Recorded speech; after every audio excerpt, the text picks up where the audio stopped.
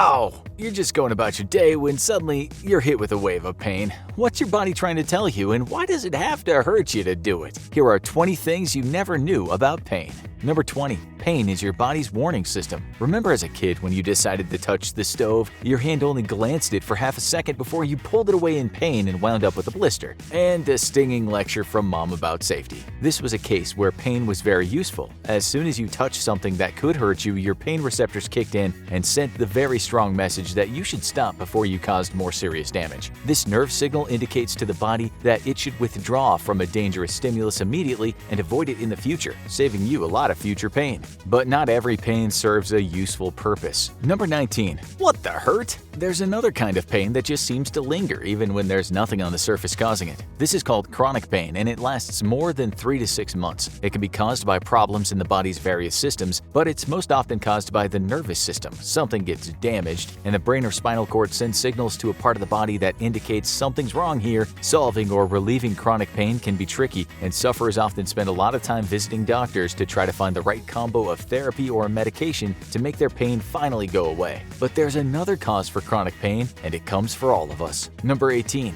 What's eating grandma? Have you ever heard your grandparent complaining about their back or their knees or, well, everything? Probably, and there's a reason for that. Chronic pain tends to come with age. That's because just like your car or computer, our bodies wear out after a while, but getting new parts isn't as easy as going to the store. Joints are particularly vulnerable to this because the cartilage and muscle used to make sure everything moves smoothly wears out before the bone does, which can make swinging the knees or other parts a lot rougher and more painful. Thankfully, doctors can now implant artificial joints so grandparents everywhere can start dancing the night away with less pain. But can pain actually be a sign of something good? Number 17. Feel the burn. If you've ever lifted weights or tried to break your own record on the track, you probably know that you can feel pretty rough afterwards. Your muscles are cramping up, it can be hard to move, and you just want to lie down and watch some TV for a while. But after a little it passes and you actually feel stronger. This is because working your muscles causes a buildup of lactic acid, which makes them tighten up and more painful to move. It relieves itself after a while and they wind up stronger in the long run. Just be careful you're not overdoing it. If you're spending hours in bed because it's too painful to move after a workout, you might be going too hard too fast. But that's not the only workout-related pain.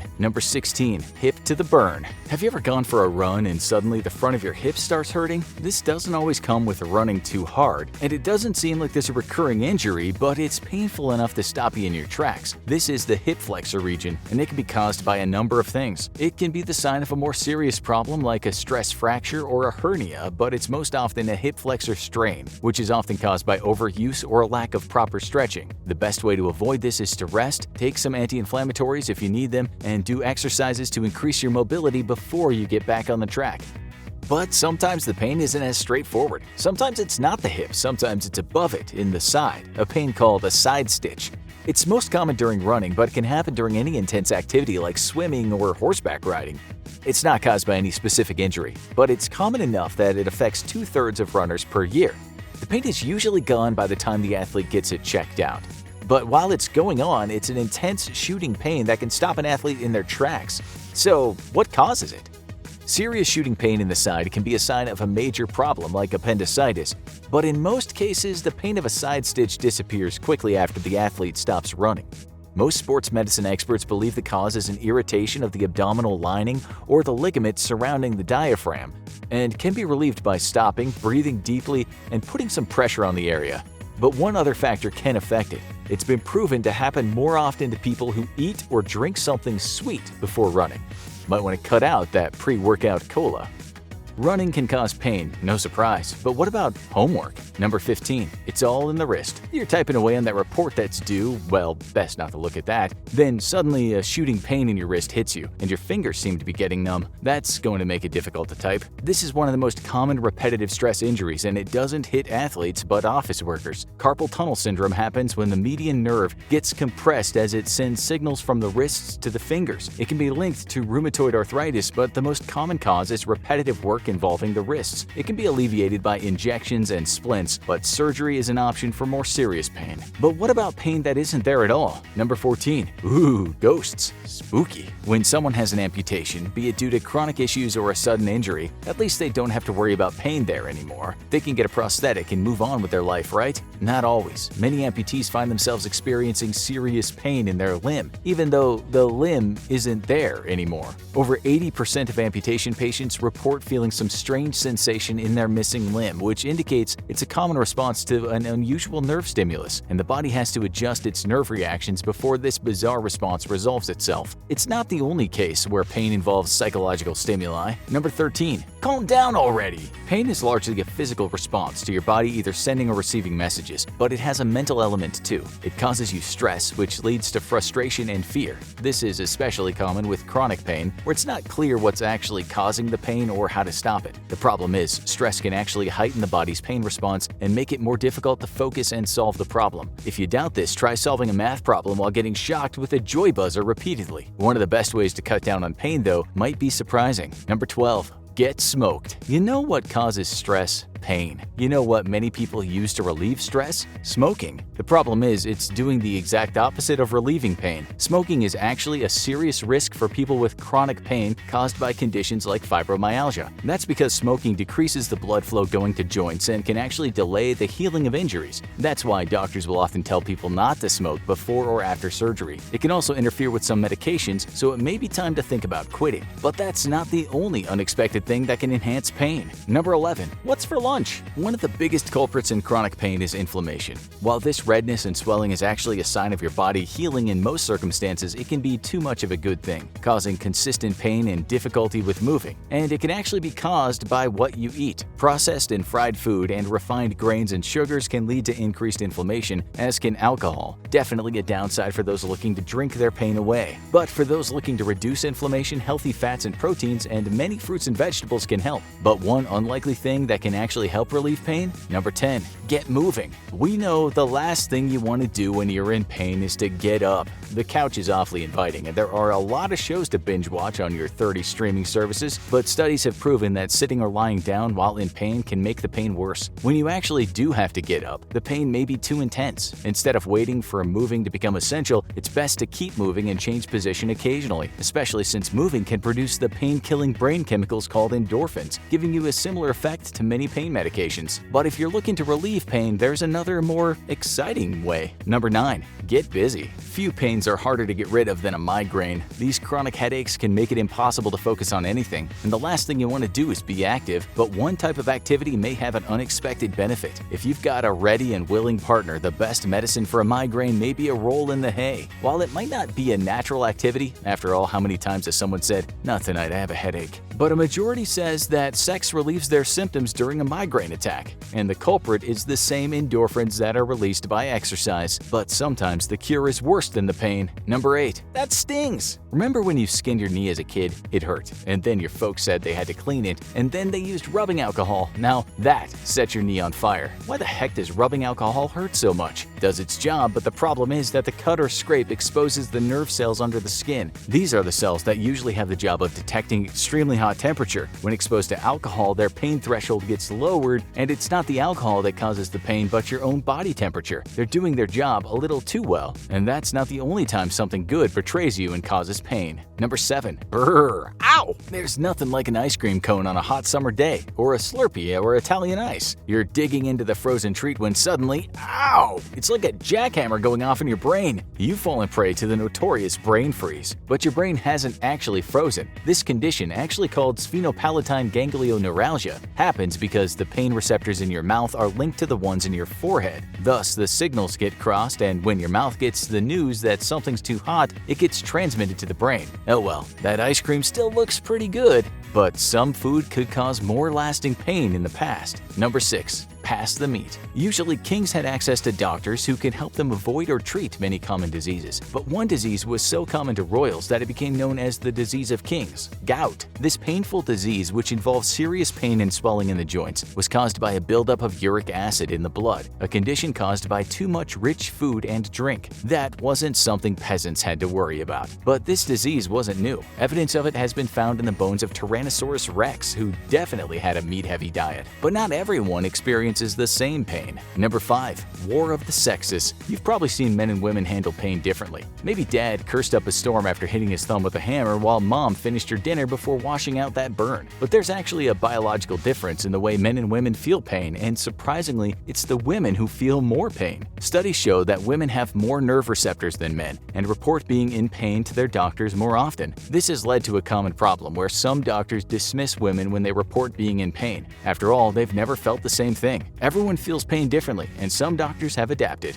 Number 4. Rate your pain. Rate your pain? I'd probably give it a 0. It stinks. But rating pain usually means ranking it on a scale of how severe it is, a tool that more doctors have begun using. It's especially useful for child patients who may not be able to describe their symptoms effectively or chronic pain sufferers. Scales can vary, with some meant for kids even using different types of frowny faces, but most have a similar purpose. If someone rates their pain on the low end of the scale, they can usually go about daily activities only mildly bothered. Someone on the high end may not even be able to get out of bed. But some animals have unusual relationships with pain.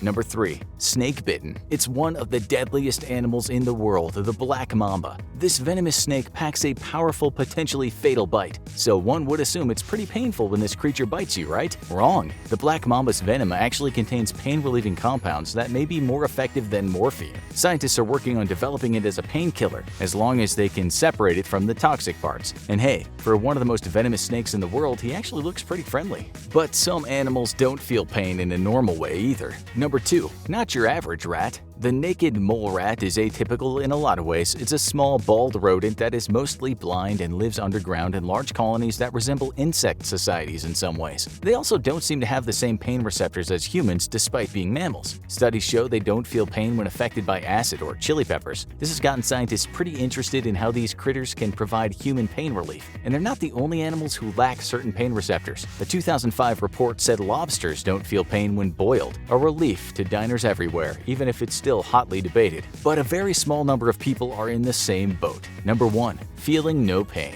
It's a very rare genetic mutation with a number of people worldwide, including a cluster in a Swedish village, having the bizarre medical condition that makes them unable to feel pain. While they can tell temperatures, their pain receptors don't work, making them uniquely vulnerable. A too hot piece of metal can turn into a third-degree burn if the body doesn't warn you to pull away. A painful stress fracture in the leg can go undetected in someone without pain until it suddenly breaks. These people have to keep on top of their health like no one else because their body doesn't give them warning signs. Your pain is like an alarm clock. No one is happy to see it, but it's better than the alternative. It's been a long time since you worked out. You had every intention of getting off your computer chair or going to the gym, but those infographic show videos are just so darn interesting. However, after we tell you what exactly exercising does to your body, you'll have all the motivation you need. First, there will be a little pain as your body tears itself apart. But over time, your muscles will repair and you'll get stronger, happier, and healthier. But make sure you stay with us all the way to the end of the video because too much exercise can be a matter of life or death. You definitely want to know how much is too much and what detrimental effects over-exercising can have on your body. We're going to start with day 1 of working out. Whether it's been a few months since you've gone to the gym or a few years, the day you start exercising is the day your body starts to transform into the best version of itself. But this will be a long process full of ups and downs. In order to understand what's about to happen to your muscles and cells, we'll need to know what exercise does to your body. You step into the gym and take a deep breath of air filled with the smells of sweat and rubber mats. You scan the room to find an area that isn't near anyone else so you have all the space you need. You pick up some different sized weights and get to work. In between exercises, you do a little cardio. As you begin to sweat, there is a slight burn in the muscles being used, but this is normal and important process that will make you stronger. Your body shifts the flow of blood from areas like your digestive system to your skeletal muscles. Signals from the brain and hormones from your endocrine system tell your body to start converting stored sugars in fat and carbohydrates to glucose for energy production. As your muscles are put under strain, they release lactic acid that builds up and drops the pH in that area of the body. This causes cramps and muscle fatigue, which cues your mind that you can't do any more reps and it's time for a break. Don't worry though, after a little rest, your body will metabolize the lactic acid and you'll be able to continue your workout. Your brain begins creating neurotransmitters like dopamine and serotonin that allows it to make more connections between brain cells, which aids in the movement of body parts. Without these increased connections, you'd be falling all over yourself as you tried to do burpees or jump rope. Working out takes a lot of coordination, and it's for this reason that the brain becomes incredibly active during exercise. The harder you exercise, the faster your heart starts beating as a result of rising adrenaline levels in your body. At the same time, the capillaries in all your muscles expand, allowing for greater blood flow.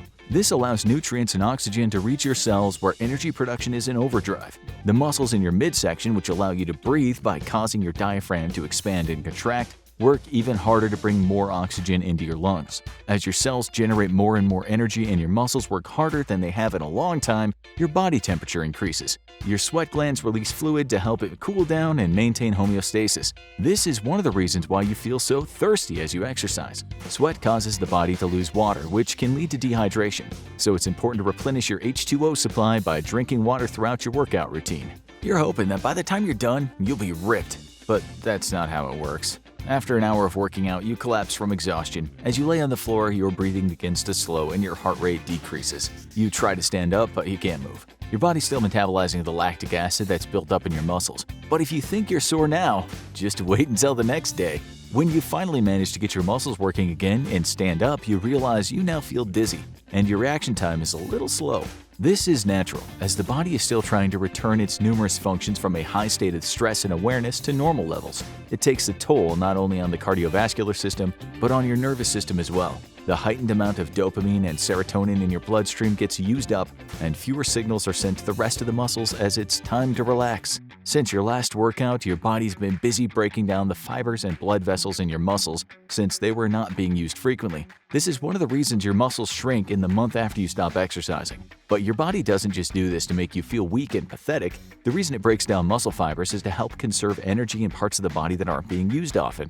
Your body requires a lot of energy just to keep you alive. So anytime energy can be conserved, it takes advantage of the situation. Because of your previous lifestyle that lacked exercise, your body needs to work especially hard to get blood and nutrients where they're needed, as there just aren't many pathways and blood vessels to your muscles as there should be. And this doesn't affect the muscles in your arms and legs. Your heart and lungs have also been working much harder than they have been in a long time. However, even though this first workout session was brutal, everything is about to get easier, and your body will change drastically as the result of repetitive exercise.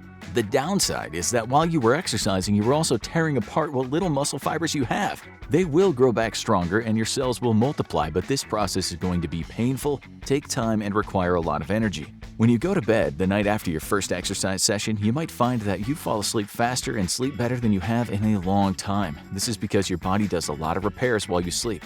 While energy levels are low for the parts of the body that allow you to move and remain alert, your body can focus on using its energy to repair itself. While you're fast asleep, your cells are hard at work dividing, improving fluid distribution, and restructuring your muscle fibers to aid in growth and strength. When you wake up the next day, you stare at the ceiling and pray for death, as everything aches. It's natural, and it means your body's doing what it's supposed to by fixing itself while also building up your muscles. You won't see any physical changes to your body, but you will definitely feel them as aches and pains. But you're strong. You can power through it. The damage and new growth to your body happens at the microscopic level. You're likely going to be sore for several days, and the way to reduce the pain is probably not what you're expecting. You will definitely need to rest your body, but it's also important that you continue to push through the discomfort and exercise again. By keeping your muscles active, you will provide them with more blood flow and nutrients. This will aid in the restoration process. You'll also need to stretch before and after every workout session to make sure you aren't just damaging your muscles, but making them more pliable and flexible.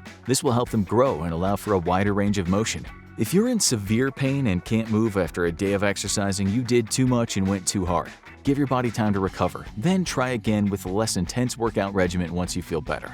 Even after a day of exercise, your body's resting metabolic rate will increase slightly. This is because it's using more energy than normal to repair damaged muscle cells. In order to get the energy it needs, your body will pull from any stores of fats that can be broken down to produce glucose. Some studies have found that 45 minutes of intense exercise can increase your metabolism by up to 40% for 14 hours after you finish working out. But there's something incredibly unexpected that'll happen after you start exercising. Even though your body requires more energy to repair your muscles, you will actually feel a drop in your appetite. It seems counterintuitive, but it's the increase of certain hormones that help the body recover that causes appetite suppression as a side effect. This doesn't mean you won't feel hungry at all, it just means you might not eat as much as you normally do. This is great if you're trying to lose weight, which is why most medical professionals recommend supplementing almost all diets with exercise. The soreness, faster metabolism, and suppressed appetite will continue through your first week of exercising. But what happens after that? When can you expect to see a six-pack and biceps of steel? 1 week after you start working out, your body will begin to feel better overall. If you're still waking up with pain after an exercise session, it might mean you need to slow down just a bit. But after a full week of this new exercise-filled lifestyle, most of the pains and aches should subside. Not only are your muscles growing at this point, but your brain is changing as well. Researchers have found that your body releases endorphin hormones which send pleasure signals to your brain when you work out. This fundamentally changes the way you think about exercising. After a week of consistently actively working out, your brain might begin to connect the activity with receiving endorphins. This is one reason why people who exercise regularly report feeling happier after they complete their workout. But the longer you keep up your exercise routine, the more beneficial physical and mental health effects will develop, as you will later find out in this video. Unfortunately, after a week of exercising, it's unlikely you'll see any noticeable physical changes to your body.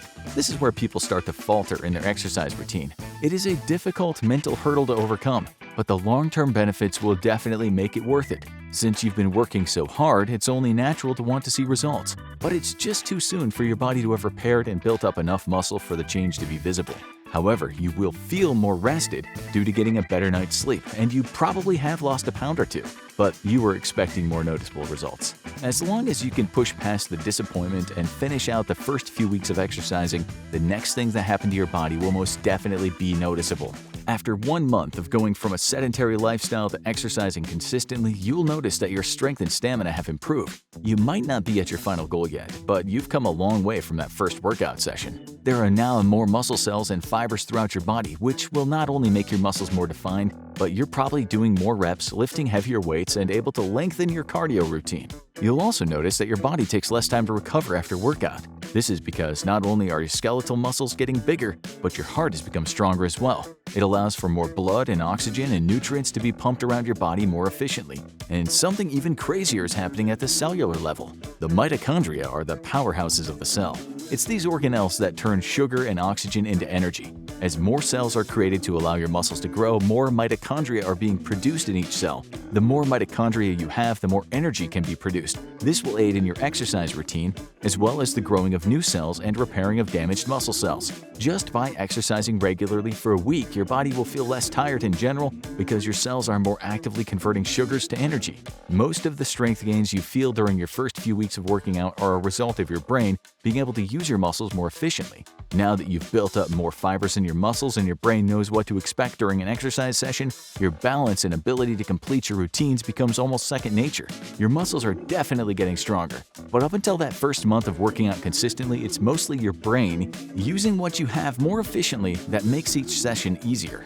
Your muscles are now able to store carbohydrates and use them as a source of energy when needed. With each good night's rest after working out for the past month, your body has grown more and more muscle fibers and blood vessels that allow for better blood flow. This increased blood flow is not just happening in your skeletal muscles, but in all parts of your body. This means your heart is pumping blood more efficiently and able to recover more quickly after an intense workout. You might also find that your resting heart rate is lower than it was before you started your new exercise routine, which can improve blood pressure and reduce stress levels. Life is good now. Your body's definitely running more efficiently, and you're starting to notice a little bit of toning in your muscles. But there's another less attractive side effect that you notice when you work out as well. You seem to be sweating more than normal. This is actually a good thing. It means your body's become better at regulating your internal temperature. The excess sweat is your body's way of thermoregulating itself, so you can go harder for longer. So embrace that salty taste of sweat as it drips from your face. It's all part of your body's plan to keep you healthy and make you stronger. 3 months after you start exercising, you'll finally see the physical changes you've been waiting for. Your muscles are now more defined. The amount of stored fat you have has been reduced as your body breaks it down to repurpose the molecules into making more muscle cells and energy. Depending on what your goal is, you might actually gain weight. If you wanted to build muscle and you were already at a healthy weight, you might put on a few pounds. As the larger your muscles become, the more you'll weigh. Also, at this point, your brain has been programmed to look forward to and even crave your workout sessions. The positive reinforcement that comes with the endorphins released during exercise has become a normal part of your day. And if you don't work out, you oftentimes don't feel as good. This is because your brain and body still expect the influx of hormones that comes with exercising. 1 year after you started working out, you might barely recognize yourself. You may have started an exercise routine before, but never made it this far. A year is a long time to keep up with exercising, as life can throw a wrench in your plans, but you've done it, and your body thanks you. Your muscle strength and endurance are much higher. On top of being stronger, you'll likely be more flexible and have less back and joint pain. This is because with regular exercise, your muscle fibers have become more elastic and stronger. Exercising also has a positive impact on bone growth, which is one of the reasons your joints also feel better as well. But the best part about making it this far are the things you can't see. Since your heart is stronger and more healthy, you've reduced your risk of developing heart disease and stroke. Also, since you've been maintaining a healthy weight, you're less likely to become obese or develop diseases such as type 2 diabetes. Even if you have a cheat meal every now and then, your body can handle the extra nutrients and just uses them as fuel during your next workout sessions. You shouldn't be eating fast food all the time, but a year's worth of exercise does mean you are likely able to eat more than you used to if you want to maintain a healthy weight. Research also shows that exercising regularly reduces the symptoms of stress, depression, and anxiety. This most likely has to do with an increase in certain pleasure hormones that happens as a result of working out. Also, some studies have provided evidence that exercising regularly over several years can actually cause the brain's hippocampus to grow in size. So not only are your skeletal muscles getting bigger, but your brain might be as well. However, can too much of a good thing be bad for you? Or in other words, can you over-exercise? The answer to that question is yes. So, how much is too much and what can happen? Everyone is different, so the amount of exercise one person can handle might be very different than what you can handle. It's okay, it just means you need to listen to what your body's telling you. If you collapse and can't move for hours after a workout, that might mean you've overdone it. Likewise, if you're always in pain or aching after your workout, even months into exercising, it means something is wrong and you should modify your routine. But what happens to your body when you exercise too much? If you push your muscles too hard for too long, you can develop chronic muscle fatigue. Your body will feel heavy and your heart will have trouble recovering and returning to its normal rhythm. This is dangerous because too much strain on your heart can lead to a heart attack. Overworking your muscles can also lead to a rare condition called rhabdomyolysis. Your muscle fibers begin to break down and leak into your blood. If this continues, the fibers can end up in the heart and kidney, causing these major organs to fail. So in this circumstance, overexercising can actually be fatal. Another side effect of working your body too hard is that your sleep suffers. Your body uses the time you're asleep to repair itself. But if there's too much damage, this can cause pain that keeps you awake. The hormones in your body might become so out of balance that it results in insomnia. If you don't sleep enough, your body can't recover, which exacerbates the problems in the healing process even further. And even when you are asleep, your body might not be able to increase blood flow or produce enough human growth hormone to repair all the damage that it's done. If you found yourself restless at night and not getting enough sleep, it might be time to dial back the exercising a bit. Experts recommend that doing high-intensity training for short periods of time might help reset the body and allow for your sleeping patterns to return to normal. Then you can ramp up your exercise regimen once again while monitoring your body to make sure you don't overdo it. But sleep deprivation from overexercising isn't the only thing throwing your internal balance out of whack. When you exercise the appropriate amount, your body uses up stress hormones such as cortisol and adrenaline that are circulating in your blood. These molecules are necessary for normal life functions. However, by exercising consistently, you're keeping them at low levels, which in turn reduces the amount of anxiety and stress you feel. The problem with overexercising is that it has the reverse effect. With too much exercise, your body is constantly being strained, which means stress hormones are dumped into your bloodstream. This can then cause stress and anxiety levels to increase drastically. Cortisol also plays a role in helping insulin regulate glucose levels in your body. However, when cortisol levels are too high, your liver continuously releases glucose, which could lead to your cells developing insulin resistance. This means glucose levels will be too high in the blood, and your body will begin storing it as fat. If insulin resistance persists, it can lead to type 2 diabetes, and all your hard work will become detrimental to your health. On top of all this, it's unlikely that your body will be able to get enough nutrients and generate enough energy to repair all the damage done to your muscles and make you stronger. So, exercising too much actually ends up making you weaker over time. If your body needs more nutrients than you can provide it with, energy production slows and you feel tired and fatigued. Nutrient deficiency connected to overexercising has been linked to numerous other side effects such as hair loss, bone pain, and vision problems. If you're experiencing any of these symptoms, it's time to drastically reduce the amount of exercise you're doing and give your body the time it needs to recover. Oh, and maybe see your doctor. You might also realize that not only does your body hurt from working out, but that you feel like you're getting sick more often. This is because overexercising can reduce the effectiveness of your immune system. This might have something to do with the body using an extreme amount of resources to repair the damage being done to your muscles. According to the Journal of Applied Physiology, your body experiences a period of immunodepression when you work out. This normally isn't a problem, but when you overwork your body, this window lasts much longer than it should, which could leave you vulnerable to infections and disease. The most important thing to know about how overexercising can affect your immune system is that the more times you push your body too hard, the longer the period that your immune system is weakened becomes. If you put yourself through an extreme workout for multiple days in a row, your immune system doesn't have time to recover, which could leave you in danger of becoming sick. Like with the other side effects of overexercising, the damage to your immune system can be reversed. But it's important to recognize that if you're exhibiting symptoms of overexercising like nutrient deficiencies, sleep deprivation, and severe pain, your immune system is also suffering, and you might find yourself with a nasty infection to go along with all those other harmful effects of too much exercise. What it comes down to is that if you're planning to start exercising regularly, you start slow and work your way up to a more difficult routine. The real damage to your body comes from doing too much too quickly. A good way to find your threshold is by starting out with some high-intensity workouts for short periods of time and seeing how your body feels. It's also important to implement some cardio, even if it's just a short jog or speed walking. You never want to go from doing no exercise to lifting hundreds of pounds or trying to run a marathon because your body won't be able to take it. Listen to your body and do what it's telling you. If you work out and the next day you don't feel any soreness at all, you might want to try pushing yourself a little harder. Conversely, if you work out and you can't move the next day because you're in so much pain, you probably overdid it. You should get some rest and give your body the time it needs to recover. Then dial back your workout routine a bit. Make sure you supplement your workout with healthy foods full of nutrients and vitamins to help your body repair the damage and growth of your muscles. Also, remember how important sleep is to the restoration of your body. When you begin your new workout routine, try to get to bed early and get a good night's rest, since this is when your body carries out most of its repairs. And when you wake up sore the next day, just know that it's normal and you should try to push through it, because the more you stretch and use your muscles, the stronger they'll become.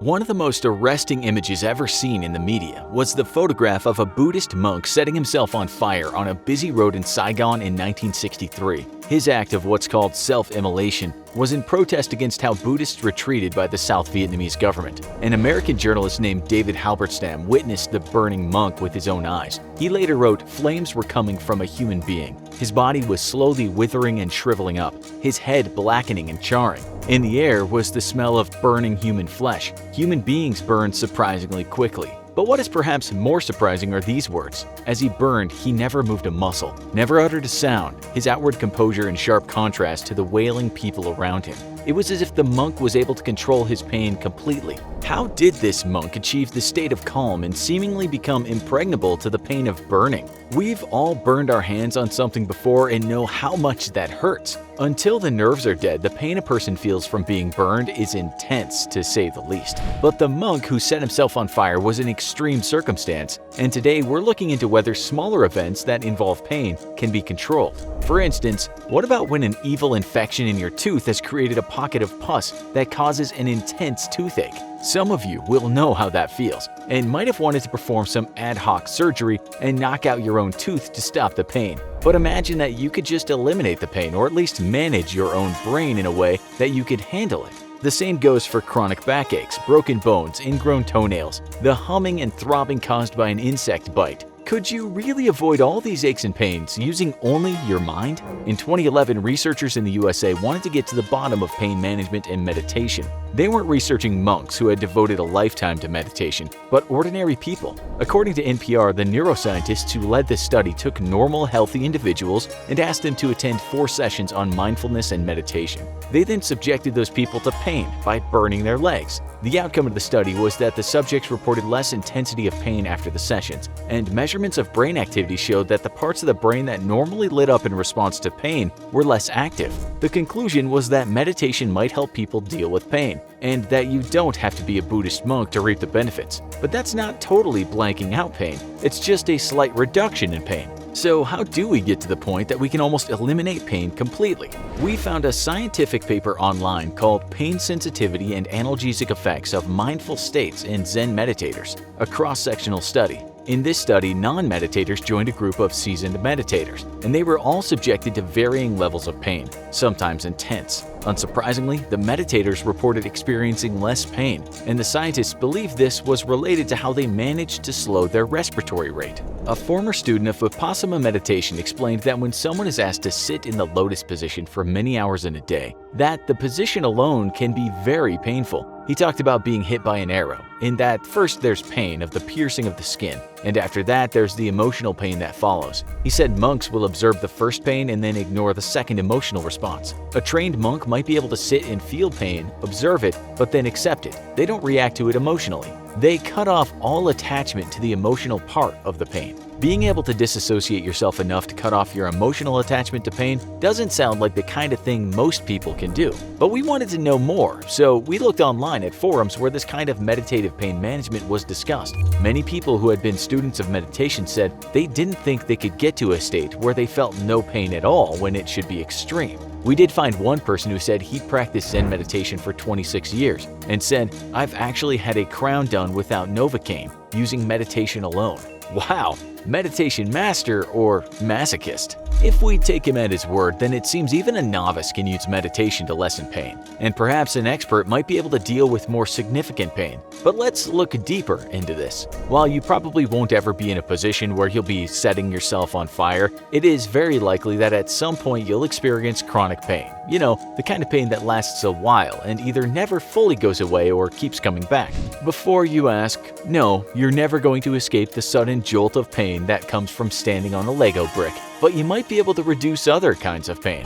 Dr. Ellen Slosby, an assistant clinical professor of psychiatry at Harvard Medical School, said that she has a bunch of tactics for controlling pain with both the mind and body combined. Like the meditators do, she said controlling your breathing might help a lot. It's simple to do, just sit down and take breaths and concentrate on those breaths. It's just you and your breathing. It's sometimes called controlled breathing. The New York Times writes that this is an ancient practice and has been proven to not only help with pain, but also to increase alertness and boost a person's immune system. Here's a snippet from that story. Consciously changing the way you breathe appears to send a signal to the brain to adjust the parasympathetic branch of the nervous system, which can slow heart rate and digestion and promote feelings of calm, as well as the sympathetic system, which controls the release of stress hormones like cortisol.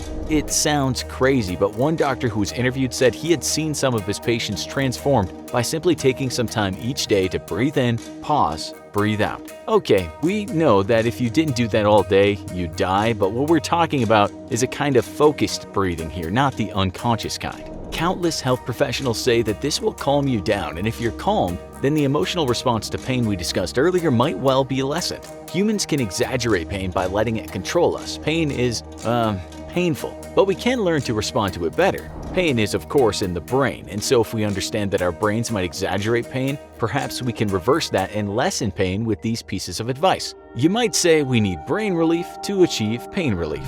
We can look at an example of something called a nocebo, which is the opposite of a placebo. It's when someone feels something that gives them a negative impact on health, whereas there's nothing there. One example we found was a man that went to a hospital after stepping on a long nail. His boot was stuck on his foot, and when it was moved just a little, the man screamed out. So he was given the strong opiate fentanyl. When the painkiller had kicked in and the boot was finally removed, it turned out that the nail had gone between his toes and missed his foot completely. There was no injury at all. The pain was his own creation. We can sometimes be tricked into feeling pain, so why not the opposite? The website Pain Science writes about this, saying for every case like this, there must be hundreds more where the injury is real but the patient is convinced that the damage is much worse than it actually is, with proportionately exaggerated pain. We don't mean to undermine anyone's pain, but many scientists tell us we interpret pain. We give it a value, if unconsciously. Have you ever arrived at the hospital and felt safer and suddenly the pain subsided somewhat? There's evidence of World War II injured soldiers feeling a little pain when pulled off the battlefield with bad injuries. In the paper, Relationship of Significance of Wound to Pain Experience, it's written that this might have been related to the fact that they were finally safe and away from the battlefield. Their sense of relief managed the pain somewhat. What this has to do with you and you controlling pain is simply that if you can lessen the mental anxiety while dealing with pain, it might actually result in less pain. As one researcher put it, you turn down the volume before the amplification happens. The experts tell us that mindfulness and positive thinking go a long way to helping reduce pain. People often think of the pain as a whole, like it's all over them and it will never go away. What they should do is focus on the area of the pain and then try to understand what kind of pain it is, whether a burning sensation or a throbbing sensation or something else. They should then treat it with kindness as if they were nurturing a child in pain. Once you know the area of the pain, you can also then concentrate on a part of your body that isn't in pain. Try your hardest to focus all your attention on that area. Breathe in and breathe out and see how long you can focus your thoughts on the non-painful part of your body. You could do this outside when the sun's shining on you. You'll feel the rays, warm parts of your body. Focusing on other stimuli other than the pain helps manage the pain. If anything at all can distract you from your pain, then look to that thing. You might try breathing exercises, but you might also just put yourself in a position where external stimulus takes your mind off the pain. You can practice the art of being distracted. Drug addicts and their numbers have talked about how just getting up and doing something helped them to deal with the pain of withdrawal. You might already be sitting there thinking, okay, this is so new agey, the infographic show is starting to sound like some crackpot alternative health website that's selling snake oil to its viewers. That's not true. All the resources we've used so far have been from reputable institutions. Take, for example, a man named David Linden. He's a neuroscience professor at Johns Hopkins University. This is what he said about pain and the brain. The brain can say, hey, that's interesting, turn up the volume on this pain information that's coming in. Or it can say, oh no, let's turn down the volume on that and pay less attention to it. In a book he wrote, he said that when torturers did their work, they realized that the anticipation of pain really increased its impact. Our thoughts that giveth pain can take it away. That's not from the Bible, that's just us sounding biblical. Like those Buddhist monks, he said that we react to pain physically and emotionally, and we need to somehow dull our emotional response to it. When we encounter pain, you might feel fear, anxiety, a sense of it never stopping. But studies have shown, for instance, one published in the American Psychologist, that dealing with these negative feelings will reduce the pain. We're not saying that by following these techniques you'll be able to sit in the road on fire and not move an inch or not make any gesture that you're in pain. But many researchers are pretty sure that by using these techniques you might have a chance of controlling your pain so it doesn't overwhelm you. We found plenty of research saying the brain can be tricked into feeling pain where there should be none, and also research that reveals that the brain can be tricked into not feeling pain or feeling less pain when there might be lots. You never know, maybe some of the things we've said today might help you, and hey, it could prevent you from hitting those painkillers.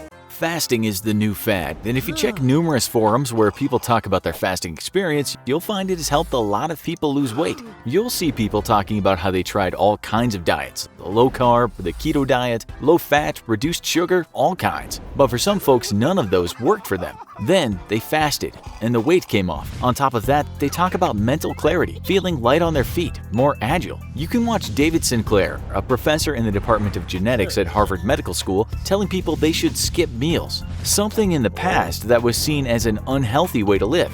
So what actually happens when you fast? Either doing the short intermittent fasts or the grueling 5-day fasts? Let's find out.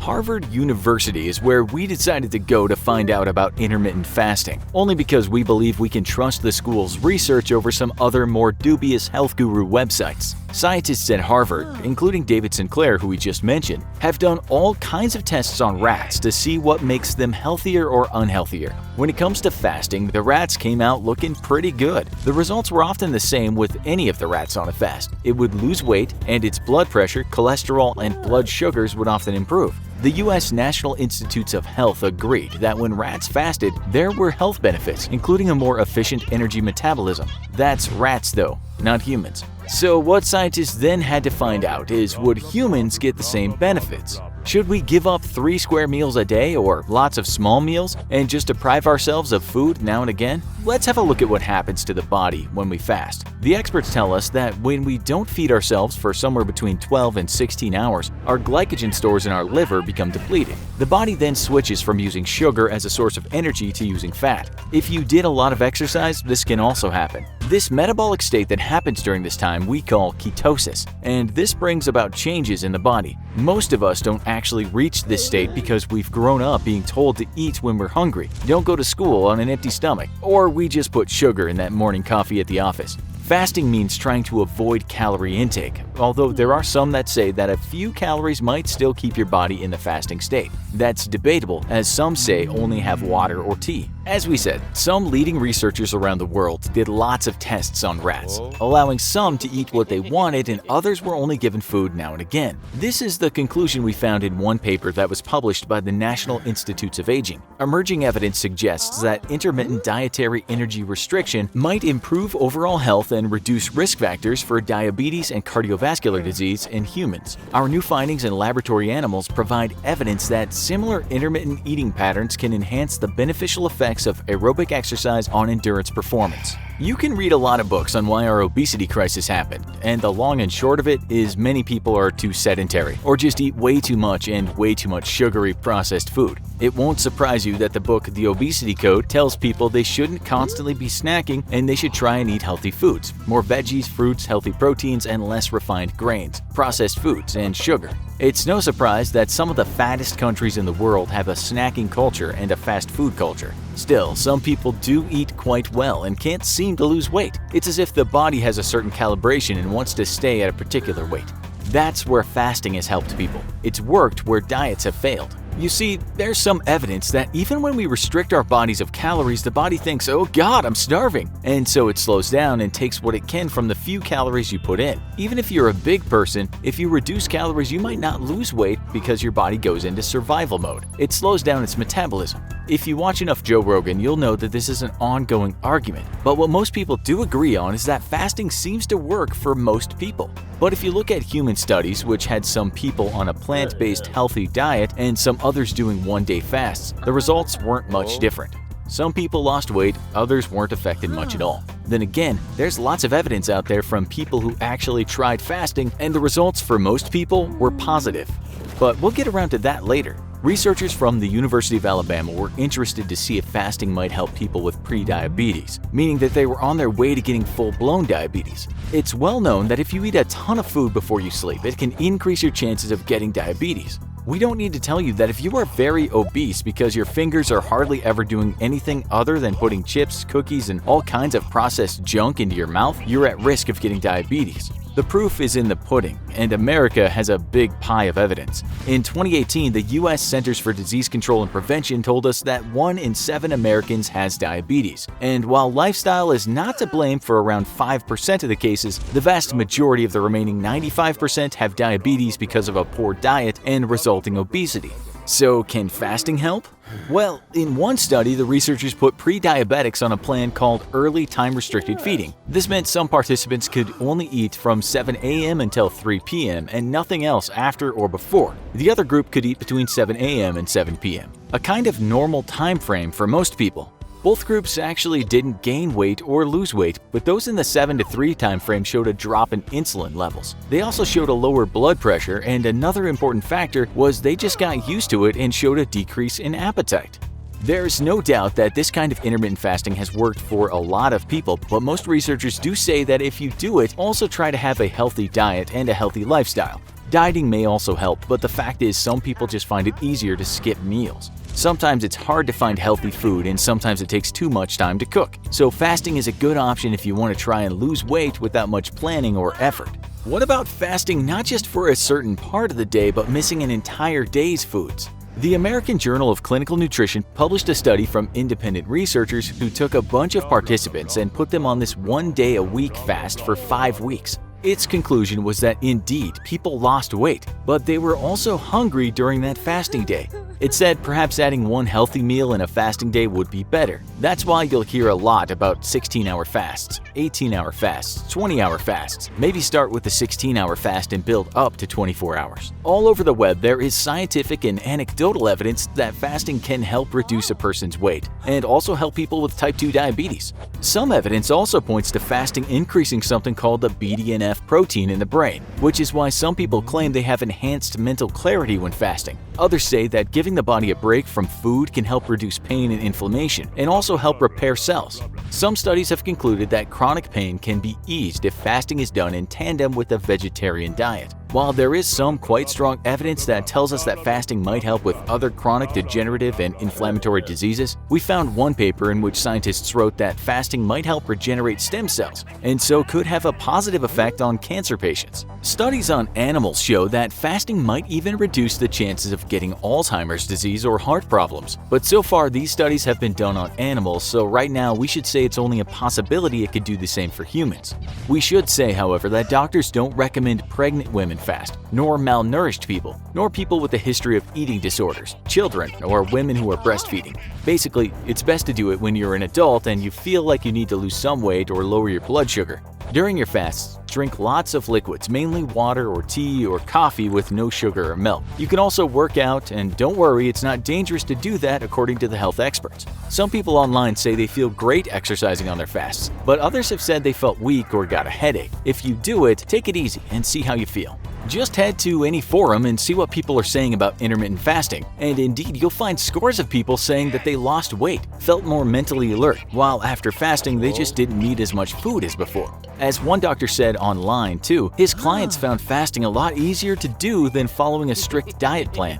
Looking at forums, you'll find lots of people saying things like this. Yes, intermittent fasting is very helpful. I've lost 30 pounds, went from 20+% body fat to 8% so far just from this March. I've been doing it every day since. There seems little doubt that many people lose weight when doing these fasts, even just 16-hour fasts. Most people will eat their evening meal early around 5 and then get through most of the morning without food. While a lot more research needs to be done concerning all the health benefits, just reading what people say about their fasts online lets you know that fasting does work for most people if they want to lose weight, while many people enjoy how they feel during the fasts. Are you ready to instantly lose weight, gain muscle, and live longer? Well, no matter what anyone says, there is no miracle diet that can do these things for you. Staying healthy is a balance between eating the right foods and being active. However, a high-protein diet may be a good place to start. There are a lot of positive things that eating protein can do for your body, but too much protein can cause some nasty side effects. How much is too much, and does it matter where your protein comes from?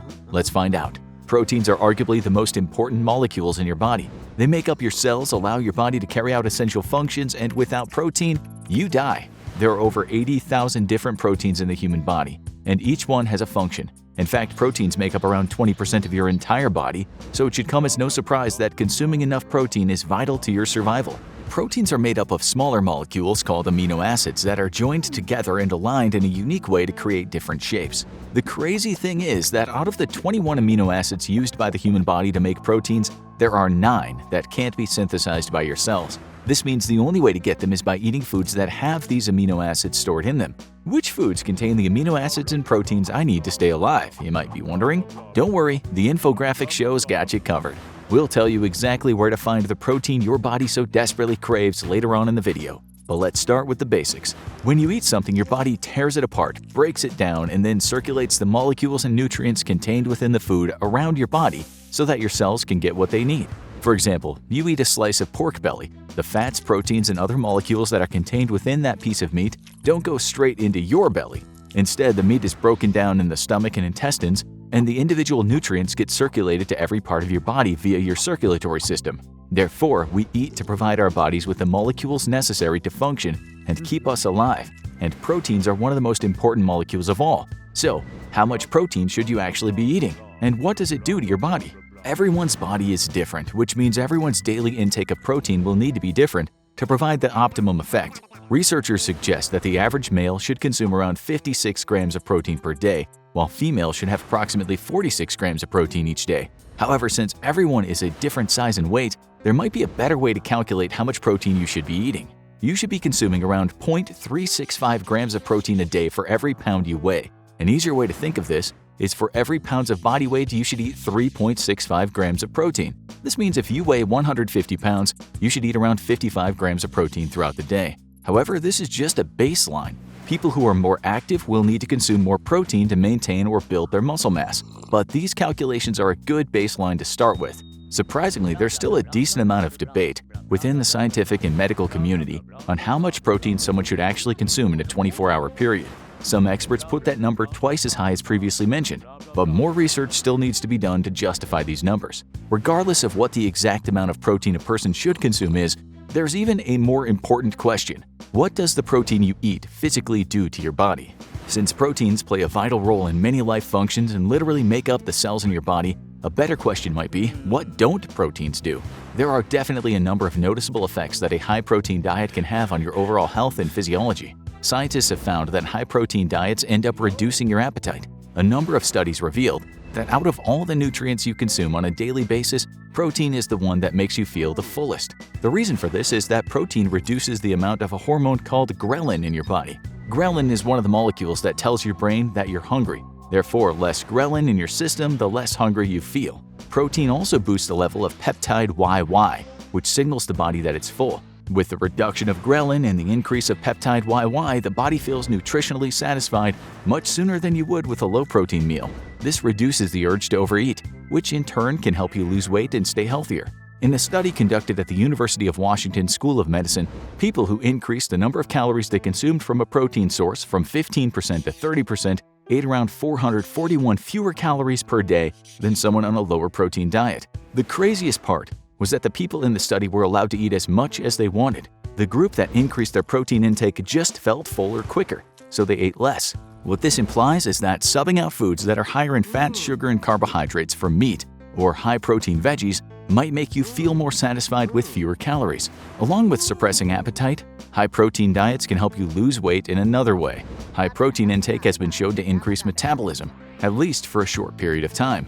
Even as you eat, your body is using energy to break down the food and circulate the nutrients to your vital organs and muscles. The energy expended and the increase in metabolic rate to aid in digestion is called the thermic effect of food, or TEF. The interesting thing is that protein has a much higher thermic effect than most other types of molecules like carbohydrates or fats. Studies have shown that by eating high-protein foods, your thermic effect can increase by 5 to 15% more than consuming food with little or no protein. What this means is that your body has to work harder to break down protein than other molecules. This causes you to use more energy during digestion, while simultaneously increasing your metabolism.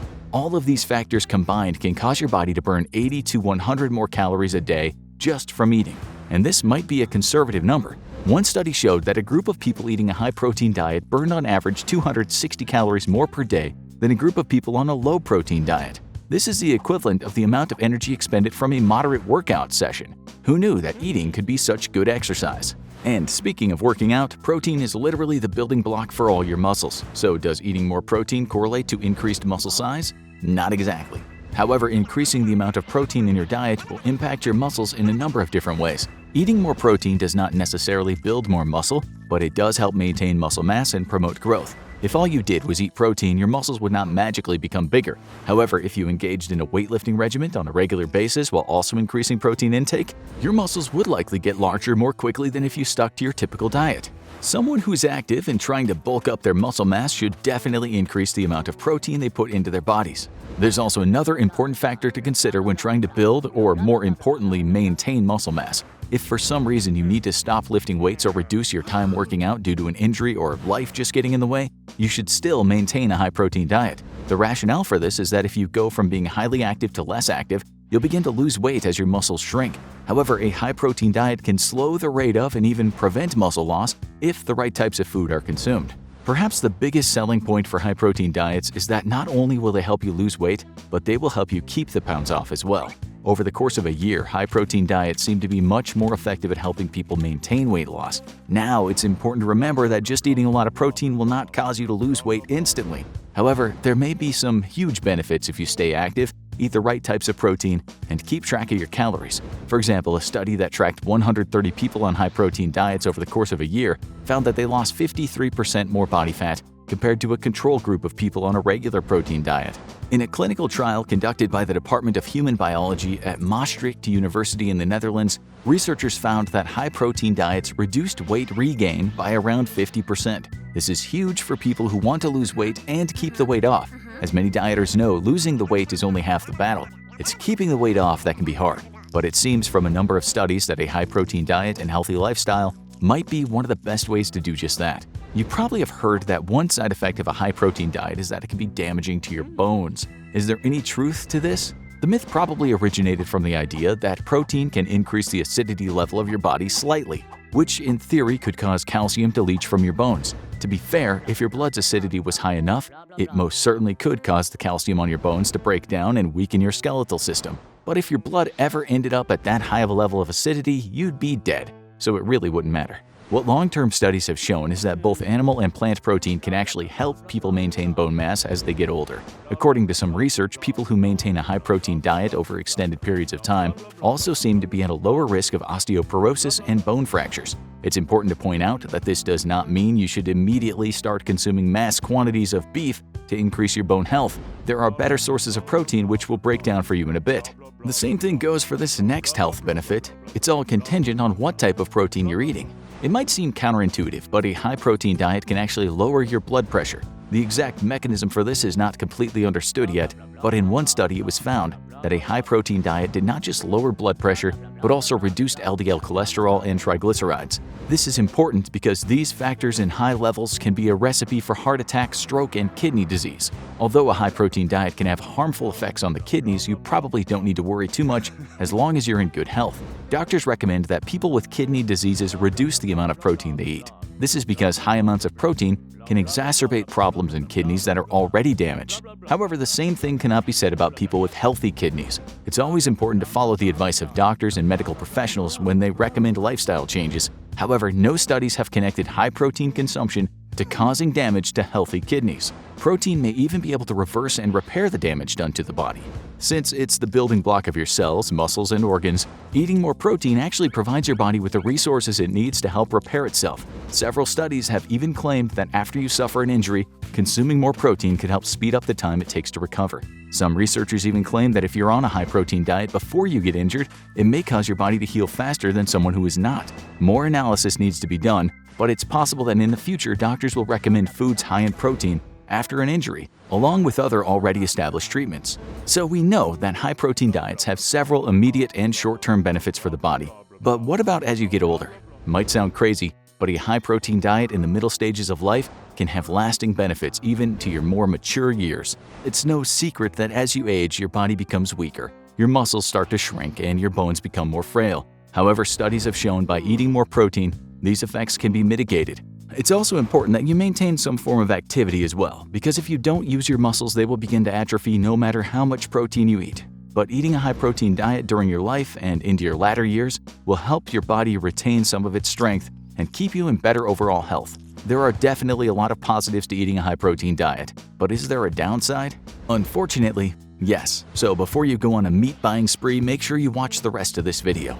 As we've said before, there is no miracle diet that can solve all of your weight and health problems. This is especially true of high-protein diets that require you to cut out all other macronutrients from your meals. You should steer clear of any diet that tells you to remove all carbs or fats from your life. In these types of situations, you could develop nutritional deficiencies such as low fiber, which can cause headaches and constipation. Therefore, a high-protein diet does not mean you should remove all other types of food from your life. As we said before, the type of protein you're eating matters, and there are definitely some foods that are better than others. You should not be eating all red meat or full-fat dairy foods because they can cause an increased risk of heart disease. This is because these types of foods are often full of saturated fats and high in cholesterol. So this brings up the question, what types of foods should you be eating in your high-protein diet? You obviously want to receive the benefits of consuming more protein, but don't want to put yourself at risk for high cholesterol or heart disease. Luckily, the infographic shows got you covered. The best meats to eat to get your protein fix are a mixture of birds, fish, and one other animal that you will not believe. Chicken is a relatively low-priced meat that is healthy and can provide enough protein to meet your daily requirements. Chicken contains around 31 grams of protein for every 100 grams of meat. The best thing about chicken is that about 90% of the calories in the meat come directly from protein. We discussed earlier how important this is for speeding up your metabolism and reducing daily caloric intake. However, an even healthier option for high-protein meat is fish. Yellowfin tuna contains around 30 grams of protein for 100 grams of meat. Other fish possesses slightly less protein per serving, but not by much. However, the benefit of eating fish as part of a high-protein diet is that they also contain omega-3 fatty acids and vitamins such as D and B2. Omega-3 has been shown to be extremely good for your heart and reduce plaque buildup around blood vessels. This means that a fish is a 2-for-1 meal that provides both high amounts of protein and essential vitamins as well. Another seafood that's high in protein is shrimp. These crustaceans contain 23 grams of protein for every 100 grams of meat. They might also provide a cheaper way to get your daily protein from seafood, as shrimp tend to cost less per pound than high-end fish. The most surprising animal that can serve as a good source of protein isn't a fish, a bird, or a mammal. Instead, it's an insect. Crickets are an excellent source of protein. They contain around 60 grams of protein for every 100 grams of crickets consumed. Right now, crickets tend not to be the main source of protein for any diet. However, as scientists and nutritionists work to make crickets more mainstream, this is changing. The great thing about these insects is that they are plentiful, reproduce rapidly, and have minimal impacts on the environment. When they're eaten whole, crickets don't really have much of a taste other than whatever seasonings put on them. Some companies are even using crickets in their protein bars and powder. Regardless of your feelings on bugs, crickets might be the most sustainable, cost-effective source of protein we have. Meat is not the only way to get your protein, though. If you're a vegetarian or just looking for plant-based options, there are plenty of high-protein plants that will allow you to meet your daily intake goals. These foods are also healthier than eating most meats and can either be used as a substitute or an extra source of protein during a meal. One of the richest plant proteins is seitan. This durable food is made from the gluten of wheat and contains around 25 grams of protein for every 100 grams of seitan. It also boasts the highest amount of protein per gram out of any plant-based alternatives to meat. Tofu is also high in protein as well. Tofu is actually made of coagulated soy milk that's been pressed together into a block. Although this doesn't sound super appetizing, tofu has the ability to fit into almost any dish as it has very little taste of its own, and its texture can change based on how it's cooked. The best part about tofu is that it not only contains high amounts of protein, but is rich in iron and calcium as well. In 100 grams of tofu, there are around 20 grams of protein. Beans are also a great source of protein for anyone trying to stay away from meat. Most beans contain around 15 grams of protein per cup. But since beans can be cooked in a variety of ways, they can be easily added to pretty much any meal and boost your protein intake. Medical professionals recommend that most of your protein should come from plant sources. This is because they tend to be a healthier option than meat due to the fact that plants contain many nutrients and vitamins your body needs. If you only eat meat, you'll definitely have a high-protein diet, but that'll be about it. There's no substitute for a well-balanced diet, so make sure to incorporate different protein sources in your meals throughout the day. This brings us to a very important question. How much is too much protein? And what side effects can consuming too much protein have? It's always possible to have too much of a good thing in life, and protein is no different. When you consume too much protein, the risks outweigh the benefits. For example, although protein has been shown to have no long-term effects on healthy kidneys, it can still cause other problems in this part of the body. Eating too much protein can lead to kidney stones, which are incredibly painful until removed. Depending on the size of the stones, a doctor might need to use a laser to break them up into smaller pieces. There are two main ways that kidney stones can then be removed. Both are painful enough that the patient needs to be given anesthesia. One method is known as cystoscopy, where the doctor inserts a cystoscope into the urethra to locate and remove the stones. You can imagine that having anything stuck up your urethra would be unpleasant. Another method of removing kidney stones is called percutaneous nephrolithotomy. This is when a doctor cuts a hole in your side and kidney and inserts a tool called a nephroscope into it. This device then allows the doctor to look around and remove any stones they find. As mentioned before, eating too much red meat can also lead to high cholesterol and heart problems. Therefore, it's important not to restrict your high-protein diet to just one type of meat or protein source. There's still disagreement amongst medical professionals as to how much protein is too much, but there are definitely some guidelines to follow. For the average person, it's recommended you not eat more than 0.9 grams of protein for every pound you weigh. This means that a 150-pound person should not consume more than 135 grams. And this is the very upper limit. That being said, if you are someone who's extremely active or an athlete, you can probably get away with eating slightly more, as your body will use it to repair and build muscle. It's when the body becomes oversaturated with protein that problems start to arise. There are some key steps you should take before starting a high-protein diet, especially if you're going to try to consume the upper limits for your body weight. The first is to discuss the decision with your doctor. They'll likely want to run some tests just to make sure your kidneys are healthy and in working order. You'll also need to do your research. We've tried to provide you with some of the best food options to eat while on a high-protein diet, but there are many other choices. Depending on where you live and what types of foods you like, there are likely other sources of protein that might be better for you. You can also talk to a nutritionist who might be able to give you further guidance. It's important to remember that although some meats have higher amounts of protein than other foods, fish, nuts, and beans can all still be healthy supplements to any meal. Regardless of what high-protein foods you decide to eat, you should still include fruits and vegetables in your diet.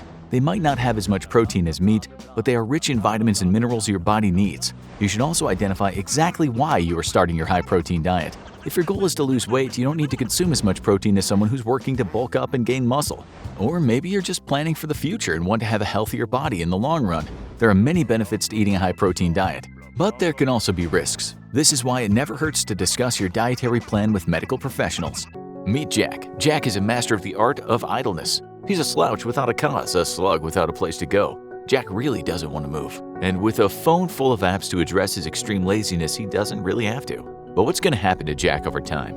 Well, things are going to go very badly for him. The horror will emerge slowly, but in time he's going to suffer all kinds of unimaginable things. As for the end, it won't be easy to watch for those around him. We very much doubt that there's ever been a person like Jack that just decided one day that he was never going to move from one spot again. Nonetheless, there have been plenty of people in the world who ate so much, a crane and a bulldozer were required to get them out of their house.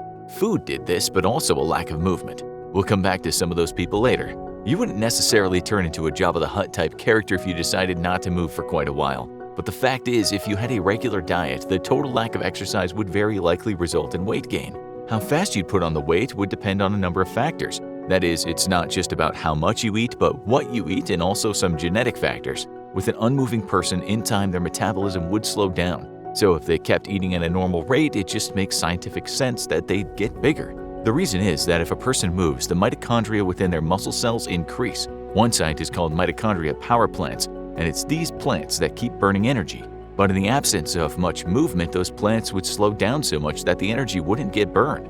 It really depends on how much you eat. Thanks to something called the appetite regulatory system, we receive signals when our body wants food. These signals are basically hunger, but for some reason that system is a bit hyperactive in some folks, and so they feel hungry easier. Let's just say Jack has not been moving around for 10 weeks now. As the saying goes, he's happy as a pig in poo. He's some way into achieving his lifetime ambition of watching every movie available on Netflix, and with the help of his eternally suffering sister, his number ones and twos have been taken care of. But because Jack has been putting very little stress on his muscles, his body has done the right thing and decreased the amount of nutrients and oxygen it sends to those muscles. His muscles are slowly wasting away. But there would be an opposite reaction if Jack decided to pump weights every day instead of watching movies. More activity in this case would make his body send more oxygen and nutrients to his muscles, and his muscles would grow. Jack doesn't really notice that he's in a stage of muscle wasting. Of course he doesn't. He's only on week 10. Things are going to get a lot worse. This is not to say Jack can't help himself. There are various forms of resistance training he could do on his bed. You might see such exercises after people have been injured or suffer from a disease that binds them to a bed or a chair. As you probably guessed though, Jack's not interested in being a good non-mover. Something Jack is also not concerned about is what's happening or what's going to happen to his skeletal system. Not only is he already packing on the pounds, his new thing is the Scottish delicacies of deep-fried pizza and deep-fried chocolate bars, but his bones are getting weaker. Make no mistake, Jack's body needs him to move. Don't use it and you lose it, as the saying goes. Non-movement will, over time, mean his bones are not going to get the nutrients they need. As a consequence, his bone mineral density will be negatively affected. This means a lack of movement will make his bones a bit weaker. There's now a double whammy effect for Jack. His excessively sedentary lifestyle has led to his bones becoming a little weaker. But remember, he's also lost muscle mass. Now he's got what looks like aging bones and he doesn't have the muscles to protect them. There are a number of stories in the media in which medical professionals talk about sedentary lifestyles leading to a rise in brittle bone problems, aka osteoporosis. This condition is not uncommon for older folks, but since we entered the era of sitting on our behinds all the time, there's a worrying trend of this happening to people in their 30s. It takes time to happen, of course. Jack is still happily mainlining Netflix, but it won't be long until he's the star of his own horror story. So his muscles are wasting away, his bones are on their way to becoming weaker. As for Jack's heart, he can still feel it pounding away in his chest. What he doesn't know is his heart is pounding on the door of his consciousness, screaming, "Get off the bed, you lazy piece of doo-doo!" Major organs would never use bad language. His heart really wants Jack to get moving. for the same reason that in time it knows Jack's lack of movement along with his newfound fondness of Scottish fast food will lead to a buildup of fatty material in his arteries. Like a hose pipe full of sausages, this will restrict the blood flow to Jack's heart. Too much fatty blockage could lead to a heart attack, and if blood flow to the brain is restricted, that could lead to a stroke. Although Jack doesn't have to worry too much about those things just yet. Remember though, he's intent on living out his days like this. There have been numerous studies that say a long-term sedentary lifestyle can lead to a higher risk of various diseases, such as heart disease and diabetes. And the long and short of it is that not moving much for many years will almost always result in someone having a shorter life. No doubt, you've all seen those headlines. Sitting is the new smoking, or something to that effect. They might be somewhat hyperbolic, but there's definitely enough scientific evidence to show that a severe lack of physical activity is very likely going to have a profound effect on someone's health. What Jack is blissfully unaware of is the fact that because he's hardly moving at all, his body is producing less of something called lipoprotein lipase. This is an enzyme that breaks down fat in the blood. If you move around a fair bit, you'll produce enough of it. When you're sitting, the production level drops by about 90%. Before Jack decided to not move again, his favorite two movies were Spice World and anything from the Transformers and Fast and the Furious franchise. We don't want to upset anyone here, but we're going to say that Jack's taste in movies could be indicative of his being lacking in intelligence. Jack thought Game of Thrones was based on a true story. Anyway, he's not the sharpest tool in the proverbial toolbox, but what he doesn't know is that he's getting dumber. The lack of movement has led to a decrease in something called the brain-derived neurotrophic factor, or BDNF. This stuff grows neurons in the brain. Scientists say it's related to learning and memory, so it's good to keep it flowing. Just keep it moving and it should go. There's also some evidence that lack of physical activity can lead to a reduced cognitive function overall. You could argue though, and you'd be right, that instead of watching Spice World on repeat for an entire week, Jack endeavored to get through a history of Western philosophy, and if he went on doing stuff like that, his brain and intelligence would likely be okay. That is true, but it doesn't mean that the lack of activity wouldn't affect how he understands difficult books. There's a paper in the Journal of Comparative Neurology that discusses what happened to the brains of rats when they were forced to do what Jack did. The other groups of rats ran around on wheels and generally had a good old time. Okay, humans aren't rats, and no two rats are alike, but the scientists believe that what happened to the sedentary rats can be used as a model for humans. The result was that the Spice World-loving rats had something called an overactive sympathetic nervous system. This can be bad, and has been known to be a cause of heart disease and high blood pressure. In short, the absence of much movement at all is very likely not great for your thinking organ. It's also terrible for your blood pumping organ. Your lungs won't love you for it either. There's tons of evidence that says sitting around all day gives a person more chance of developing a clot in their lungs. This is called a pulmonary embolism, which means a clot somewhere in the blood travels up into the lungs. In one study, it was found that people who sat for 6 or more hours a day for 18 years had double the chance of developing a pulmonary embolism. Okay, you might think that sitting all day is worth the risk of such a clot, but we should tell you that they are pretty serious. If not treated, 30% of sufferers will die. Even when treated, 8% of sufferers will die from one. Now we've come to another juncture. We're going to fast forward in time and imagine that Jack has put in his 10 years of not getting off his bed. While Jack is fictional, sadly the web provides ample stories of people who have lived like Jack, and so we can assume that what happened to them could easily happen to him. Let's take the story of a British man named Paul Mason. He used to be the fattest man in the world at one point, weighing 1,120 pounds. Mason had an eating habit that would put an elephant to shame, but he also had a reason. In the way of a traumatic childhood and subsequent depression. This led to outstanding binge eating in his 20s, which meant he ballooned like Jack and he wasn't able to go anywhere. Even when he went to the hospital, he had to be hoisted from his bed. Not long ago, he lost much of his weight after having surgery, but after that, he still spent much of his time in hospitals. He had 8 stomach hernias and had to have many operations in his knees and hips. Unfortunately, we can't find much more about other problems, but you can be sure there were many. We know this because of what happened to many other people that were bedbound. For instance, look what happened to the American woman named Carol Yeager. She died when she was just 34 years of age, but prior to her release from life, she weighed as much as 1,200 pounds. Much of her weight, by the way, was fluid buildup, which is called edema. Because of her weight and her lack of movement, she also suffered from extremely high blood sugar levels. She was out of breath all the time too, which was the result of her being so much fat in her chest cavity. On top of that, even if she really wanted to move, she couldn't. As you now know, that's because her muscles wasted away. So much sitting then put tremendous pressure on her heart. In fact, all of her organs were failing her, which is why on her death certificate, there were the words multiple organ failure. You might be thinking, okay, these are the most extreme cases and Jack wouldn't end up like that state. But Jack, as you know, is no shirker when it comes to being irresponsible. He just kept eating even though he was getting larger by the month. Look at the case of Manuel Uribe, who died from his extreme obesity in 2014. He was just like Jack.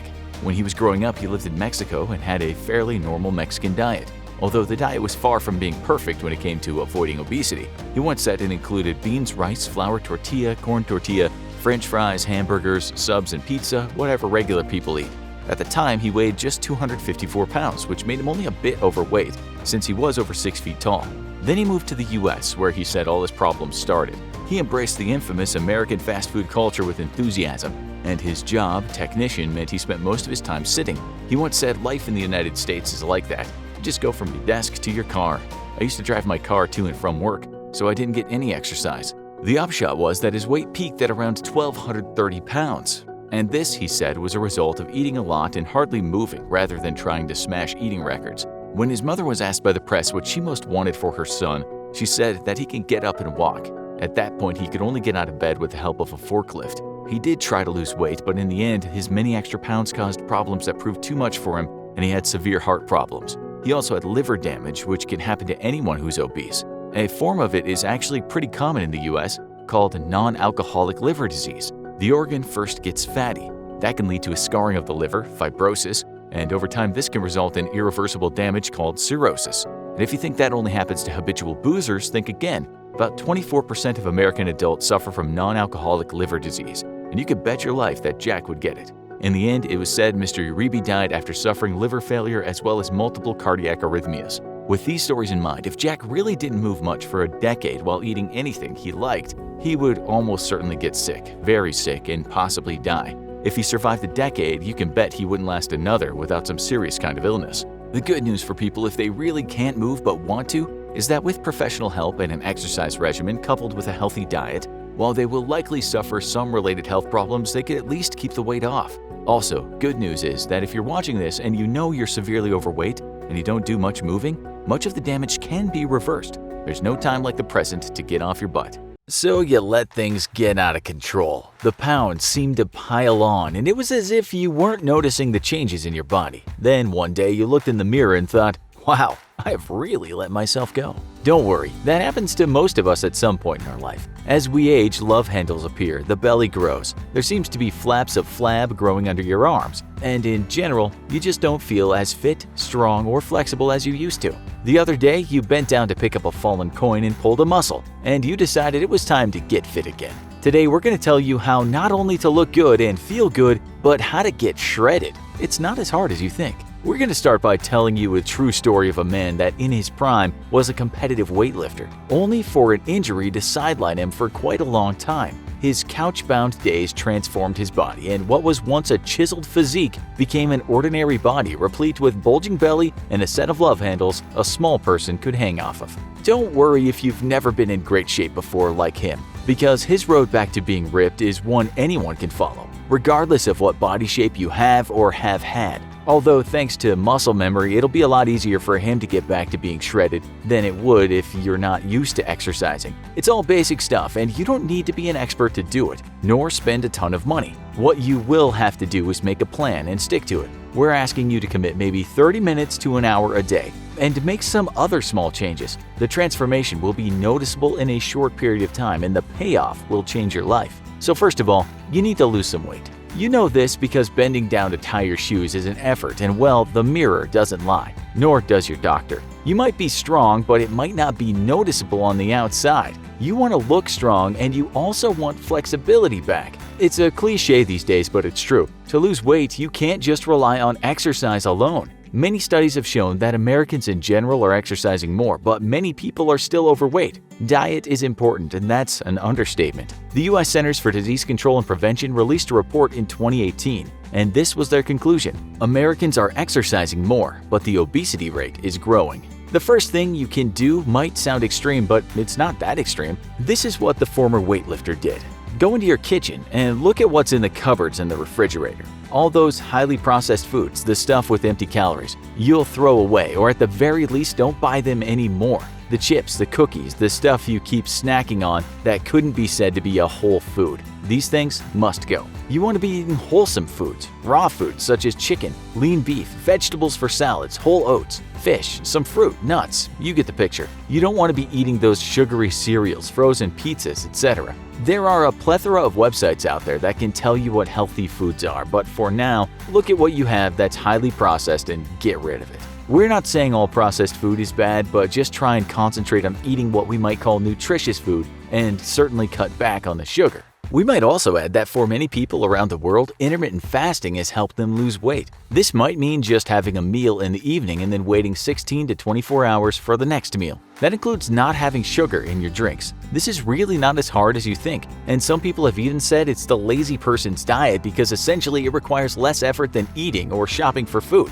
It might also save you some money. We're not saying that you have to go vegan when you eat or follow a diet that makes it almost impossible for you to eat because of the time it takes you to buy all the healthy foods. It's okay to eat a burger, have some rice, but just go easy on the carbs and get rid of all the food that doesn't have a good calorie versus nutrients balance. This is already enough to make you lose weight, especially with some fasting now and again. One thing we should say about intermittent fasting though is if you have health issues, please check with your doctor before you do it. Now comes the training. If you want to get ripped, you'll need this part, of course, and it will take some effort. Saying that, you'd be surprised just how fit you can get from your own living room. We also suggest that when you can walk, walk. Get in as many steps as possible and do things like take the stairs instead of the elevator if you're not going too high up. If you work sitting down, try and get up every so often, then walk and stretch if possible. We suggest you try to work out 6 times a week and have a rest day. This can be any day, but sometimes your body will tell you when it's time to take a day off. Out of these 6 days, you can either have 1 or 2 cardio days. We understand that for some people who have packed on the pounds, running for 1 hour or cycling up a mountain is a big ask. Don't hurt yourself, so just do as much as you can. You can find some experts that will tell you to try to push yourself to 80%. If running is too much, in the gym you have 2 great machines to start on. These are the elliptical trainer and the rowing machine. Neither machine should stress your joints too much. You can change the settings, but again, why not tire yourself to about 80% of what you can do? Each time you use the machine, add 5 minutes to your workout. If you can row for 1 hour and halfway up the resistance levels, you're doing well. In fact, you really don't need any more than this for a good cardio workout. If you find 10 minutes is hard at rowing, the elliptical machine, or jogging, then just build up until you can reach an hour. Let's also remember that a lot of people will tell you half an hour is good to maintain weight and be healthy, but you're trying to lose weight and get ripped. Now let's say you don't have the time or the money to go to the gym. Well, there are lots of things you can do from your home. You might say a plank a day keeps the belly away, but it could be an exaggeration. But planking at least once or twice a day for as long as you can is very good for you and your shape. For ab exercises, you really don't need the gym at all. There are endless home exercise routines you can find online, some of which are free and can be found on YouTube. We warn you though, if you're a beginner, then don't feel bad if you feel pooped before the video even gets going. Some are much more high intensity than others. If you search for Spartan workout videos, you'll find some of these to be hard to follow. We don't mean understand, of course, we mean follow the guy or girl in the video as they take you through the exercises. The good thing is these videos can be seen for free, and they will get you into shape quickly, especially now that you've changed your diet. You might also invest in 2 things. These are kettlebells and dumbbells. The dumbbell we have known for a long time, and we know what to do with these. Whether to do bicep curls, work the triceps, back, chest, or various parts of the shoulders. But kettlebells, these things are amazing. And fortunately, there are hundreds of possibly thousands of exercises and videos online showing you how these things can make you very strong. All the exercises can be done at home. Follow these exercises and you will burn fat, build muscle, and increase fitness. What about your chest? Well, again, just search to find out how to build your chest up from the comfort of your own home, and you'll find scores of articles and videos. The same goes for back exercises. There are many exercises you can do that require no weights. And then with those kettlebells and dumbbells, there are many more exercises you can do. As with the chest, there are just too many exercises you can do for your back at home for us to mention them all. Google will take you there, and you'll find pictures and videos that will help you get it right. We suggest if you follow the high-intensity workout videos, then you follow their 5 or 6 day plan. If you don't watch those videos and create your own sessions, then just do different body parts each day. Remember that you don't have to prove anything to yourself and go all out.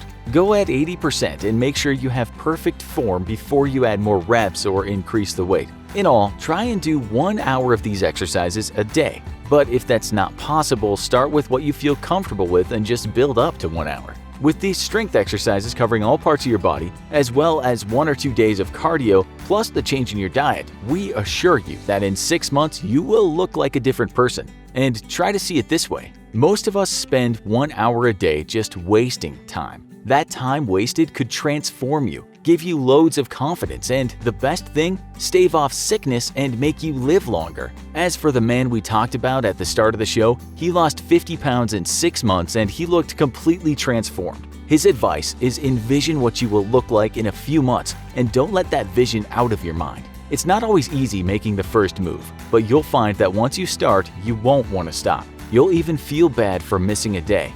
Don't worry, everyone gets sidetracked at times, but when you do get going, you'll not only feel better physically, but you'll have more mental clarity. Exercise is as good for the mind as it is for the body. You'll notice a big difference in your overall wellness and ask yourself this: is 1 hour a day of making yourself a bit tired worth the effort if you look better and feel better and are much healthier in general?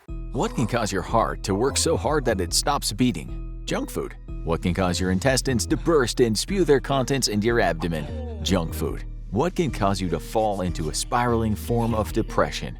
You guessed it, junk food. Everyone craves junk food from time to time, but after learning what it does to your body, you might think twice before biting into a piece of fried chicken or snacking on some chips. Let's start off with what junk food actually is. Usually when you think of junk food, the first thing that comes to mind are candy, chips, and fast food. But you can't forget about the liquids like soda, slushies, and energy drinks. Fast food options have diversified recently, and even at places like Burger King and McDonald's, you're able to get plant-based meat substitutes and salads.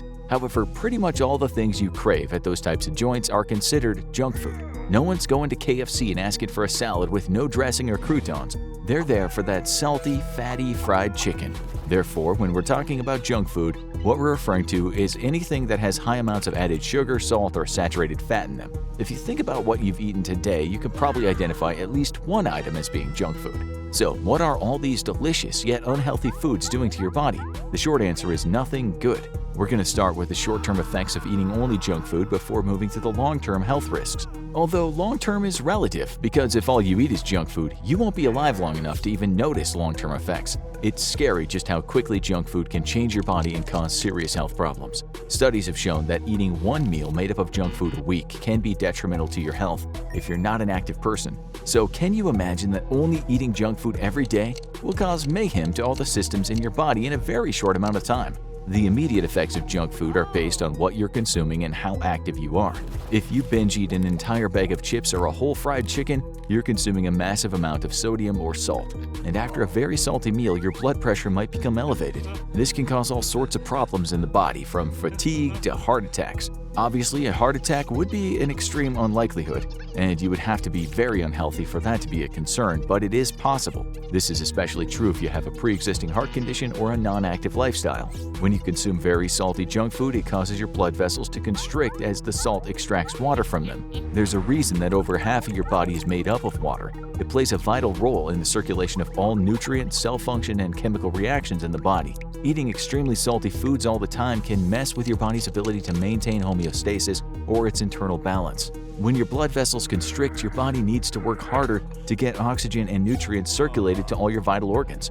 On top of that, your arteries narrow, which then slows the flow of blood, exacerbating the situation even further.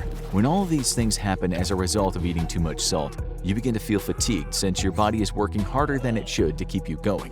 Now you're probably going to want a soda to go with that salty food because you'll start to feel dehydrated. Plus, it'd be ridiculous not to have a dessert to finish off your meal, which leads to the next dangerous ingredient in the junk food you're eating: sugar. Your body craves this stuff because it's what your cells use to make energy. Therefore, you are biologically programmed to like the taste of things with sugar in them. Junk food companies understand that at some level and take advantage of your biological programming by increasing the amount of sugar in their products so they taste good to us. These types of foods might be delicious, but they have terrible side effects almost immediately after you consume them. The problem with bombarding your body with sugars from junk food is that it forces your body to try and balance the sudden influx of glucose. Your pancreas begins dumping insulin into your bloodstream to signal to your cells that sugar is available to make energy with. Your cells then allow the sugar into them, and the mitochondria converts it to energy, hence why it's considered a powerhouse of the cell. This leads to a sugar rush, which makes you feel like you have an abundance of energy. However, we all know what happens next. You crash. Any junk food that's high in added sugars will give you this rush and then leave you feeling tired, because your body panics and you quickly use up the influx of sugar, depleting it in a relatively short amount of time. When there's only a little sugar left in your bloodstream, your cells slow their energy production and it leads to you feeling fatigued and groggy. It can also lead to irritability and cravings for more sugary food. These are some of the most notable short-term side effects of eating junk food. However, the high sugar content of junk food has even worse long-term effects on your body. Each day that you consume junk food, you're at risk of developing a disease that could change your life forever. Let's get into the long-term health effects of consuming junk food so that you can learn the risks to your body and hopefully modify your diet. Over time, the high amounts of sugar in junk food wreak havoc on your organs. The sudden surge of sugar and the automatic response of the pancreas dumping insulin into the bloodstream can cause all types of long-term problems. Studies have shown that people who eat junk food a few times a week dramatically increase their chances of developing type 2 diabetes. And since you're only eating a junk food diet, you're all but guaranteed to develop this disease at some point. Type 2 diabetes occurs when your body doesn't produce enough insulin, or the insulin no longer signals your cells to take in sugar and use it to make energy. This leads to a buildup of sugar in the bloodstream while simultaneously causing a dramatic drop in energy production. Type 2 diabetes can develop during a person's lifetime isn't something you have to be born with. This ultimately leads to a pancreas being overworked or damaged due to an unhealthy diet or lifestyle. The high amounts of added sugar in junk food are one of the things that can cause this to occur. The crazy thing is that with every meal you eat that's made up of junk food, you're rolling the dice with developing type 2 diabetes. Research has shown that consistently eating junk food can greatly reduce your muscles' ability to take in sugars and create energy. Given enough time, your cells can develop a resistance to this process altogether, which results in type 2 diabetes and the need for medical intervention. Left untreated, diabetes can be life-threatening. Too much of a good thing can definitely be detrimental to your health, and there is no clearer example of this than overconsumption of sugars from junk food. But there are so many other components of junk food that can lead to long-term health problems. In fact, there's a connection between eating junk food and depression. How could consuming unhealthy food lead to a change in brain chemistry? It actually has more to do with what junk food is lacking than what's contained in it. A 2021 study out of Binghamton University found a connection between eating healthy foods such as fruits and vegetables, nuts and fish, and an increase in positive mood and brain function. This begs the question, what happens to someone's brain who lacks nutrients these foods contain? Another way to put it is this: if all you eat is junk food, low in nutrients, what will happen to your brain? Nothing good, it turns out. It has been determined that junk food satisfies hunger in the short term, which seems to make the brain happy, but this is just an illusion. The brain might be tricked into thinking you've gotten the nutrients you need from the junk food due to the increase in available energy. But over time, your brain and body cells will begin to degrade as they don't have access to the vitamins, minerals, and antioxidants they need to stay healthy. Your body can only last so long on sugar and fat alone, and your brain eventually realizes this. It's not clear what exactly the trigger is, but some studies suggest that people who consistently eat junk food are around 51% more likely to develop depression than people on a healthy diet. This is a staggering number. It really makes you think if the short-term pleasures of eating junk food are worth the risk of developing long-term depression. The most likely reason this occurs is due to a mix of diet and lifestyle. If you're eating junk food all day every day, you're probably not very active. This has a cascading effect on the brain. The more junk food you eat, the worse you begin to feel. The chemistry of the brain is affected by these mood swings, might be one of the triggers that leads to depression. A healthy and active lifestyle has been shown to go a long way in maintaining happiness. But junk food doesn't only have long-term effects on your brain, it can also cause irreparable damage to your heart. In fact, the most shocking part about eating a lot of junk food is that it can kill you. So if you're on the junk food diet, what we're about to tell you could save your life. One of the long-term effects of all that salt and fats in the junk food is that they can increase the amount of low-density lipoprotein, also known as bad cholesterol, in your body. At the same time, these same substances can lower your high-density lipoprotein or good cholesterol. The result of these two shifts in cholesterol can lead to heart disease and even heart attack. It's the increase in bad cholesterol along with the increase in blood pressure associated with eating junk food that can put an enormous strain on your heart. The heart is a strong and resilient muscle, which is a good thing because it literally keeps blood, nutrients, and oxygen flowing around your body. Without a happy heart, you can't survive. However, like any of your muscles, it can become overworked and tired. The problem with this is that if your biceps get tired from lifting too much weight, it just means your workout's over. But if your heart becomes tired due to you gaining too much weight, a buildup of cholesterol and an increase in blood pressure means that you die. So you can see why it's so important to maintain a healthy lifestyle and a diet instead of loading up on junk food every day. It cannot be stressed enough how bad it is for your heart if all you eat is junk food. You'll likely be able to last a month or two on a junk food-only diet before your heart gives out completely. However, if you decide to change your ways and save your life, the damage has already been done. It'll be a long uphill battle to get back to healthy living. That being said, it most certainly can be done, and the sooner the better. The rest of your life will likely be spent monitoring your blood pressure and sodium levels. You'll probably have to choose everything that you put into your body carefully, but this will go a long way toward keeping your heart healthy.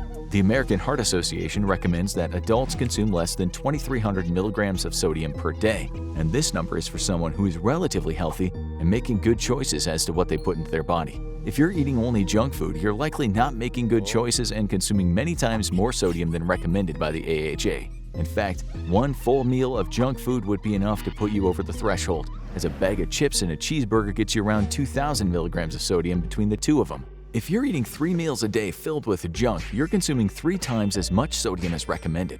This is a recipe for disaster. All that salt will make you feel bloated and tired, which is your body's way of saying, knock it off with the junk food, or there will be some serious consequences. So, your junk food diet has now negatively affected your pancreas, brain, and heart. This should be enough to make you want to put down the candy bar and pick up a carrot. But if not, there is even worse damage to come.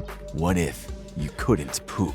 Not only would you be uncomfortable, but you'd have a buildup of waste in your system that could cause some really nasty problems. The main reason why junk food isn't great for your digestive system is that it lacks fiber. Fiber is a key component of a healthy bowel movement.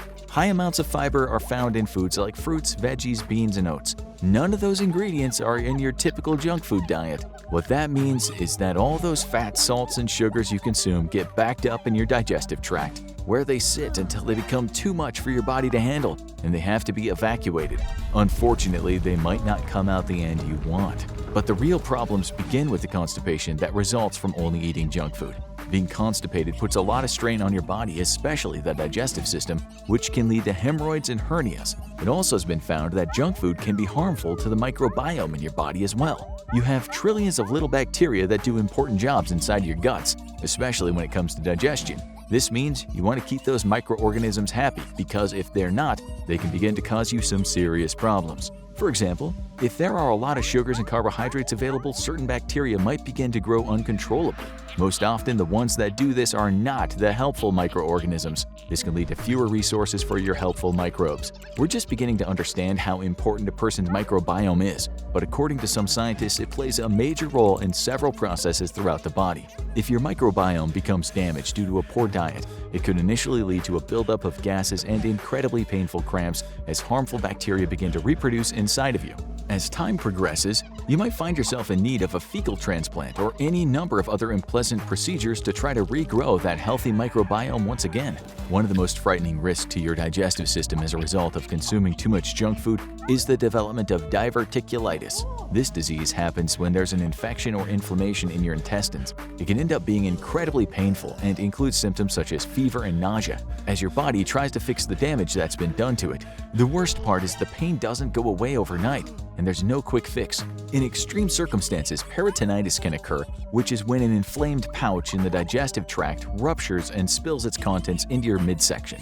This requires immediate medical attention. If everything mentioned so far hasn't made you change your mind about eating only junk food, maybe cancer will. That's right, new research suggests that a diet full of junk food can actually increase your risk of cancer. In 2019, a study determined that a diet consisting of mainly junk food resulted in a weaker immune system, higher rates of inflammation, more risk of developing allergies, and higher cancer rates. Researchers think the low nutritional value of only eating junk food every day is what causes these problems to occur. If you only eat junk food, your risk for colon, rectal, respiratory tract, and stomach cancers all increase. Obviously, these are all extremely serious and life-threatening, which should give you another incentive to refine your eating habits. But some of the negative side effects of only eating junk food happen outside of your body. Eating high cholesterol foods with lots of carbs can increase acne. This doesn't just happen to teenagers going through puberty, but to anyone who constantly eats junk food.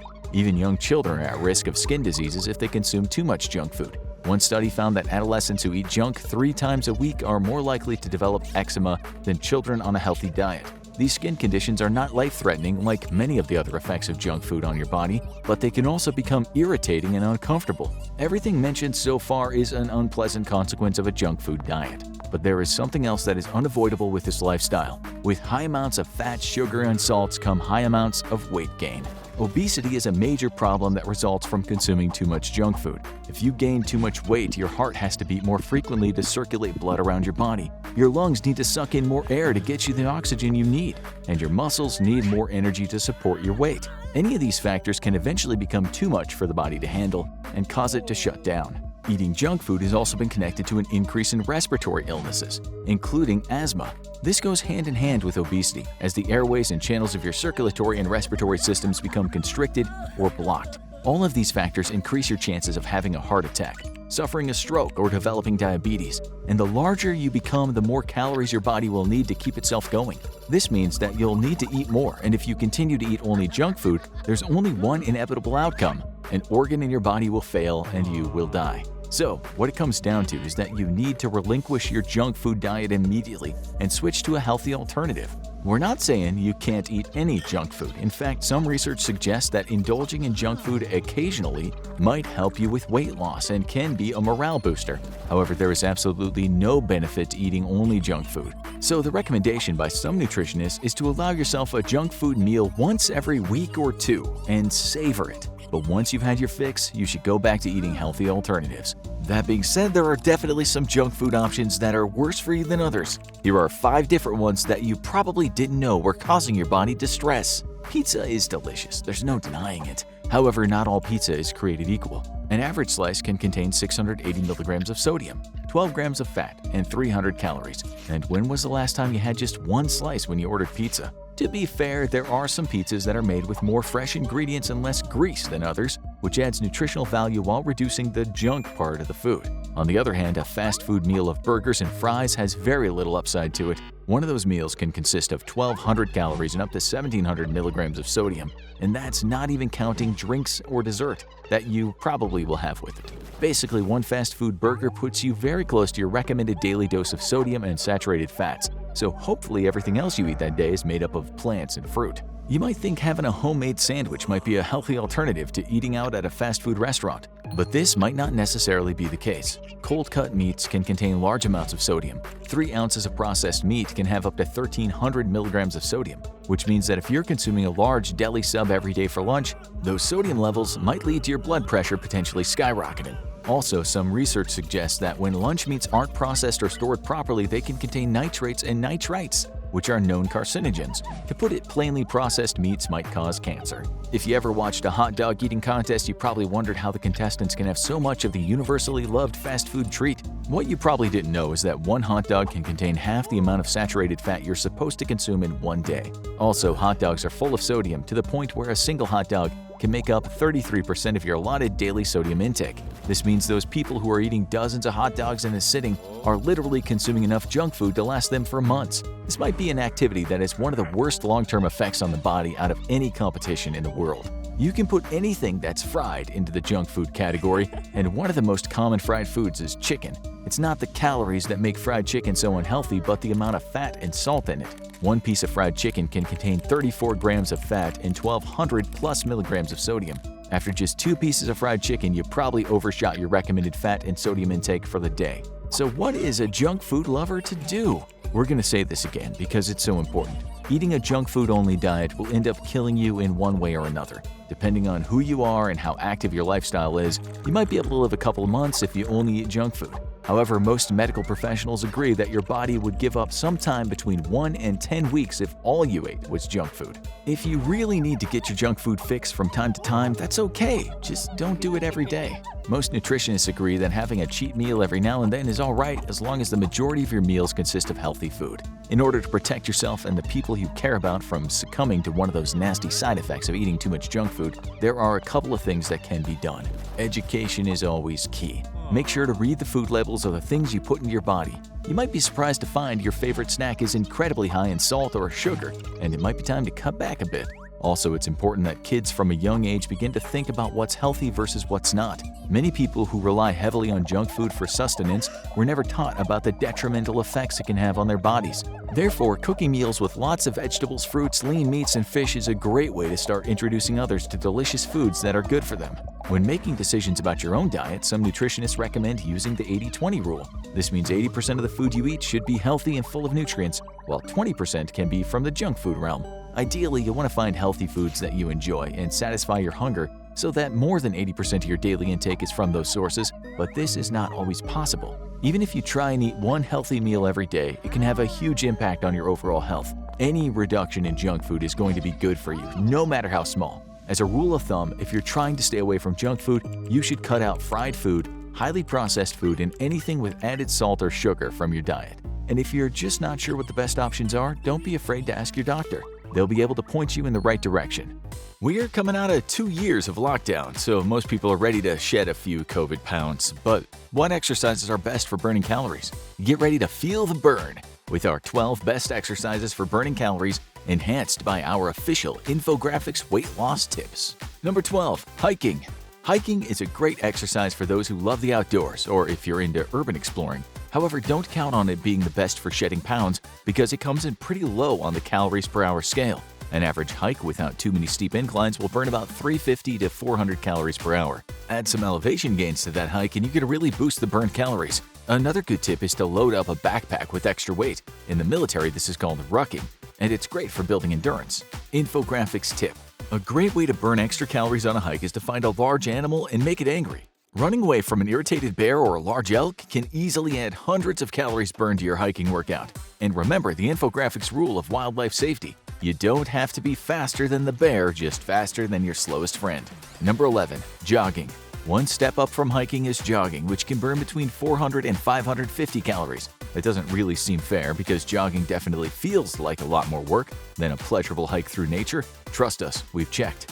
Now, the key to a good jog is to keep moving throughout an entire hour's worth of exercise. That's why you see people jogging in place while waiting for green lights in the city. Sure, it looks silly, but they're burning calories the entire time. And like with most exercises, the hardest thing to do is start back up when you stop. Make sure you got good shoes because jogging is a leading source of foot injury. Or take a cue from our ancestors and just jog barefoot. But make sure you're getting treated for ringworm after. Infographics tip. The hardest part about jogging is staying motivated. So next time you're out for a jog and feeling like you're losing motivation, snatch that small dog you see. Don't worry, you're giving it back at the end of your exercise, but the owner doesn't know that, and they'll likely provide at least a few miles of motivation for you to keep jogging. Number 10. Swimming. Casual. Yes, we're talking about casual swimming, which amounts to doing some laps around the pool. An hour of slow but steady laps can burn as many calories as jogging, between 400 and 550 calories. You might need to head to the public pool though, because most backyard and apartment pools are just too small. Or if you're really hard up for moisture, you can buy one of those swimming trainers you can use at home. Treading water is also an excellent calorie burner, and a fantastic way to get in shape if you can last the full hour. Infographics tip. Swimming is great for losing calories, but have you tried not drowning? Actively trying to not drown can increase the calories you burn by 200 to 300 per hour. So if you really want to feel the burn, hurl yourself into the nearest riptide or whitewater rapids and swim for your life. Number 9. Aerobic dancing. Do you like techno? Do you like dancing? No? Well, too bad, because aerobic dancing is a very efficient way to burn calories and get in shape. You could top out at almost 600 calories an hour with a vigorous aerobic dance routine. And as a plus, you might even find yourself learning some sweet new moves for the dance floor. The key to a good aerobic dance is to involve the entire body. This isn't your grandma's slow waltz we're dealing with. You're going to be kicking and flailing like Van Damme in his prime, sweating off the calories. And remember to smile. Always smile vigorously. Infographics tip. Aerobic dance is no joke. It's an intense hour-long calorie-burning session of hot-footing around like a madman. But it can be hard to stay motivated, so to keep those feet up, we recommend you douse the floor with thumbtacks. You'll be practically hopping to keep those feet up and those calories burning. Number 8. Rowing machine. Rowing a boat is hard work and an excellent calorie burner, but if you don't live in the 17th century or are a poor potato farming peasant that can't afford their own boat, you can just pick up a rowing machine for use at home. The intense upper body workout uses resistance weights or tension to simulate rowing through choppy waters, the consistency of molasses, and it pays off in spades by burning a whopping 622 calories an hour. Unlike other exercises though, rowing will help you develop better abdominal and arm definition, so couple it with a weightlifting regimen and get absolutely shredded in no time at all. Infographics tip: the biggest danger with rowing is the dull monotony of it, which can make it unappealing and unexciting, and can really start to feel like a chore. To keep it exciting, we recommend you get a real boat to row and float it just in front of a waterfall. Now you'll get all the excitement of rowing desperately for your life and a great workout. Number 7. Stationary biking. Bicycling is a great workout, absolutely melts the calories, up to 622 an hour, putting it in the range of a rowing machine for efficiency. However, by simply adding some inclines to your routine, you can dramatically increase the burn. The best thing about a stationary bicycle is that unlike a real bicycle, you can take a route with many inclines and a few declines, during which you're not burning many calories at all. Plus, you're always only minutes away from home and there's no expensive bike maintenance to perform or thieves to steal your brand new bike. Just put on one of your favorite shows and pedal your way to a slimmer waist and some seriously toned leg muscles. Infographics tip: stationary bikes are convenient, but to really add calories to that burn, use a real bike and square tires. Number 6. Jump rope. We all did it in elementary school, and you've seen Rocky do it in pretty much all of his movies. But it turns out that our favorite school-age pastime is also one of the most efficient ways to burn calories. Jumping ropes can burn 671 calories an hour and require almost nothing in startup costs but a few bucks. It's basically the cheapest form of exercise, aside from running or jogging. Plus, jumping rope is an excellent way to build those calf muscles for all you basketball players trying to get some air. Infographics tip: scorpions. Number 5. Circuit training. Circuit training has exploded in popularity lately, and with good reason. It's a full-body workout that involves many mini exercises all rolled up into one action-packed hour of calorie-burning sweat. A typical routine will feature selections that focus on each part of the body: upper body, core and trunk, lower body, and total body. You can start off with some push-ups and bench dips and move on to sit-ups and stomach crunches, then add some squat jumps and shuttle runs for your legs, and finish off with some burpees and a brisk jog to bring it all back home. The plus side of circuit training is that you're always doing something new, and an hour-long training session can burn up to 710 calories. The constantly rotating exercises can keep the training fresh and your mind engaged. Infographics tip: a great way to add calories to your routine is to include resistance training. Just kidding. The answer is also scorpions. Number 4. Calisthenics. Calisthenics are exercises that rely on little more than your own body weight, which makes it the ideal exercise for when you're away from home or at the gym, or if you're just plain poor. Routines vary, and you'll definitely want to get the help of an expert or watch some good guides online to avoid risk of injury. However, when done right, calisthenics is both an excellent way to lose weight and get absolutely shredded. The humble pull-up will burn fat and strengthen your arms and back, and jump squats will nuke your glutes and thighs. The classic push-up is a great calisthenic workout, and there's tons of variations to target different parts of the arm muscles. Try diamond push-ups in combination with regular push-ups to get a great arm workout. A tough session of calisthenics can burn as many calories as circuit training, up to 710 an hour. Infographics tip: calisthenics can feature some exercises that are extremely difficult for exercise beginners, like the pull-up. To help with motivation, hang a solid metal bar off a ledge of a tall building and do your pull-ups there. The threat of imminent death will give you all the motivation you need to bust out your first pull-up, and slowly your strength will increase until you can do many more, or you'll fall to your death. Either way, calories are no longer a concern. Now we're in the top 3 best exercises for burning calories. Number 3. Running. Yes, there is a difference between running and jogging. Jogging tends to keep a slower, steadier pace that's focused on keeping you moving, and it's a great way to increase your aerobic fitness levels until you're ready to kick it up a notch. Running, though, is moving at a much faster clip, typically around 6.5 to 8 miles an hour. The difference is dramatic, and you can hit up to 710 calories an hour by running over jogging, as much as 200 extra calories. If it seems hard, don't worry, because your body is programmed to do it. Back in the savannah, what made a man an efficient predator wasn't claws or fangs, it was our ability to run extremely long distances without overheating and dying. Early men would simply run their prey to death, literally, and then run it all the way back home. So start off with some jogging and soon you'll be hearing the call of your ancestors and running like a pro. Infographics tip. Much like jogging, maintaining a run for an entire hour requires a lot of motivation, especially because to get the full benefit, you want to be moving quickly. So next time you're out for a run and your motivation slips, steal a baby. Unlike with a pet, the cops will probably get involved and help keep your speed up. Plus, you'll be helping them get their daily burn in too, showing that you care about our boys in blue. Number 2. Water polo. It's the sport of kings. Well, not really. It's really more like the sport of junior high school if your high school was rich enough to have a pool.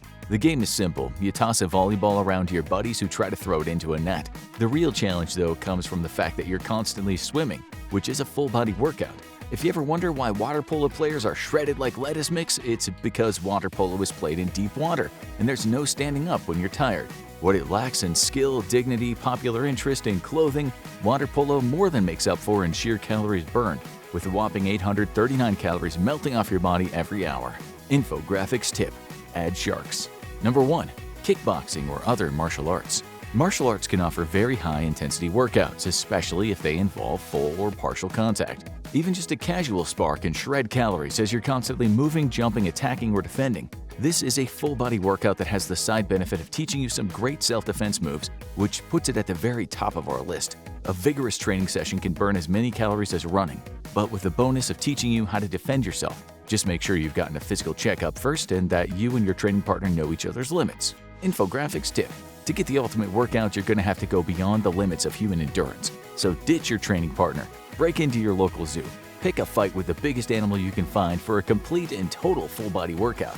Got a fancy event coming up or a hot date and nervous about your weight? With extreme threat of limb loss, you will quite literally watch the pounds come off your body, making this our top choice for immediate weight loss. You've all seen the videos on social media. You've been inundated by them. There's some hunk with a body like a Marvel superhero telling you in a short amount of time, if you do what he says, you can look just like him. It's easy, he says, but only if you follow his method. The right method that only he and select others know. There's a catch, of course. You have to inject your hard-earned cash into his very muscular bank account. You do it, and 6 months later, rather than looking ripped, your buddies are telling you you've been ripped off.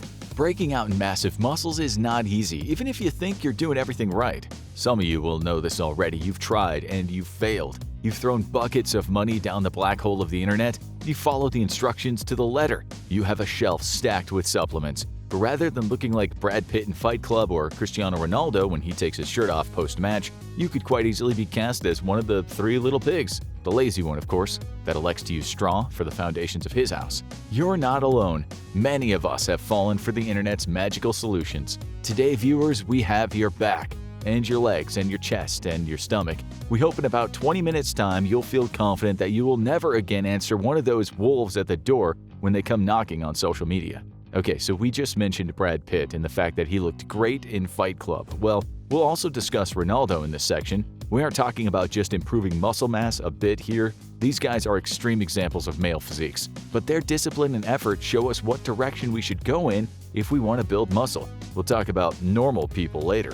Even though Fight Club is now 24 years old, there are hundreds of videos on TikTok that have amassed millions of views, each employing #workout with the promise that with hard work and dedication, you too can look like Pitt in this movie, what GQ magazine called the gold standard of male physicality. The Fight Club physique is apparently what most men want. We're told this is the holy grail of body types: washboard abs, toned arms, bulky shoulders, and a streamlined chest that looks like Porsche designed it. We know that you already know that Pitt's body here would have taken a lot of work to achieve. Like Ronaldo now, Pitt would have made his body his life's work. The 35-year-old Pitt in Fight Club had a body very similar to Ronaldo in his mid to late 30s. And that's what we call the ripped body. It takes determination, a lot of it. A friend of Ronaldo's, the French soccer player Patrice Evra, once joked, "I would give advice to anybody. When Cristiano invites you to lunch at his house, just say no." He said feeding time at Ronaldo's house would usually consist of salad and plain white chicken, water, no juice, followed by swimming, sauna, or kicking a ball around. The ripped look takes discipline. In Fight Club, Pitt weighed just about 155 pounds, while being 5'11". He got down to about 5% body fat, which is highly unusual. According to a paper in the National Institutes of Health, the average guy in the US has 32.2% body fat when aged 20 to 39. The CDC says a normal body fat count for an adult male of all ages is between 18.5% to 24.9%. 15 to 17% might mean you're really into fitness, while 6 to 13% could mean you're an athlete. When Ronaldo recently played soccer for Spain and Real Madrid, his body fat was 7% compared to the average other player of 11%. Ronaldo also has a 50% muscle mass compared to the average of 46% for other players. Muscle mass is simply the amount of muscle in your body, which can go up or down depending on exercise. You can also change your bone density through a good diet, healthy living, and exercise, but what you also want to concentrate on is swapping some of that fat mass with muscle mass. Nonetheless, anyone telling you that you can look like Tyler Durden or Ronaldo with just a bit of working out and laying off a deep-fried pizza, shame on you, Scotland, is lying to you. Being shredded for humans is like juggling for dogs. It's an elite thing being shredded, and it takes elite effort to achieve it. You already know something about Ronaldo's strict lifestyle. For Fight Club, Pitt also acted like a professional athlete. He trained 6 days a week doing weight-bearing exercises and weightlifting for muscle mass and 2 days of cardio to keep his weight down. He worked on a different muscle group each day. Mondays were chest day, Tuesdays back day, and Wednesdays were for his shoulders. On Thursdays, he was all about arms, biceps, and triceps, and then he had his 2 days of cardio and a rest day. He also implemented a very strict diet, eating things such as protein shakes and various whole foods that help gain muscle. Most of you people out there just wouldn't have the time to implement this kind of monkish devotion to your body, but some of you aren't expecting miracles, you just want to gain some muscle. Never mind how much you tried, you just can't seem to do it. The next part of the show is the good news, the things you can do, and the last part is the bad news, the things you're stuck with. Okay, so let's imagine you don't actually need to lose weight. Maybe you're on the thin side, or maybe your weight falls into what the internet tells you is, quote, normal. So what's normal? The average height for a male in the US is 5'9". If you look at weight charts online, they'll tell you that if you're overweight, for a 5'9" adult male, they say you can weigh from 142 pounds to as much as 176 pounds. There's a big distance between high and low just because humans have different body frames. With these differences in mind, the 2020 to 2025 Dietary Guidelines for Americans recommends a daily adult male calorie intake of 2,200 to 3,200 calories, which is close to one of Cheesecake Factory's breakfast burritos at 2,730 calories. The number of calories you should eat depends on various factors. You will obviously burn more calories if you work as a laborer on a construction site than if you sit all day like an infographic show writer. Such writers might only need to consume 1,500 to 2,000 calories daily to maintain their body weight. Age, hormones, how big you are, and what medicines you might take also play a part in what your ideal calorie intake is, aka your basal metabolic rate, to maintain the body you have. We imagine a lot of you have tried altering your calorie intake to lose or put on weight, and there's been no change. You're not alone. Internet forums are full of these very frustrated people. Some of them put forward the homeostasis theory, which says your brain tries to maintain your weight even if you make energy consumption changes. It's not certain that that's true, but it makes sense since your brain doesn't want you to waste away and die. Even so, all those people in history who have become malnourished in prison camps are proof that fewer calories means a leaner body. As you can see by watching any of those obesity-focused TV shows, if you eat like a hippo, you start to take on the proportions of a hippo. Your brain can only do so much to keep you at your weight, but many health scientists agree losing weight is not always as simple as calories in, calories out. Still, if you want to put on muscle, working out won't work out if you aren't consuming the right number of calories. If you're on the slight side and you can't put any muscle on, you can use a BMR calculator to see how many calories your body needs to maintain your weight, and then you can add another 500 calories to your daily diet. You'll actively be working out, of course. These extra calories are extremely important. You can't put meat on your bones without them. That would be like expecting your car to move without any gas. You've all seen how the actor Christian Bale, at 6 feet, has gone to extremes in movies when he altered his weight. In the deeply foreboding movie The Machinist, where he looked like he was close to death, he weighed 116.8 pounds. In Batman Begins, which he played 6 months after his role in The Machinist, he was 187.3 pounds and certainly didn't look fat. For The Dark Knight, he was a very muscular 220 pounds. He later said that in order to get skinny for The Machinist, his diet often consisted of 1 apple, a tin of tuna, and a black coffee every day, with plenty of cigarettes to suppress his appetite. He He was on about 200 calories a day, which can be very dangerous. Don't do that, folks. The smoking also isn't a great idea either. When Bale wanted to look fat for the movie American Hustle, and when he played former Vice President Dick Cheney, he said he put on the pounds, 40 or 50 extra than his normal weight. He once said, "I ate lots of donuts, a whole lot of cheeseburgers, and whatever I could get my hands on." To play Cheney, he said he ate pies. He ate all of the pies. As the British like to jokingly say, he was talking about meat pies, but he also ate a lot of American pies, the calorie-dense pizza.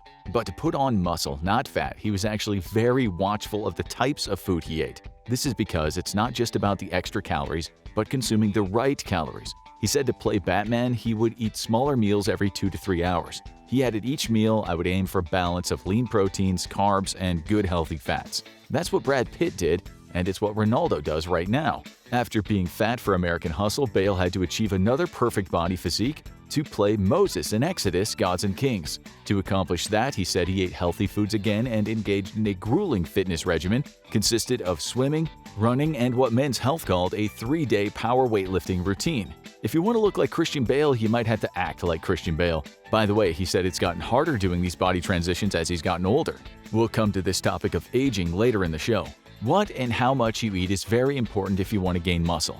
The problem with those diet plans you find online is they often ask you to eat specialist foods, something like black-footed albatross eggs with a side of organic Indonesian rutabaga.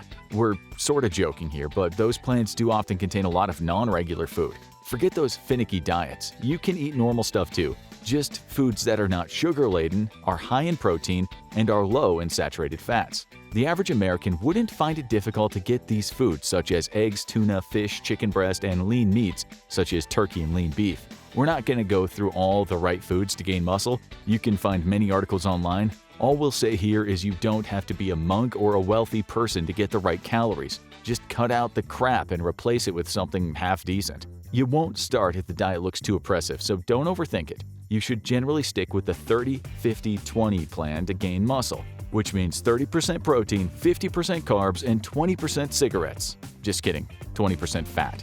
Bale also said he spread his meals out, perhaps 5, 6, or 7 meals a day. That doesn't mean you have to prepare or cook food all day long.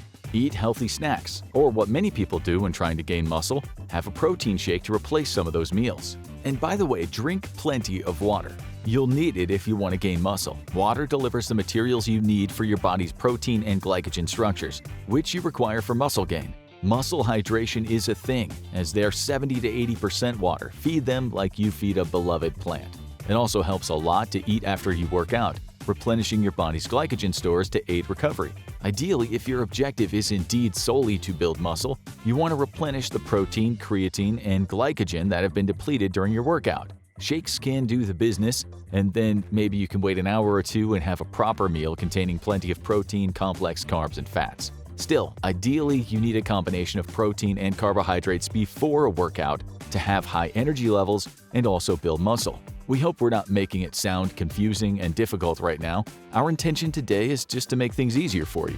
Basically, if you want to build muscle, it might be better to eat before and after a workout, but to be honest, just eating right and getting those extra calories in a day is much more important than the timing. We know plenty of people who are incredibly muscular who don't live like robots. Okay, we know many of you are now thinking, well, I've done that already and nothing has changed.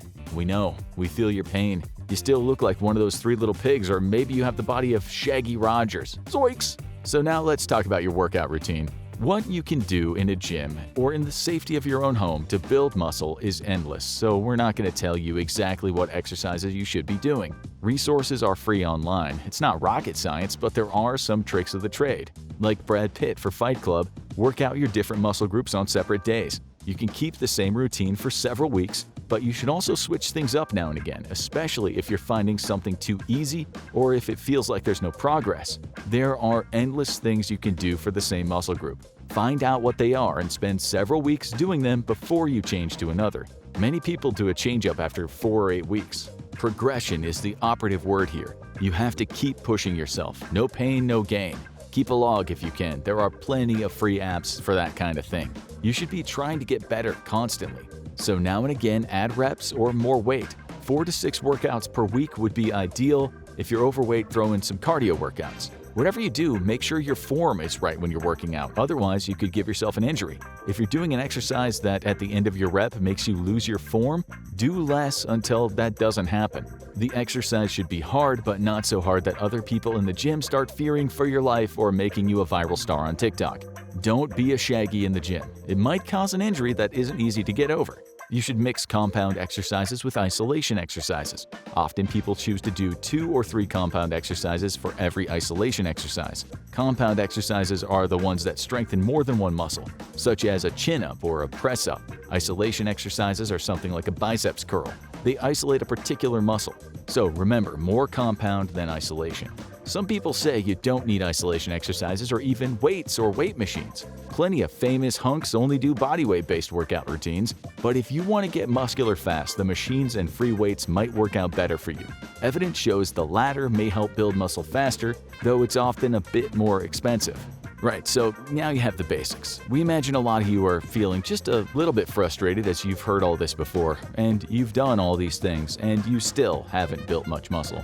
Then it's time we talked about the outliers that can sometimes override your workout discipline, and you're cutting back on the Scooby snacks. One outlier is sleep. It's no good working out like a madman and not letting your body recover. The growth is in the recovery as much as it is in the working out. Your body needs sleep to repair. Building muscle is all about repairing. If instead of getting 7 or 8 hours of quality sleep a night, you're getting up after 4 hours and downing 3 double espressos before running out of the house contained in a giant ball of stress, your body is being abused. Scientists have shown that inefficient sleep affects protein synthesis pathways in your body and causes degradation of those pathways, which can lead to muscle loss. A National Institutes of Health paper explained, chronic sleep loss is a potent catabolic stressor, increasing the risk of metabolic dysfunction and loss of muscle mass and function. All that hard work and you mess it up because you don't get enough Z's. Sure, lack of sleep alone won't override all of your hard work, but it will make a difference. There's also the mind stuff that goes on. Some people give up too easily. Everyone's different in this regard, but we find that keeping a record of your workouts is really useful for motivation. You can't always see progress, but you can always see the data. You might have weeks that you didn't progress at all, but you will progress at some point. When you do, give yourself a little reward, maybe just one nibble of a food you cut out. Call this R&R, records and rewards. A nibble won't upset your progress, but don't go overboard and spend a week mainlining double whoppers. Moving on, do you recall us mentioning the bad news earlier? There's always bad news, and the reason for that is life is ultimately bad news. We all die. The end. Just kidding. Well, only slightly, because your body does gradually break down. The older you get, the harder it is to build muscle. There's a reason you don't see many hunks after age 50 or 60, although some do keep their ripped bodies, likely with a good number of performance-enhancing drugs. The podcaster Joe Rogan, who is 56 and looks like one of those pink muscleman figures, freely admits to taking all kinds of supplements on top of a bit of testosterone replacement therapy. The latter, he said, has given him an energy boost. There's nothing wrong with this, we're just saying that being ripped after 50 gets much harder. This is why. When we work out, our muscles get bigger through a process that involves damaging our muscle fibers. With rest and the right nutrients, they repair and get bigger, and we get stronger. This enlargement process is called hypertrophy. The process involves chemical changes in your body. Receptors on the surface of each of your muscle cells detect muscle movement. This is how more proteins get into your muscle fibers and why your muscles increase in size. There are also special genes that code for specific proteins to make this happen. In short, and we are simplifying here, the biochemical processes for triggering muscle growth slow down when you age. On top of that, researchers have found that gene expression changes in older men. The Conversation said in an article on this topic, using a technique that allowed us to measure changes in thousands of genes in response to resistance exercise, we found that when younger men exercise, there are changes in the expression of more than 150 genes. When we looked at older men, we found changes in the expression of only 42 genes. We'll just add that this doesn't mean older folks should give up on exercise. Countless studies have shown that even light exercise can reduce the chance of becoming disabled in later life and can improve posture. A European Society of Cardiology study recently found that even light walks every day significantly improve the chances of having a longer life for South Koreans. We should add that the study said associated with having a longer life, since walkers and non-walkers might have different lifestyles. Still, even a bit of regular exercise will almost certainly bestow dividends when you get older. But since most of our viewers are yet to get to that stage in life when they realize that this gig doesn't go on forever, we'll move on to some different bad news. It's something you can't change unless you go back in time and somehow get a pair of new parents. Some people in the world of working out fall into the category of hard gainers. These are the folks that say they do all the things we talked about in this show and they still can't gain muscle. Word on the web is these people actually aren't doing what we discussed, that they are lying. For example, this is what one guy on a forum said about hard gainers. You can pick these guys out from the crowd. They aimlessly play with the machines, don't have a plan, carry around colorful sports drinks, wear gloves, never use the squat rack or the deadlift pad, but hang out around the bench pressing station and the mirrored dumbbell rack. That sounds a little cruel to us, especially if you believe that there are 3 body types in the world: mesomorph, ectomorph, and endomorph. According to the theory, ectomorphs, the long and lean people of the world who generally have less fat and have a hard time gaining weight and muscle. Endomorphs, more body fat, and mesomorphs, strong and solid, might find it easy to gain fat from food but also might find it easier to build muscle. These classifications, it's often said, are not scientific. They're a myth, say most experts, but you only need your own eyes to see when children of average weight mature, they seem to grow into a certain kind of body structure. Nonetheless, these days scientists will usually say what this scientist told GQ magazine. No one is hopelessly predetermined to be either fat, muscular, or thin. We think he's absolutely right. Even so, no scientist would disagree that a person's genes will play a part in what they look like as an adult. You might have genes that help you grow muscle or make you want to eat a lot. Scientists these days often talk about obesity genes. The CDC said in one article, genes are the basis for the signals and responses that guide food intake, and small changes in these genes can affect their levels of activity. Even so, your environment and, more importantly, your actions in that environment can override any kind of genetic predisposition. You might be born without genes that draw you toward alcoholism, but you might also have worked that out, so you're careful not to succumb to mortal boozing. You won't become obese from a standard healthy diet and regular exercise, but you might be born with a higher chance of becoming obese than someone else. It's the same with muscles. Some people's genes can help them grow muscles faster than others, such as the ACTN3 gene that affects fast-twitch muscle fibers. The Scientific American in 2012 cited research in which scientists performed genetic manipulation in mice, turning them into what they called Schwarzenegger mice, that were 30% stronger than the mice that weren't doped up with muscle-building genes. So, genes matter to some extent. A paper in Nature journal in 2023 discussed something similar, concluding that some people are genetically inclined to build muscle. Citing another study, NBC News wrote, "The ease with which you develop muscle mass is a highly inherited trait. Some genes help muscle growth potential and better muscle recovery than other genes. The genes might help to make you more motivated to work out or more disciplined to eat right. The playing field of life is not completely level. The game is rigged from the start. But rather than wallow in the can't-do world of genetic determinism, we should accept that in some aspects of life we may have to put in more effort than others. The hard part is knowing what kind of body you have and what's best for it. This would be an ideal time to try to sell you one of those health DNA testing packages, but we have nothing to sell. What we will say is try to do the things we talked about today. If you do, you will 100% see some improvement, but you also have to accept that some people might have a head start on you. Remember the 8th rule of Fight Club: you have to fight. If you do, you'll get there in the end. There are 2 very different stories when it comes to steroids. The first is one of hope. The other is one of overindulgence and addiction. There are types of steroids that can save your life. However, when steroids are taken in excess and without the approval of a medical professional, they can also lead to your death. Which type of steroid should you never put in your body? Let's find out. At a basic level, steroids are synthetically created hormones that the adrenal glands in your body produce normally. Hormones are chemical messengers that tell your cell which biological processes they should carry out. For example, the hormone insulin signals your cell to take in more sugar from your bloodstream and use it to create energy. The human body also uses hormones such as testosterone and estrogen to signal different physiological changes during someone's life. These hormones can also aid in the growth of muscles, which will come into play later. Corticosteroids are the steroids most often prescribed by doctors due to their anti-inflammatory properties. They have a number of applications and can aid in recovery of countless medical conditions.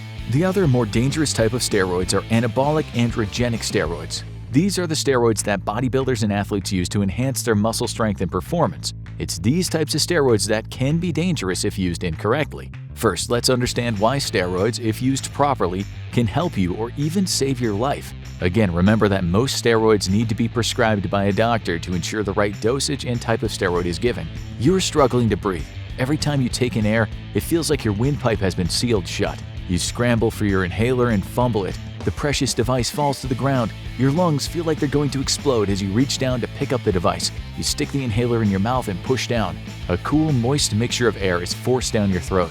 For a moment, you hold your breath and then, with a sigh of relief, you breathe out and you can now gulp down the much-needed air. Your chest heaves up and down as your lungs once again bring in oxygen and release CO2. People with asthma suffer from long-term chronic inflammation and swollen muscles in their airways. When the airway becomes inflamed, the body also produces extra mucus, all of which blocks the airway and causes difficulty breathing. It's the swollen muscles that the mixture of steroids and bronchodilators in an inhaler help to relieve. The anti-inflammatory effects of steroids allows the muscles to relax and the person to begin breathing normally again. When steroids bind to the membranes of muscle cells in the throat, they signal the cells to shrink in size through a series of biological processes. This causes the swelling in the throat to go down and allows the person to breathe normally again. It's absolutely terrifying for those several seconds that someone is having an asthma attack and can't breathe. Their body is literally choking them to death and depriving them of the oxygen they so desperately need. An asthma attack can become life-threatening without the aid of the anti-inflammatory signals the steroids and inhalers send to the muscle cells. This is just one way steroids can be used to save lives.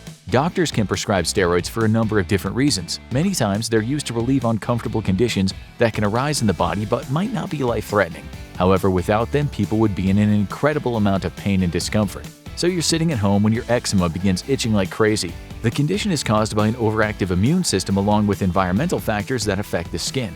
As you scratch and try to relieve the discomfort, it feels like your skin is on fire. The swollen part of your body becomes so inflamed that you just want to cut off the entire body part and be done with it. Luckily, the doctor prescribed you steroids to help reduce the inflammation and return the skin to its normal state. The steroids can either be taken in pill form or by rubbing a cream on the infected area. If taken orally, the pills are broken down in the digestive tract and then diffuse into the bloodstream, where they're carried around your body by the circulatory system. When they reach the inflamed site, the steroids bind to the muscle and skin cells and signal them to carry out the process to reduce inflammation. Similarly, when a cream containing steroids is applied directly to the body, they bind to the skin cells and suppress the immune response that's causing the irritation and inflammation. Although eczema is uncomfortable, there's another disease that is much more painful and even life-threatening that steroids can help with. For inflammatory bowel diseases such as Crohn's and IBS, steroids can help reduce some of the most intense discomforts of someone's life. These diseases cause the gastrointestinal tract to become inflamed, resulting in truly nasty side effects. Medical professionals are not entirely sure what the exact cause of Crohn's or other inflammatory bowel diseases is, but the swelling in this region of the body is due to the fact that the immune system is attacking the cells, which causes irritation and swelling. Doctors think these conditions might be caused by a virus or a bacteria infecting the cells in the gastrointestinal tract, but no single pathogen has been identified as a culprit yet. In these situations, doctors will prescribe steroids that reduce the swelling in the intestines and bowels to allow waste to pass through the system more easily. If left untreated, the excretory system might become backed up with waste, which would eventually start to poison the body. In these circumstances, bowel inflammation can become life-threatening, and surgery must be conducted to remove the scarred tissue causing the blockage. Before this point, however, doctors will prescribe steroids to aid in reducing inflammation and get the swelling under control. When the steroids bind to the cells in the colon and the intestinal tissue, they suppress the immune system in the region, allowing the inflammation to go down and waste to flow out of the body. There are some side effects to taking steroids prescribed by doctors, such as an increase in appetite, mood changes, and difficulty sleeping. These are all a result of the chemical composition in your body being changed by the steroids and the process they trigger. Don't forget that steroids mimic hormones, which signal changes to occur in the cells of your body. And although steroids might be used for the anti-inflammatory properties, they also change the chemical levels in your body, which will inevitably affect multiple organs and tissues. This brings us to the really nasty things that steroids can do to you. You have probably heard that people who abuse steroids can have lower sperm count or suddenly explode into fits of rage. And although this may be true, there are some much worse side effects that result from steroid abuse. The type of steroids that are often misused are called anabolic androgenic steroids, which is also abbreviated as AAS. These are the types of steroids that people take to increase their metabolism and build larger muscles. AAS is typically a synthetic form of testosterone, but females and males produce testosterone naturally. It's one of the hormones in the body responsible for growth, and in males, testosterone signals the body to develop male characteristics during puberty. In women, testosterone also plays an important role in growth and development. However, it's present in much lower quantities in females than males. People have found that by using AAS to trick the body into thinking there is testosterone present, it speeds up the growth of muscles. This is by no means a healthy process, and although it can create the desired results of muscle growth, abusing anabolic androgenic steroids can have some serious consequences. So, what actually happens to your body if you take these types of steroids? Well, muscle mass will certainly increase, but everything else that'll happen should make you think twice before pumping your body full of AAS. Performance-enhancing drugs such as anabolic androgenic steroids are banned in most sports and competitions. Each year, athletes who are caught using steroids are fined heavily and forced to forfeit their right to compete. Therefore, it seems crazy to use steroids as the risks far outweigh the gains, yet it still happens all the time. Imagine you're an athlete who's obsessed with gaining bigger muscles so that you can be stronger and faster than your competitors. You train hard but hit a plateau, so you decide to take steroids to enhance your performance. After every workout session, your muscle fibers are stretched or torn apart. Your body naturally repairs any damage, which results in more muscle mass developing. But if you can trick your body into thinking it's also growing at the same time, muscle creation will increase exponentially. You pump iron all day to break your muscles down, then gulp down an energy drink full of steroids. These steroids circulate around your body and attach to your muscle cells. They signal the cells to produce more proteins to aid in the repair and strengthening of your muscles. Simultaneously, the steroids trigger cell division, causing the body to create more muscle cells. These processes can create a hormone imbalance, which may cause your body to start developing characteristics that it shouldn't, while also affecting your brain chemistry. Neither the growth of the muscles nor the unpleasant side effects develop right away.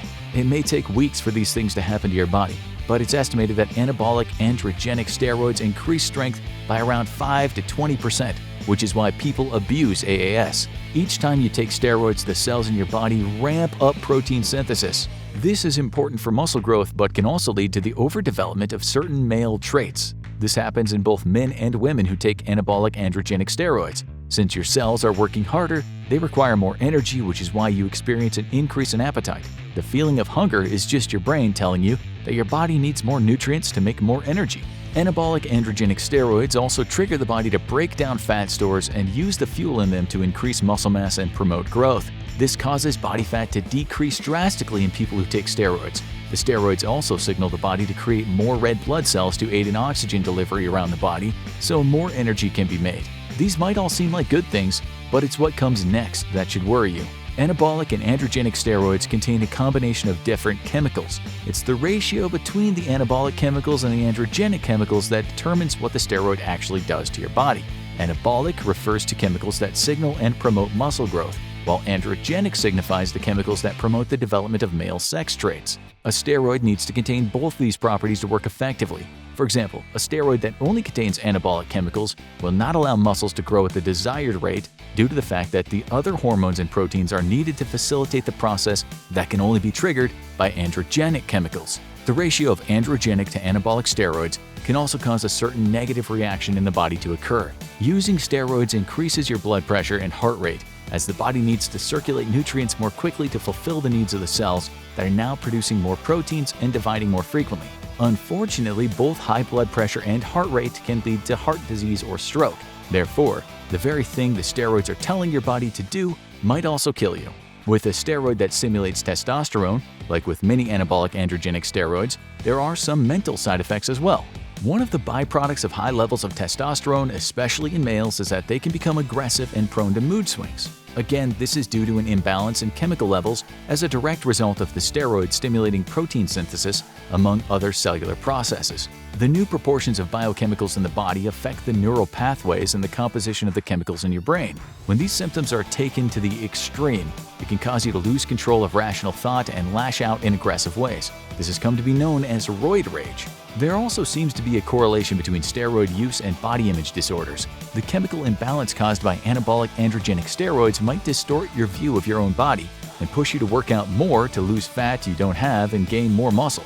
This is a vicious cycle because if your brain is telling you that you don't look good and that your body should be more muscular, you'll likely take more steroids in order to reach an unobtainable body image. This leads to steroid abuse and is relatively common for people who use AAS without consulting their doctor. In these circumstances, steroids are not just messing with your biochemical processes, they've also become an addictive drug. Anabolic androgenic steroids themselves might not be classified as addictive, but what they do to your brain chemistry can make you crave them as if they were a drug you can't get enough of. While you gain muscle and the biochemical processes in your body are altered due to the steroids, other dangerous side effects are occurring. The liver filters blood while also balancing nutrients and metabolizing certain chemicals, such as the complex molecules found in steroids. When you take steroids, it forces your liver to work overtime to break down the chemicals in the drugs and the byproducts generated by the increased levels of protein synthesis happening around your body. Protein synthesis, like most cellular processes, generates waste, which also needs to be broken down by the liver. What this means is that steroids overwork the liver. People who abuse steroids never allow their liver to rest or recover, which leads to complications or liver failure later on. This is when steroids become life-threatening. It doesn't really matter if anabolic androgenic steroids give you larger muscles if your liver fails and you die. There are also other more noticeable side effects of taking anabolic androgenic steroids. Females might start growing hair on their faces where they normally wouldn't. Their voice might deepen while their breast size decreases. Other changes such as an enlarged clitoris and irregular menstrual cycle also occur. All of these side effects are a direct result of the chemical and hormone imbalances that happen within the body as a result of taking anabolic androgenic steroids. For males, there are some much more strange physical side effects. Abuse of anabolic androgenic steroids can cause gynecomastia. This is a condition in males where the breast gland tissue increases due to an imbalance in the hormones estrogen and testosterone. When this happens, breasts grow in size. Gynecomastia usually affects both breasts, but sometimes only causes one to grow extra tissue. Either way, this condition does not provide more upper body strength and is therefore not the desired result of most people using steroids. Although most anabolic androgenic steroids mimic the hormone testosterone in some way, they are not always a perfect substitute. In fact, abuse of steroids can actually lead to hypogonadism, which is a condition that causes the testes in males and ovaries in females to stop or produce very small amounts of sex hormones such as estrogen and testosterone. When this happens in males, it can cause the testicles to shrink. In both sexes, it can render the person infertile. Again, this is a perfect example of how steroids can produce big muscles but with consequences. Is risking the ability to have future offspring worth increasing your muscle mass and becoming stronger for a brief period of time? For some, it is. But for many younger athletes who start taking steroids, they don't know the risks or consequences these drugs have on their bodies later in life. Some of the most severe consequences of using anabolic androgenic steroids are the long-term health effects they have. In order to build bigger muscles, your body needs to increase hemoglobin production along with a number of red blood cells to deliver more oxygen to your cells. This oxygen is then used to create different proteins and energy. However, increased levels of blood cells and hemoglobin can thicken your blood and increase your chances of having a heart attack even after you stop taking the steroids. Anabolic androgenic steroids are also known to have long-term effects on your cholesterol levels. Research shows that these steroids can reduce your HDL cholesterol while raising your LDL cholesterol. Basically, it increases bad cholesterol overall throughout the body. Again, this has nasty consequences for your heart and can lead to several other complications. The use of steroids to increase muscle size and strength is just not a healthy alternative to working out and eating a well-balanced diet. Athletes and bodybuilders will take steroids to gain an advantage over their competition, but at a great cost to their bodies. If you take anabolic androgenic steroids, there's a good chance you'll not only experience unintended physical side effects, but your brain, heart, and liver will suffer as well. The short-term gains are never worth the long-term damage that anabolic androgenic steroids can cause. That's why they should only be taken when prescribed by medical professionals and in specific circumstances. The deadlift, the infamous king of exercises. Some say it'll turn you into a monster, that is, if it doesn't snap your back first. Lastly, it's been getting a lot of flack from not only the general population but the lifting community as well, such as when professional strongman competitor Robert Oberst came on Joe Rogan's podcast and said that he would not recommend deadlifts for anyone who doesn't need to do them for competitive purposes. Why would he say this? Whether it's right or wrong, every exercise enthusiast needs to be informed, or the deadlift could end up dead in the water. Before we go any further, we need to make it clear as to which deadlift we're referring to. There are a plethora of variations, but there's only one that needs no qualifier. The deadlift refers to the conventional deadlift.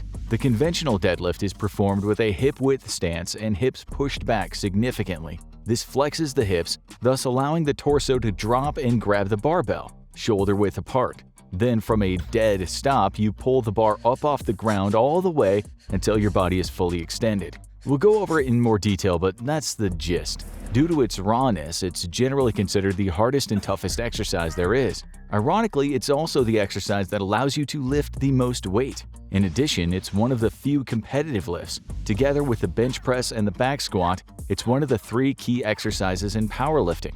Needless to say, thanks to all this, it's also one of the most famous exercises there is. At the same time, it's one of the most technical exercises and can take months to perform safely enough to start loading with progressively heavier weights. So what are the pros and cons here? Let's first look at why it's so hard.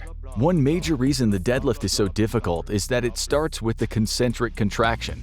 This means it doesn't get to benefit from the stretch shortening cycle, or SSC. The SSC is a phenomenon that results in extra power. Your tendons and ligaments are stiff yet flexible and are able to store energy during the eccentric portion of a movement as they stretch, similar to a rubber band. When you transition into the concentric contraction quickly, the energy is released, aiding in moving more weight. SSC is why you automatically draw back before you throw a punch for extra power.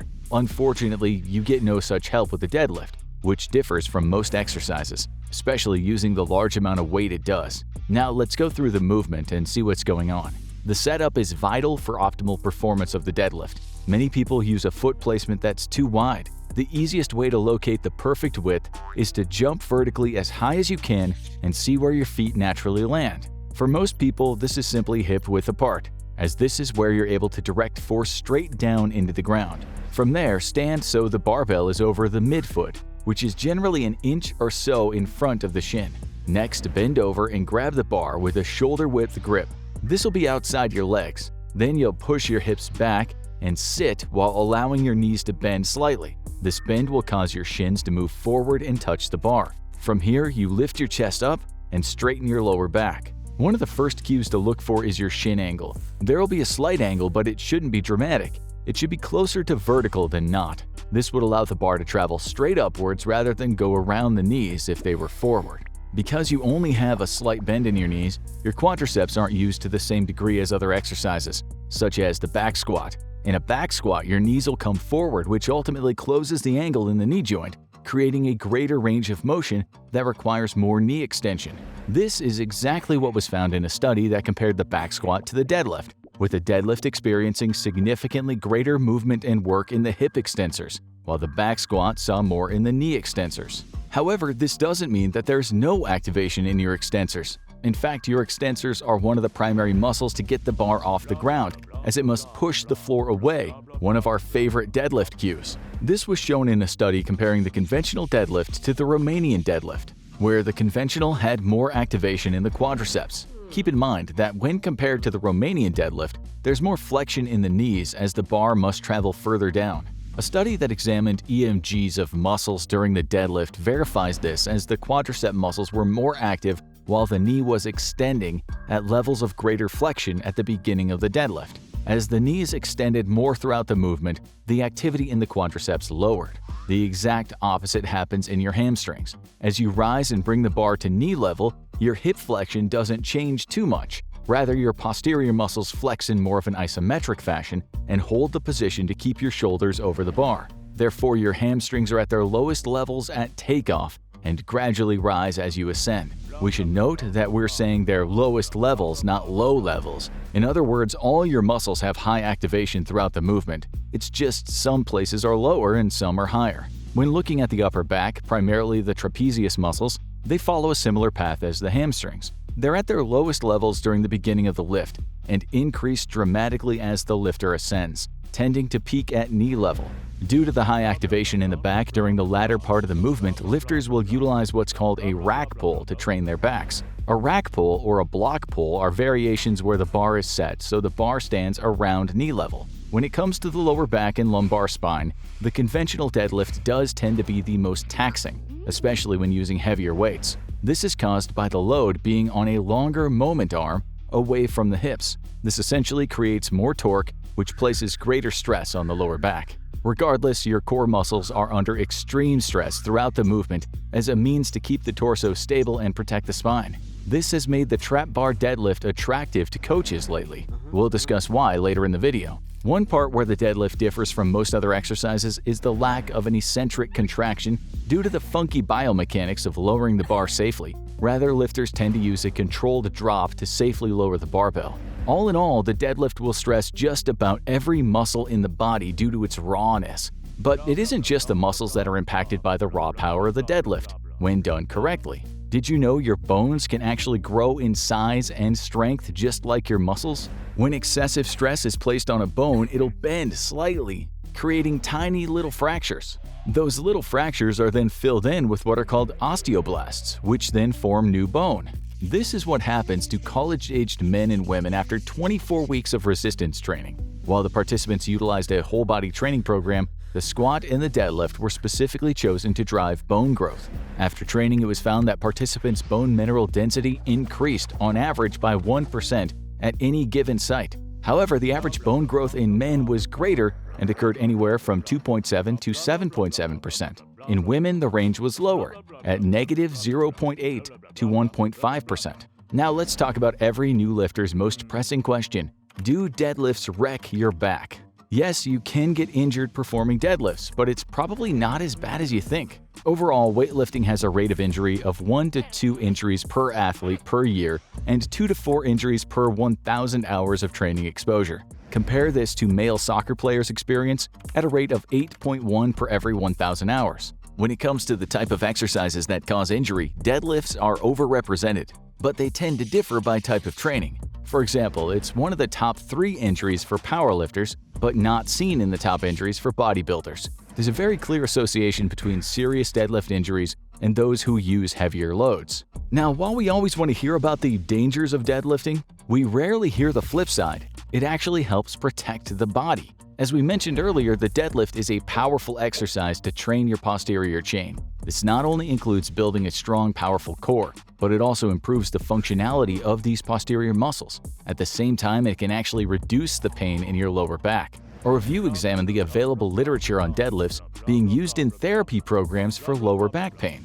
Deadlifts were found to decrease pain, improve function, and increase quality of life in patients with lower back pain. For example, one of the studies reviewed saw a 72% improvement in pain, a 76% improvement in disability, and a 27% improvement in quality of life. That is pretty amazing. So let's talk equipment. Wrist straps are often associated with a deadlift. Why is that?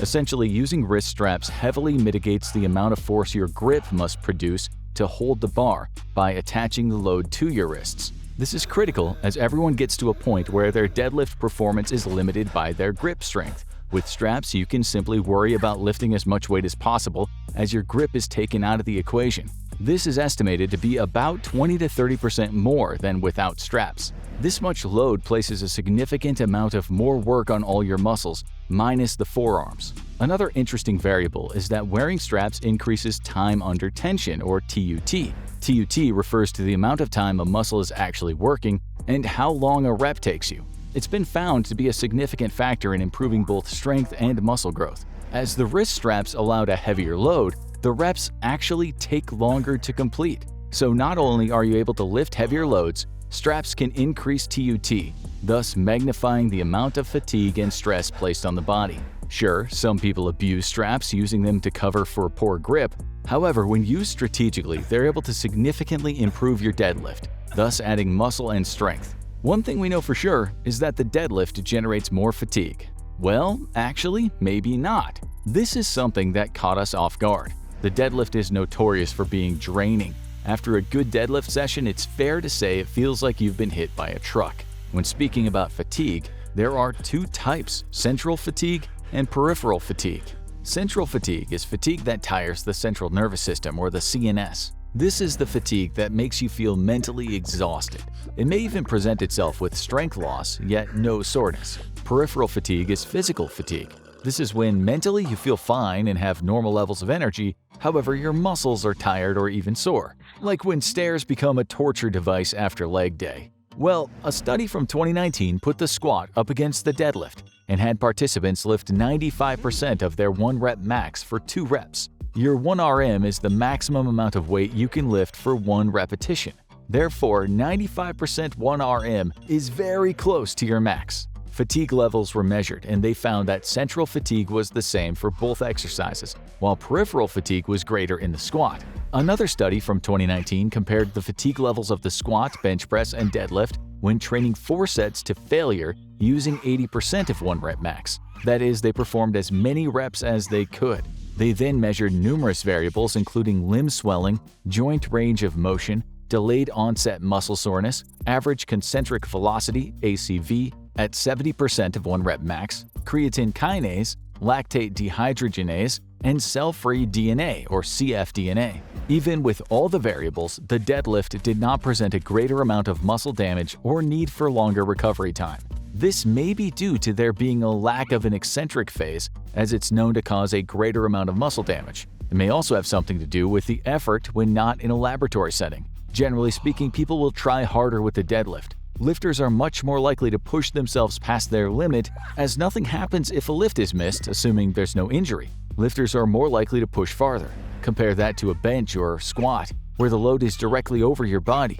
You may not be so keen to do another set with added weight, with that much weight over you that can pin you down if you fail to lift the weight. One other reason may be due to using volume training. Perhaps things are different when training for max lifts. Regardless, this tells us that if you follow a structured program and actually follow it, not go off and try to set new PRs every session, you know who you are, you shouldn't have to worry about being beat the next day. So, the majority of this video has been referring to the conventional deadlift. However, many of you are probably interested in the other deadlift, the legendary sumo deadlift. If you're not as familiar with the sumo deadlift, aka sumo, here's a quick description. The sumo gets its name as it resembles the ready stance of a sumo wrestler. You know, where you bend down in an ultra-wide stance with the torso straight up and clap your hands. In fact, that's actually a really good description of the sumo, minus the whole hand clapping. Unlike the deadlift, which has a relatively narrow stance, the stance of sumo is ultra-wide. It's excessive. While there are various factors that determine the proper width, it's generally around 1.5 to 2 times your hip width. Your legs are then externally rotated so your toes are pointing outward. As your stance is so wide, you'll grab the bar with your hands straight down between your legs. Since your legs are rotated externally, your hips won't be pushed back as far from the body as you sit back. Rather, they come down closer to your legs. Also, to be able to grab the bar, you must also bring your hips lower as the torso is more upright. As a result, the hips need significantly greater mobility to perform sumo deadlifts. As the hips are closer to the body, the torso is significantly more upright to keep your arms over the barbell. The degree will depend on the person's measurements, but it's not uncommon to see some lifters with an almost totally vertical torso. And it's here where we see the major differences between sumo and conventional. The upright torso means less flexion in the hips, which mitigates the involvement of the hamstrings and places a greater percentage on the quads. For this reason, although it is still called the sumo deadlift, it's actually quite different from the conventional deadlift as it's quadricep dominant. You may have heard sumo get a lot of flack from a certain group of lifters, things like being called a fake deadlift or a cheat variation. This refers to the smaller amount of distance the bar travels as the legs are spread so wide, thus shortening the height at lockout. While we don't think it's a cheat version, there is some truth to that claim. A 3-dimensional kinetic analysis of sumo and conventional style deadlifts found the bar travels 20 to 25% farther during the conventional pull, which results in 25 to 30% less mechanical work in the sumo. However, when looking at the two lifts, the conventional tends to be the heavier one out of the two. Therefore, neither is easier or harder, it just depends on the biomechanics of the individual. One plus of the sumo is the torso is vertical, placing less stress on the spine. This makes it an attractive option for those with injured backs. But that's not all. Let's hop into a quick lightning round of other variations. The deficit deadlift is performed by standing on a short object, usually 2 to 4 inches high, which increases the distance the bar needs to travel. This also greatly increases knee flexion, which requires a much greater amount of activation and work from the quadriceps. Performance-wise, they're great for those with trouble getting the load off the ground. Romanian deadlift isn't actually a deadlift, as it starts with the eccentric contraction, and the load never touches the ground. Anyhow, it's an awesome accessory to any program. The Romanian deadlift targets the posterior muscles while mitigating the use of the quads. making it great to isolate the hamstrings and the glutes. We spoke of the trap bar deadlift earlier in the video, and here we are now. In a trap bar deadlift, the lifter stands in the middle of a hexagonal-shaped bar and holds onto handles out to their sides. This places the force directly in line with the legs, allowing true vertical displacement, which also allows a more vertical torso, mitigating more stress on the lower back. There's also another advantage. No bar in front of the shins allows a lifter to modify their stance to target different muscles. It lets the knees come forward to hit the quads or keep them back, similar to a conventional deadlift, to target the hamstrings. And of course, here's what you've all been waiting for. Here's how to most effectively use the deadlift. As it's the heaviest movement you can do, it should always be the first exercise of the day. This is especially true for the deadlift, as you don't want to be fatigued when you start training it to keep good form. We see the deadlift as being a pure strength movement, so you should generally use heavier loads, 85% of your 1 rep max, with fewer reps, less than 6. Remember, execution is technical, so doing too many reps can build fatigue, increasing your chance of injury. On top of that, be sure to take a little pause between each rep.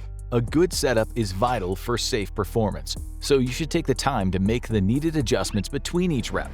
Moving too fast through a set can throw your body out of position and increase your chance of injury. Before you actually begin each rep, you want to get the slack out of the bar. This refers to removing any in the bar and pulling it tight as it catches the weight. Pull this slack out and get your body tight. Getting your body tight properly starts with pulling up against the weight of the bar. You're not pulling the weight off the ground just yet, but allowing the weight to let you pull up the bar. Now, you'll get your shoulders back to keep a straight back. This should get your legs, back, and arms tight. Then you'll brace your core by performing what's known as the Valsalva maneuver. The Valsalva maneuver is where you close your airway out and exhale out. This will increase your intra-abdominal pressure. This creates a stronger core to protect your spine.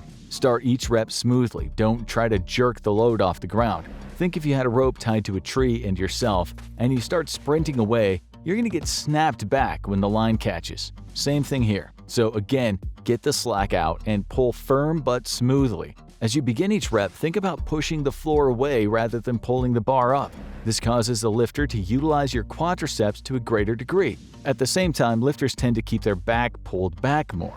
As you descend, don't bounce the weight. That refers to dropping the weight quickly onto the ground, which causes the weight to bounce off the ground, making a succession of reps easier. Again, this can increase the chance of injury while taking out work, which defeats the point of the deadlift. Some athletes will use a bounce in a competition as they're trying to get more reps to win, but this is completely different from the goals of training.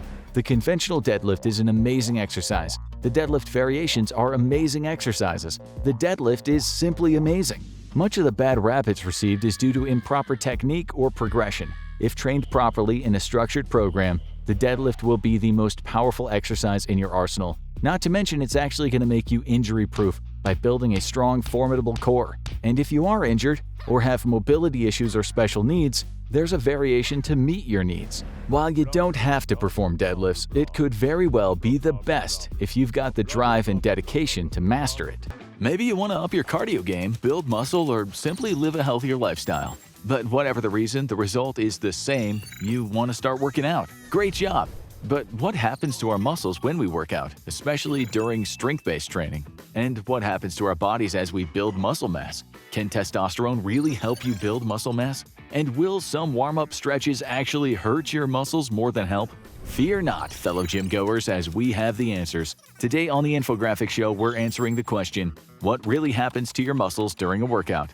Let's start with the basics. Muscles 101. The human body has 3 types of muscles: cardiac, smooth, and skeletal. The cardiac muscle makes up the heart's wall, responsible for the heart's contractions. This is how we have blood pumping through it. Smooth muscles form the wall of the intestine, uterus, blood vessels, and internal muscles of the eye. Right now, we're focusing on the 3rd type of muscle, the skeletal muscles. Skeletal muscles make up the majority of your muscles, and they're around 30 to 40% of your total body mass. So it goes without saying, it's important to take good care of them if you want to live a healthy, happy life. Skeletal muscles are attached to your bones by tendons, which are tough bands of fibrous connective tissue.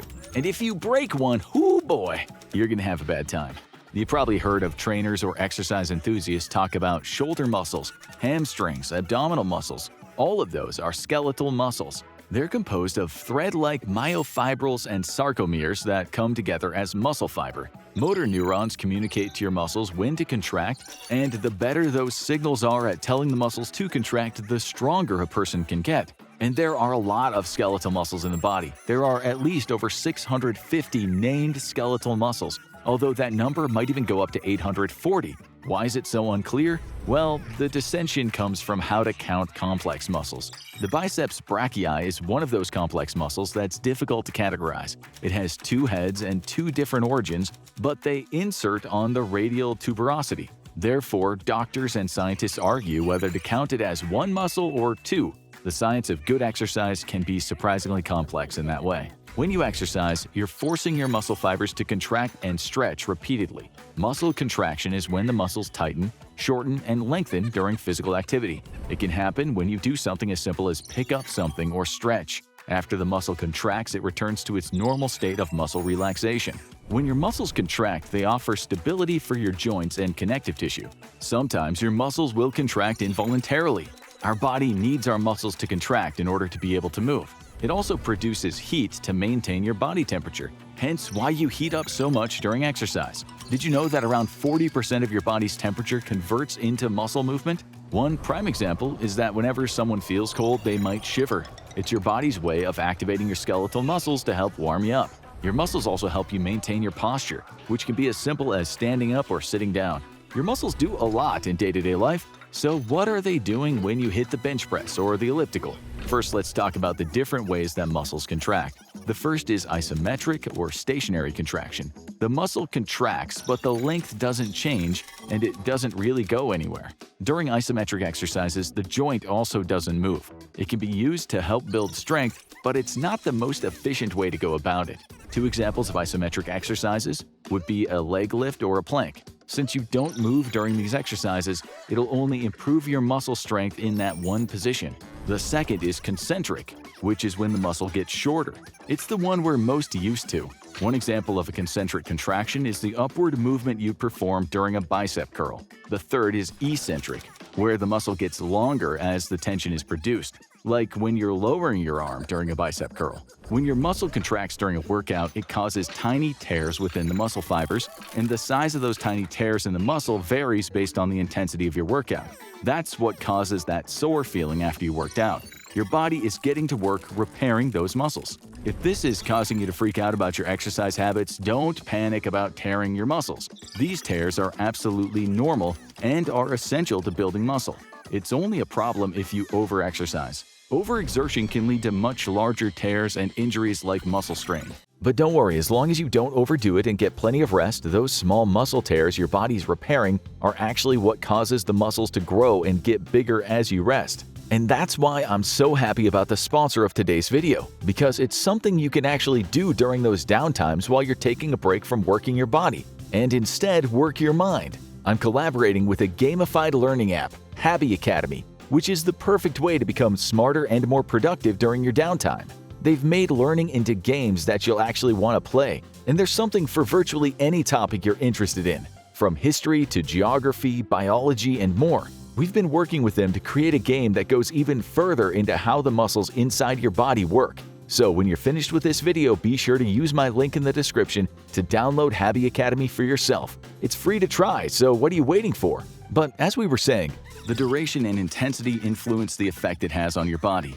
Endurance training can make your muscles stronger and less likely to wear out. That means focusing on things like running or cycling. It can help enlarge your heart for better blood flow too. It can help you increase lung capacity, improve your metabolism, and buff your coordination. That being said, if you're looking to build muscle through aerobic exercise or cardio, you're barking up the wrong tree. For those of you hitting the gym who want to build up your muscles, look for a sign that says strength training. That's where you need to go. It's strength training that will help lead to muscle building if that's your health goal. If you can't afford to head to the gym, you can easily do this alone and in the comfort of your own home. All you need is repetitive resistance exercises. You can use weights, resistance bands, or even your own body weight. You'll be able to force your muscles to contract and increase the contractile filaments within your muscle. Sometimes you can even use certain forms of swimming to help build muscle as long as it involves resistance against the water. Your muscle size will increase if you continue to challenge your muscles to deal with higher levels of resistance or weight. This is known as muscle hypertrophy, which occurs when the fibers of muscles sustain damage or injury. It can help improve muscle endurance, build muscle mass, burn fat, and build strength. As the body repairs the damage, it increases the mass and the size of the muscle. This might be the one time your doctor will recommend tearing something. Just be sure not to go overboard with it. Hormones like testosterone can also stimulate muscle growth. They can improve how the body processes proteins, stimulate anabolic hormones, and activate satellite cells, a type of stem cell that helps muscle development. Strength and resistance training can help with the release of growth hormone from the pituitary gland. It can also stimulate testosterone release, which will encourage muscle growth, and it improves the sensitivity of the muscles to testosterone. Once you finish exercising and cool down, your body will return to homeostasis. The amount of time you need to recover depends on how intense and how long your workout is. It can also be impacted by your underlying physical fitness or how accustomed your body is to exercise. On top of all that, a working knowledge of satellite cells is important for discussing what happens to muscles during exercise. So let's look a little deeper into just what satellite cells are. Satellite cells are myogenic stem cells that help with muscle regeneration. They're located between the external lamina and the sacrolemma, the transparent tubular sheath around the fibers of the skeletal muscles. We talked about creating tears in the muscles while working out, but what happens after that? It's the satellite cells that repair those tears in the muscles. They replicate, mature, and fuse to your damaged muscle fibers. This allows them to form a new muscle protein strand. During this process, your muscles will increase in size and strength. But is the process created equal across all people? A study revealed that there are moderate responders and extreme responders when it comes to muscle growth. Modest responders with about 28% muscle growth were found to have about 19% activation in their satellite cells. Extreme responders who saw 58% myofiber hypertrophy had 23% activation in their satellite cells. In the study, there was also a group of people who were labeled as non-responders, who had 0% growth and 0% activation in their satellite cells. But how do you get those satellite cells to activate so that you'll increase your muscle growth? That's where muscle tension, muscle damage, and metabolic stress occur. Muscle tension can be the act of lifting progressively heavier weights. The tension helps change the chemistry of the muscle, which helps along the process of activating these satellite cells. Muscle damage releases inflammatory molecules and immune system cells. Those are what help activate the satellite cells. You'll know you've had metabolic stress if you've ever felt a burning sensation after an exercise. Metabolic stress causes cell swelling around the muscle. This contributes to muscle growth, but it won't necessarily increase the size of your muscle cells. This is known as sarcoplasmic hypertrophy. While it can make your muscles look larger, it won't necessarily increase your actual strength. It'll be all looks and no substance. After a workout, one of the best things you can do is allow your muscles to recover. But what can you do to help further along your recovery time? Rest up, of course. You'll want to get more sleep for starters. Your heart will have a chance to rest up as you sleep. This gives your cells time to grow and your muscles time to repair. So maybe try getting a bit more sleep after a workout, especially an intense one. Make sure you eat well. You may have heard from a doctor or personal trainer how important a balanced diet is to your health and longevity, and they weren't lying. Eating well is the key to muscle recovery. Protein helps rebuild muscle fibers, while carbohydrates restore depleted glycogen levels.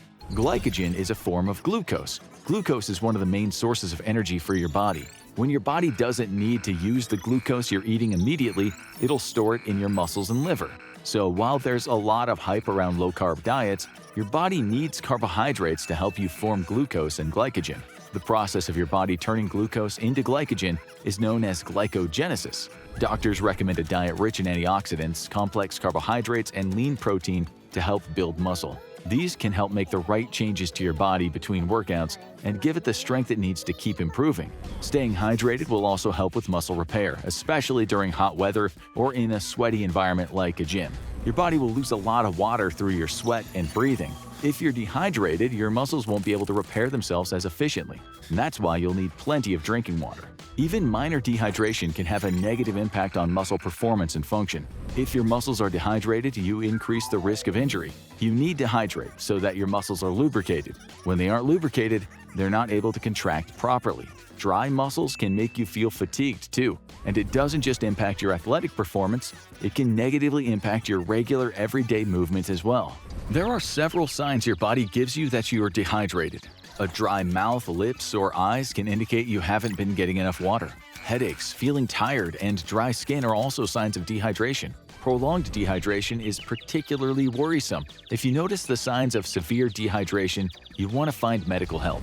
This can include hot, red, dry skin, nausea, seizures, a loss of cognitive abilities, hallucinations, dizziness, loss of consciousness, lack of sweating, and a body temperature higher than 103 degrees. It can potentially help to drink tart cherry juice. Tart cherry juice has a lot of antioxidant and anti-inflammatory polyphenol compounds. It helps lessen pain and it quickens strength recovery. Not all studies agree that cherry juice helps as much as some research suggests, but if you do enjoy drinking cherry juice, it might still be nice to incorporate it into your routine.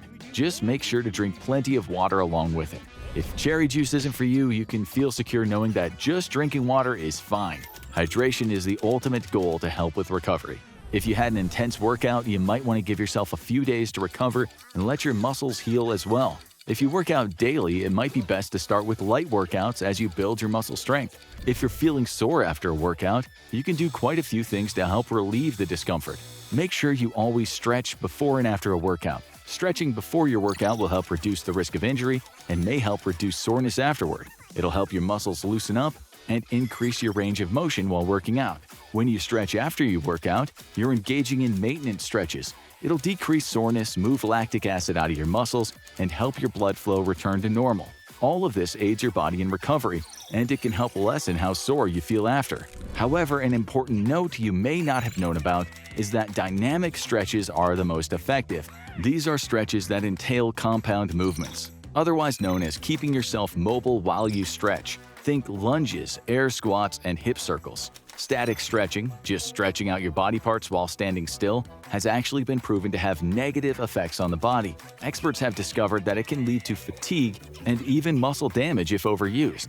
But let's say you have damaged your muscles and you want to get better. How would you go about doing that, you're probably wondering? Low-intensity and low-impact exercise that encourages blood flow can also help in muscle recovery. Dr. Nicole Belkin, an orthopedic surgeon at New York Presbyterian at Columbia University Irving Medical Center, states, if you're feeling fatigued from strength training, engage in a lower-intensity cardiovascular bike ride or walk, which enables your body to circulate waste products caused by the rigorous activity. Something as simple as yoga can be used to help in muscle recovery.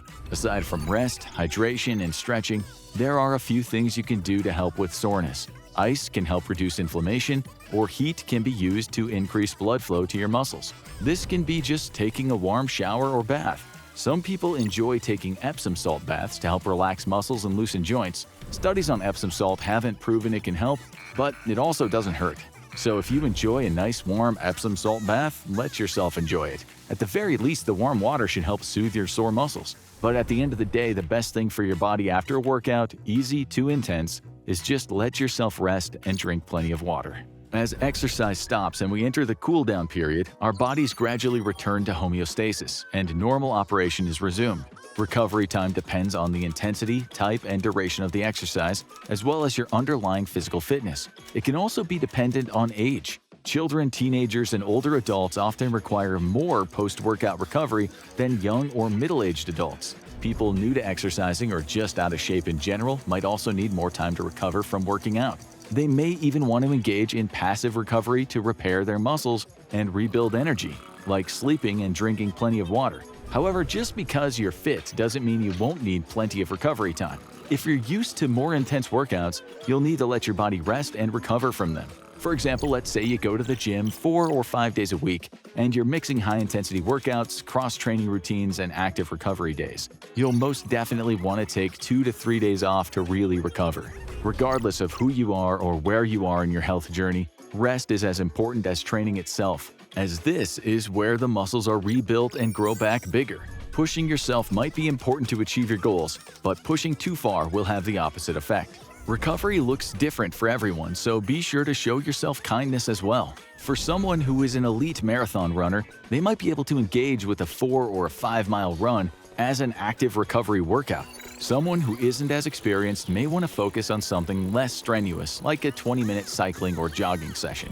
Is it true that a man sometimes called a legend in bodybuilding once got down to almost 0% body fat?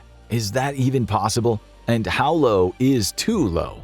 When Arnold Schwarzenegger was asked to play Conan the Barbarian, his breakthrough acting role after claiming the Mr. Olympia title 7 times, he had so little fat on him, he was asked to add some fat to his body. When Brad Pitt got down to 6% body fat for his role as Tyler Durden in the cult classic movie Fight Club, his physique became the kind of holy grail of the male body. This is what men want, we were told. But is it unhealthy? When Christian Bale lost 62 pounds for his role in The Machinist, going from 182 pounds to just 120, no one in their right mind would say they wanted a body like that. Today, we're going to explore the limits of the human body. Just how much can it take when we get rid of fat? When we talk about healthy weight, we're getting to a controversial area. You might, for instance, find out online that you're overweight because you used one of those BMI or body mass index calculators, and it told you bad news. BMI, which is your weight in kilograms divided by your height in meters squared, doesn't tell you what percentage of body fat you have. You may still have high BMI but have lots of lean muscle, and you might have a low BMI and be skinny but still have excess body fat. Still, BMI is a fairly good method of working out if you have too much fat on you without having to do scans, such as a dual energy X-ray absorptiometry scan, aka DEXA, which can indeed tell you with quite a high accuracy how much body fat you have. Most of the time, you probably know just by looking at yourself in the mirror if you have too much or too little body fat.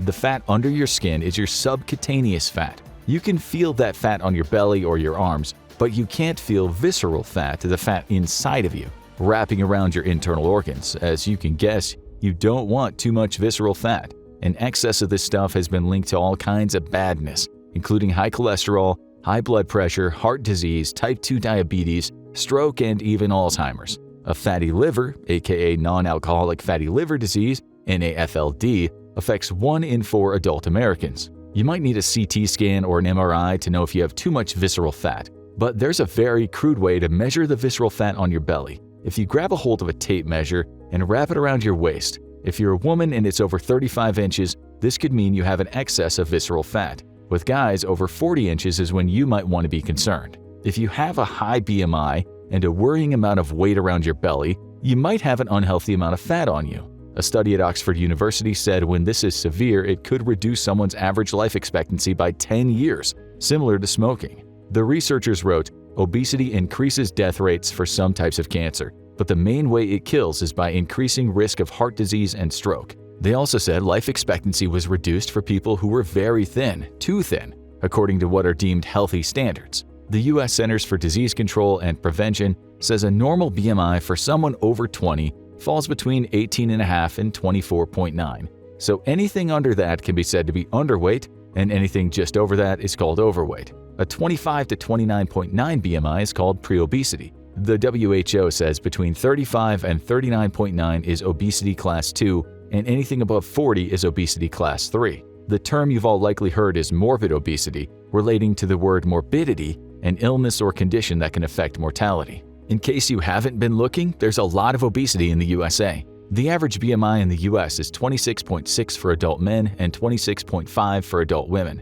According to data from the U.S. National Health and Nutrition Examination Survey, almost 1 in 3 adults, 30.7%, are overweight. Over 2 in 5 adults, 42.4%, have obesity, and about 1 in 11 adults, 9.2%, have severe obesity. For young people in the U.S. aged 2 to 19, about 1 in 6 are overweight, and 1 in 5 are obese. 1 in 16 are severely obese. The U.S. and the U.K. are said to have the highest levels of obesity in the highly developed world, but they aren't the most obese countries in the entire world. Nations such as Nauru, 61% obesity, Cook Islands, 55.9%, and Palau at 55.3% beat the US and the UK hands down. In the UK, the Health Survey for England 2021 said that 25.9% of adults in England were obese, and 37.9% were overweight but not obese. As is often the case, the most deprived areas had the highest rates of obesity. An obesity map the researchers created showed that once you pass the middle of the country, aka the Midlands,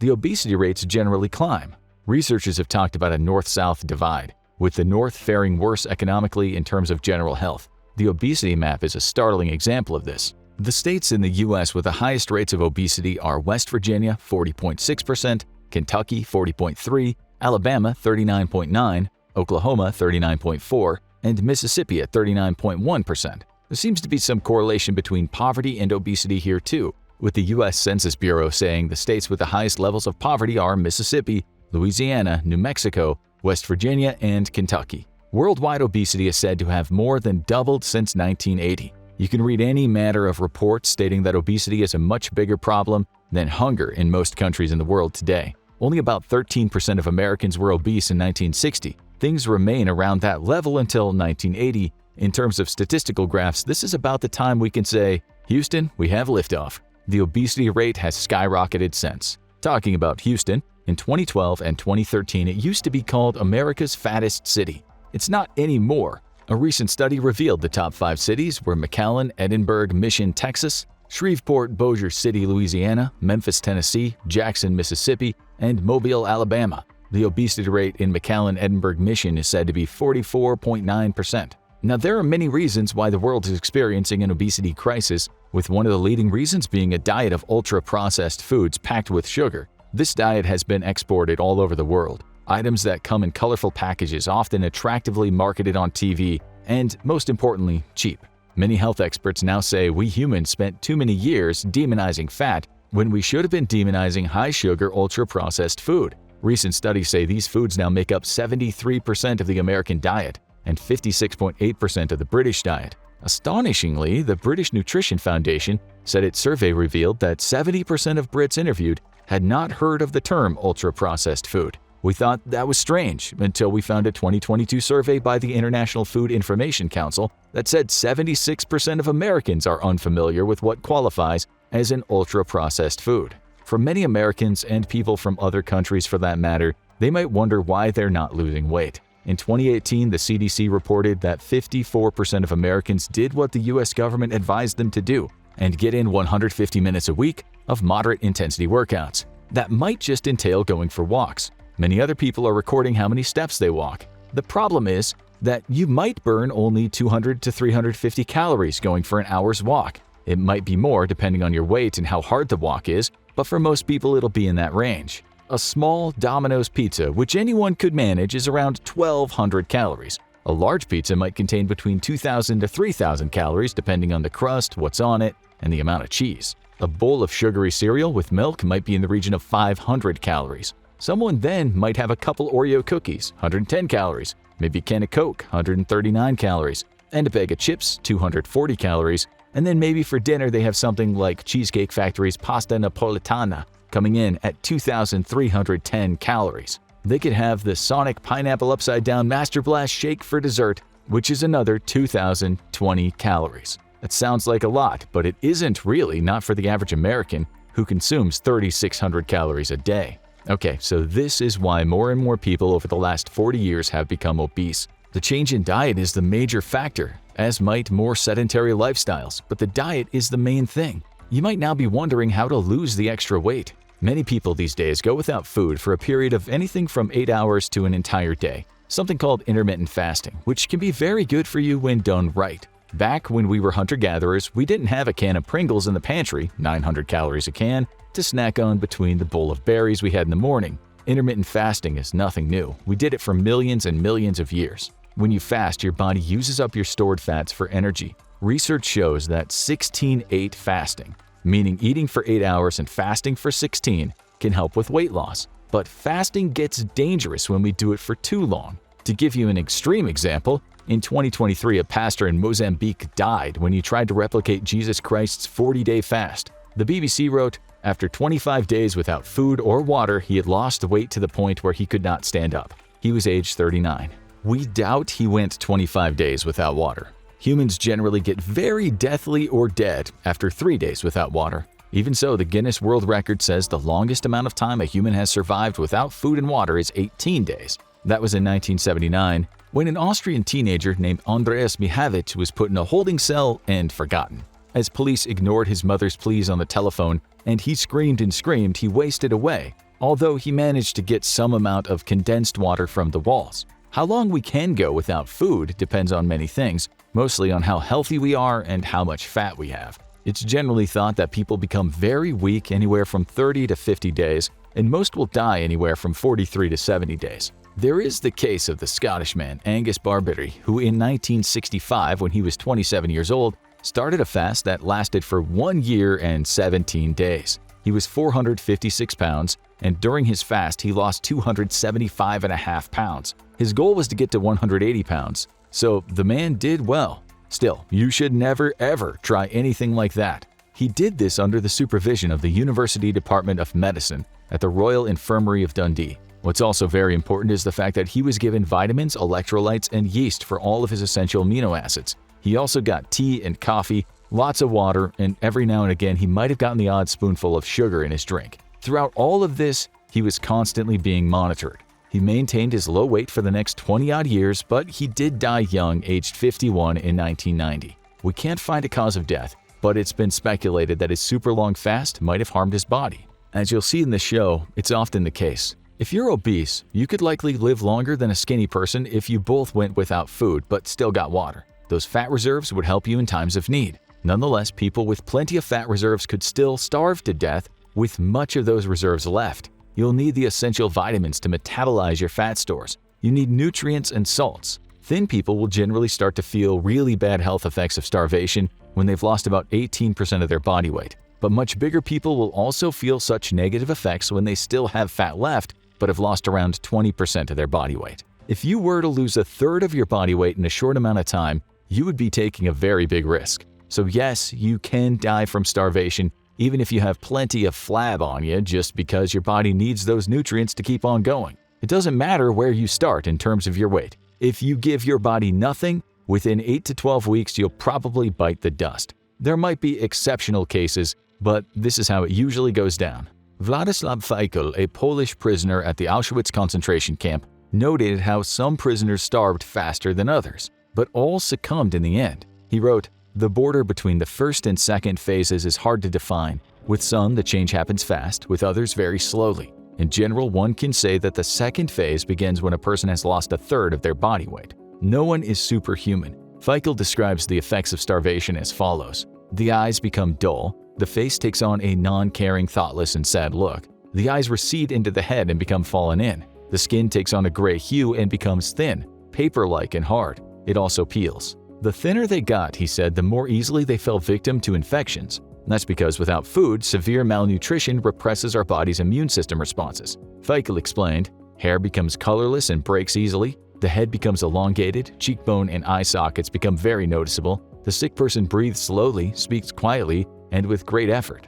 Okay, but what about people who actually want very low body fat rather than victims of horrific human rights abuses? Is it okay to do that sensibly? The American Journal of Clinical Nutrition says a healthy body fat percentage for a man aged 20 to 39 is about 8 to 19%. For a guy 40 to 59, it's 11 to 21%. And for a guy aged 60 to 79, it's 12 to 24%. And in case you're wondering about these age differences, a paper in the National Institutes of Health explained, muscle mass decreases approximately 3 to 8% per decade after the age of 30, and this rate of decline is even higher after the age of 60. Women can have more body fat and be in the healthy bracket since their bodies need more fat due to childbirth. They also burn energy slower after eating due to their higher estrogen levels. For the females of the species, the 20 to 39 age group should have about 21 to 32% body fat. For women aged 40 to 59, the healthy level is 23 to 33, and for 60 to 79, it's 24 to 35% body fat. It's generally thought the average in the US regarding body fat is 28% for men and 40% for women, although most studies on weight in the US use BMI, not body fat levels. Whatever the measurement, it seems in general there's too much body fat around for most of us to enjoy a long life with good health. You might well be under the average and say, hey, I only have 10% body fat.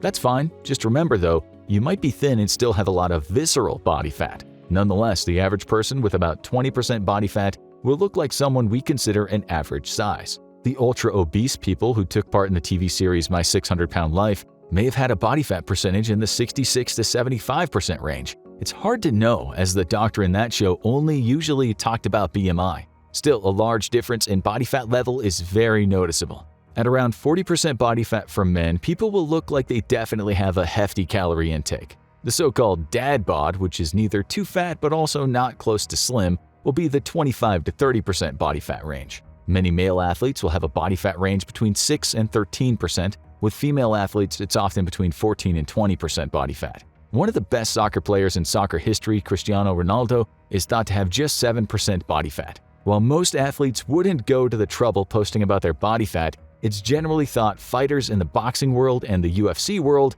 will have about 9 to 16% body fat, but that's only the men. Women boxers might have 14 to 26% body fat. Saul Canelo Alvarez is said to have 14% body fat when he's fighting fit. The retired British cruiserweight and heavyweight champion David Haye was also ripped, but lately he wrote that he'd put on a lot of weight and then lost it again. He said on his Instagram account, body fat went from 10% to 22.5% in 3 months just by doing what everyone else is doing. I'm not overeating, I was eating desserts and drinking alcohol with everybody else, and this is what happens. Then you have the current heavyweight champ Tyson Fury, who famously ballooned up after he won the world title during a deep dark period of severe depression. In 2012, when he was much slimmer than he is now, he wrote on Twitter, "After training today, 18.2, 8.4% body fat. He's nowhere near that now, although he's still much slimmer than he was when he hit his peak weight." In 2022, someone asked on Reddit how this guy could be so good when he was around 20% body fat. We won't go into the many reasons, but we will still say someone with a dad bod can still float like a butterfly and sting like a bee. Sticking with British fighters, the heavyweight with the most ripped body right now is Anthony Joshua, who is thought to have 14.7% body fat. Well, that's one estimate. Others have said he was more likely 10% body fat. If we look at sports where people have the lowest body fat on average, sprinters are up there, with men said to have between 8 to 10% body fat and women between 12 and 20%. For swimming, it's 8 to 10% for men, 12 to 20% for women. For basketball, it's 6 to 12% for men and 20 to 27% for women. For gymnastics and long-distance running, it's 5 to 12% for men and 10 to 16% for women. For football, the American kind, backs might be 9 to 12%, but linemen between 15 and 19%. Male cyclists have very low body fat, between 5 and 15% for men. So it seems the lowest body fat you get for professional athletes is about 5%. But if anything is going to beat that, it's going to be bodybuilders, who generally have between 5 and 8% body fat. For women bodybuilders, it's usually 10 to 15%.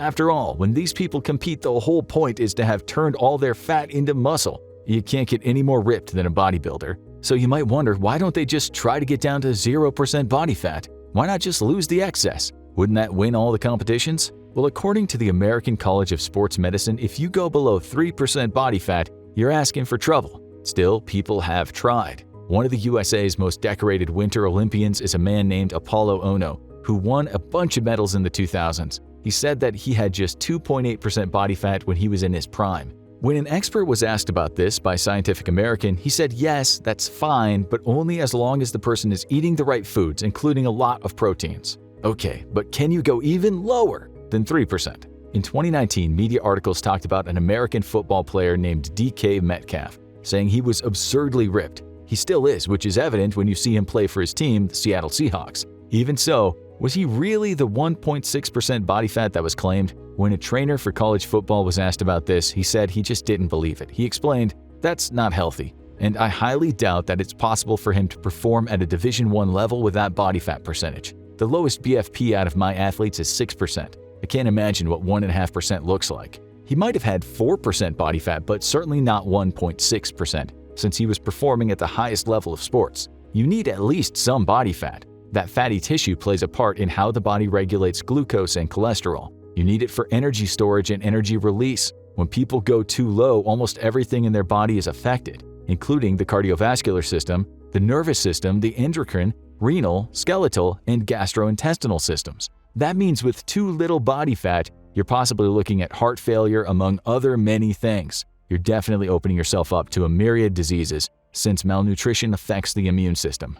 Okay, so let's go back to the start. When we introduced a man, a legend of bodybuilding, one who apparently once got down to 0% body fat. Is this possible? Before we answer that, let's explain that you have your storage fat and your essential fat. The storage is the fat you're aware of. But remember, we said fat is also on the inside. Some of it is essential. It's all around your brain, your nerves, and keeping in touch with your other organs. So, when the former Mr. Olympia Ronnie Coleman told the podcaster Joe Rogan that he once had only 0.33% body fat, it's likely he had quite a bit more than that. Even scanning machines might miss some of that essential fat. he wouldn't have been able to survive with 0.33% body fat, according to the experts. Even the so-called most shredded man on the planet, Helmut Stribel, has about 2% body fat when he's at his most ripped. When Arnold Schwarzenegger was at his best, when he was told to add some fat to his body to play Conan, he was likely about 8% body fat. Schwarzenegger said in an interview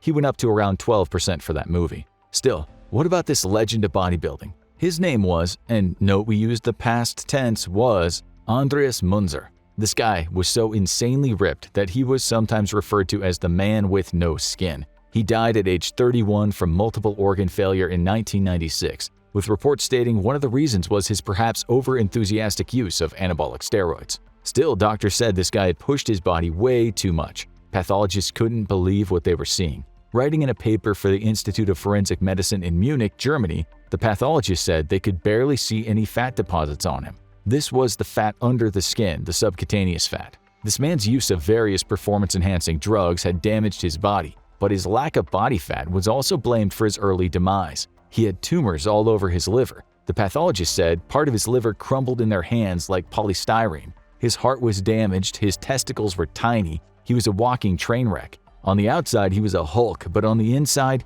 he was a withered old man. No pain, no gain might be true, but when you add into the question no brain, an obsession can become incredibly damaging to your body.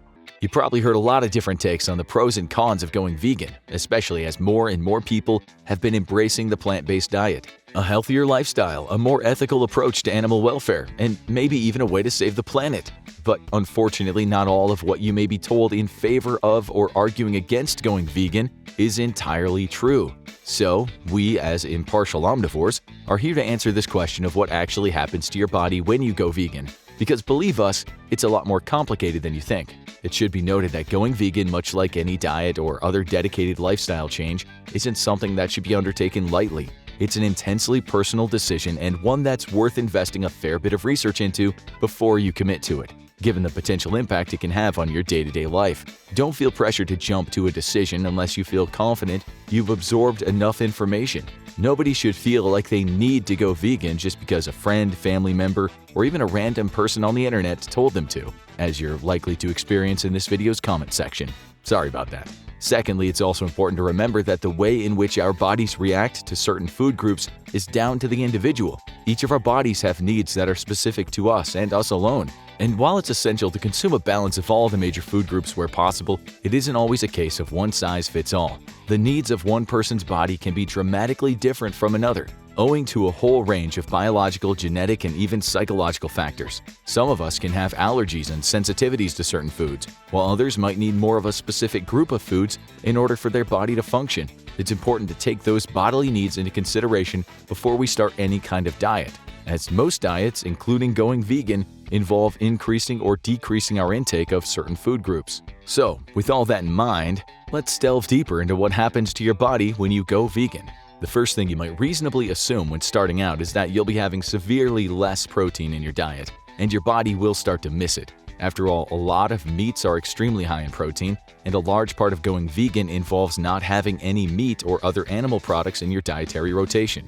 However, this doesn't necessarily eliminate protein entirely. Doing that would be highly inadvisable for your health. In fact, no protein at all in your diet could lead to serious health complications. A lack of protein can cause someone's muscle mass to decrease significantly, which, as you might imagine, reduces your strength. But this can also make it harder to keep your balance, and even worse, it slows down your metabolism, making it harder to burn calories and leads to more of them being stored as fat in your body. Added to that mix is the possibility of hair loss and dull skin, plus the risk of developing anemia, which causes a lower red blood cell count and thus a lack of oxygen-rich blood to your body, which can make you feel tired and weak. All of this serves to prove that getting adequate protein is important to aid the body's cellular maintenance. It literally helps our bodies survive by strengthening the immune system. But this, of course, begs the question, if someone opts to go vegan and can't eat meat as a result, where does their body get the necessary protein from?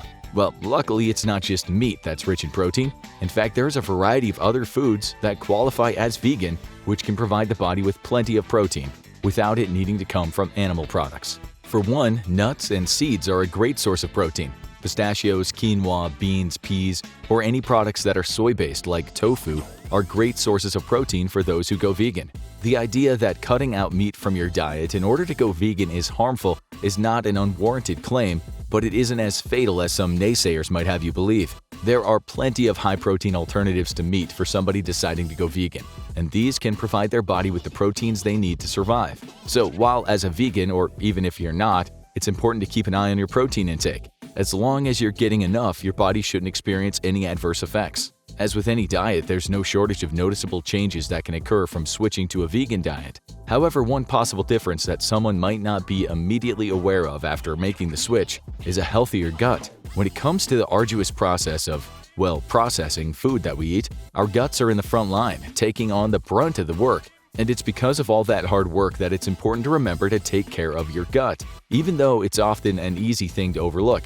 After all, unless you're in the midst of a bad stomachache, you might not tend to pay much thought to your gut. However, going vegan can have benefits to the overall health of your gut. You see, within the gut is what's known as the gut microbiome. This is a collection of bacteria, fungi, and viruses that live within your intestines, the organ responsible for part of the digestive process. Now, don't panic. We know hearing you have bacteria and fungi in your body might sound alarming at first. There are actually trillions of those microbes that live in your intestines and even on your skin.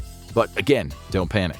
It's not a sign of illness. As a matter of fact, it's the total opposite. While it's true that a lot of bacteria can cause disease, there are plenty that are extremely important for helping maintain your bodily health, contributing to your immune system and digestion, like the ones that form the gut microbiome. With all that worry cleared up, back to the positive impact that going vegan can have on your gut. Specifically, switching to a vegan diet can improve the health of your gut microbiome, and that, in turn, can work wonders for the rest of your body. One study examined the effects of vegetarian and vegan diets on gut microbiomes and found that keeping to a vegan diet means the ecosystem within the gut remains diverse. A lot of those helpful microbes we mentioned before can be introduced into the gut microbiome through a more plant-based diet, bringing in beneficial bacteria that can support the gut, and that in turn can improve your overall health. The gut microbiome plays a huge part in controlling how we digest our food. It keeps our immune system functioning, as well as aiding in plenty of other bodily processes. So keeping that filled with beneficial bacteria is definitely a compelling reason for going vegan, given the potential benefits. Of course, it's important to reemphasize that all of our bodily needs vary from person to person. Current research in the topic has shown that going vegan can promote a diverse ecosystem within the gut microbiome, and this can lead to health outcomes such as improved digestion. But that's not to say everyone with a strict plant-only diet will experience the same benefits. A number of people across the world will pursue different diet options with the express intention of losing weight. Now, firstly, it's important that we remember how much of an intensely personal decision this is. After all, many people are comfortable in their body weight and should be allowed to feel that comfort. Meanwhile, others might find that they need to lose weight for medical reasons, and that may put their health at risk if unaddressed. Being vegan puts more emphasis on having a cleaner way of eating, removing meat and animal products for both potential health benefits, but often to remain socially and ethically conscious of how these products are created. However, while losing weight isn't the goal of veganism necessarily, someone who's made the decision to turn to eating vegan might find themselves dropping a few pounds as a result. This is arguably less a direct effect of veganism on the body and is instead the removal of the effect of other foods. Eating red meat, or any foods that are processed, has long been linked with an increase in weight. This doesn't happen overnight, of course, but gradually over the course of a number of years, someone with a high amount of these foods in their diet, without the proper exercise, might see themselves slowly gaining weight. Weight loss as a result of a vegan diet, including more food that's less calorie-dense than the food present in an omnivore diet. Vegetables and fruits are often a lot less calorie-dense than meat, meaning that consuming the same quantity of food in a vegan diet will lead to less calories being consumed. As you might have already figured out, since veganism stresses not eating meat or most processed foods, this possible byproduct of eating said foods is no longer present, and there are other health benefits associated with this aspect of the diet too, since there's also a link present between red meat and processed meat and an increased risk of diabetes, heart disease, and even colon cancer. So by removing meat from their diet, a person's body is likely to gain slightly less weight and as a result potentially avoid these health risks. It's also worth noting the fact that while weight loss isn't usually the intention of going vegan, a significant drop in one's weight can be as potentially dangerous as a gradual increase. In extreme cases, losing too much weight can deprive your body of the nutrients it requires in order to perform various functions, This is why, even if a person is vegan, the idea of a balanced diet is so important. Food is one of the ways in which our bodies get their intakes of vitamins and minerals, and losing a dangerous amount of weight can cause deficiencies in these. Given how essential they are for your body to properly do all the things it needs to do, a lack of certain nutrients can weaken your immune system and make it harder for your body to repair injuries and run the risk of causing more severe health conditions. As with any diet, it's important for someone who is vegan to pay close attention to the weight they might be losing as a result of purely plant-based eating. While not without its risks, just like any significant bodily change, the potential for weight reduction is only one of the many possible outcomes that someone can experience from going vegan, with another being a potential improvement to the person's heart. Now, by this, we don't mean that a person who is vegan automatically starts feeling more love or affection, or even that they're inherently more emotional than anyone who isn't. Though you may meet a few vegans with all hemp outfits that insist otherwise. We're talking about the actual health of the heart itself, the organ responsible for pumping blood around the body. As we mentioned previously, the removal of meat and other processed animal products from someone's diet can be great for weight loss. But some of these foods are also high in cholesterol. That's a waxy, fat-like substance you'll find in all the cells within your body that carries certain proteins throughout your bloodstream. Red meat is a big offender in this category, along with a lot of full-fat dairy products. Think milk, cream, and of course, cheese. Ever felt kinda queasy after too much mozzarella? It happens, believe us, and the results are not pretty.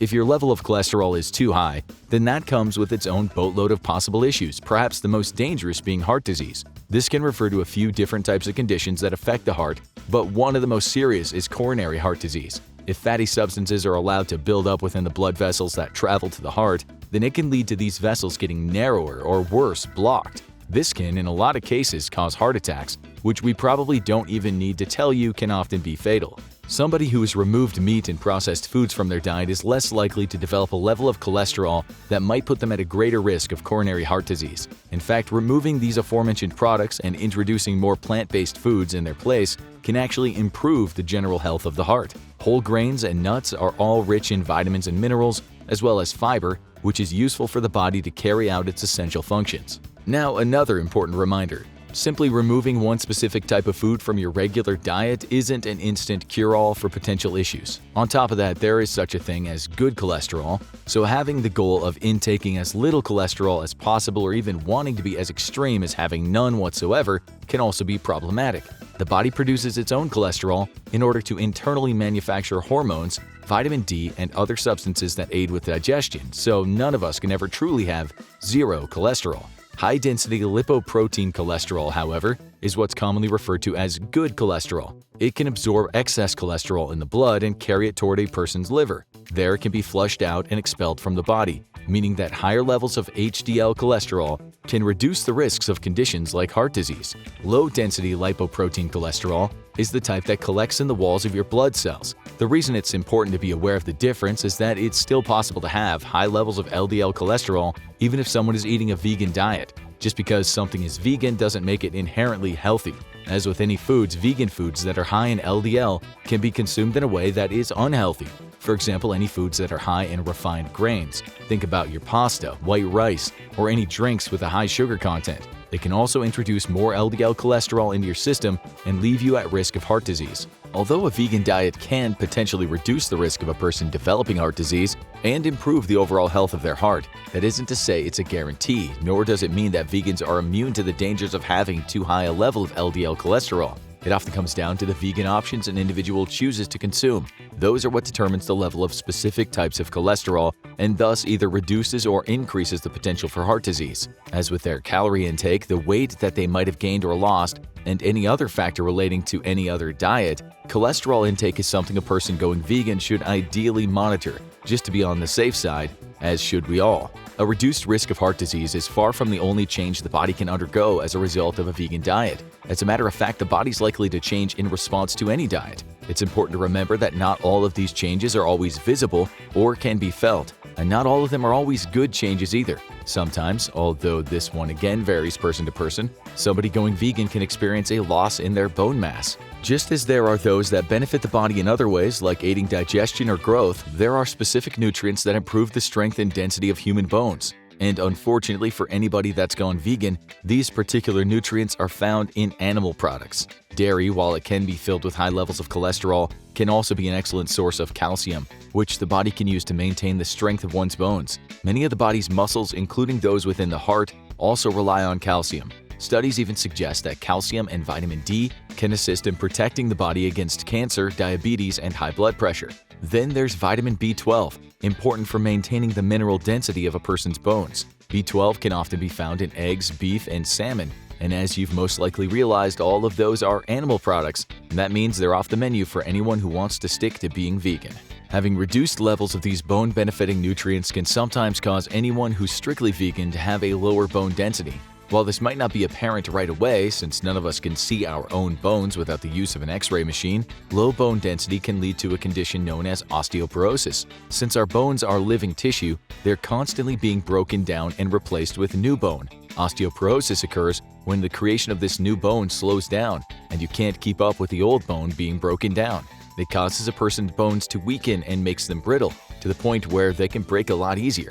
In some cases, just bending over or coughing can fracture someone's bones if they have the disorder. Now, you might think this is a death sentence for the bones of anyone going vegan. After all, if you can't get the necessary nutrients to keep your bones healthy, you surely must be doomed to develop osteoporosis. While a lot of the things beneficial to bones are found in animal products, there are other alternative sources. For example, we mentioned calcium, which is commonly found in dairy products, but a lot of soy products on the market are also rich in calcium, along with almonds and both white and black beans. Just like being aware of what alternative source they're getting their protein from, someone going vegan will want to consider how they're getting their other vital nutrients into their diet in order to avoid complications like osteoporosis. There are plenty of other bodily changes that can occur as a result of going vegan.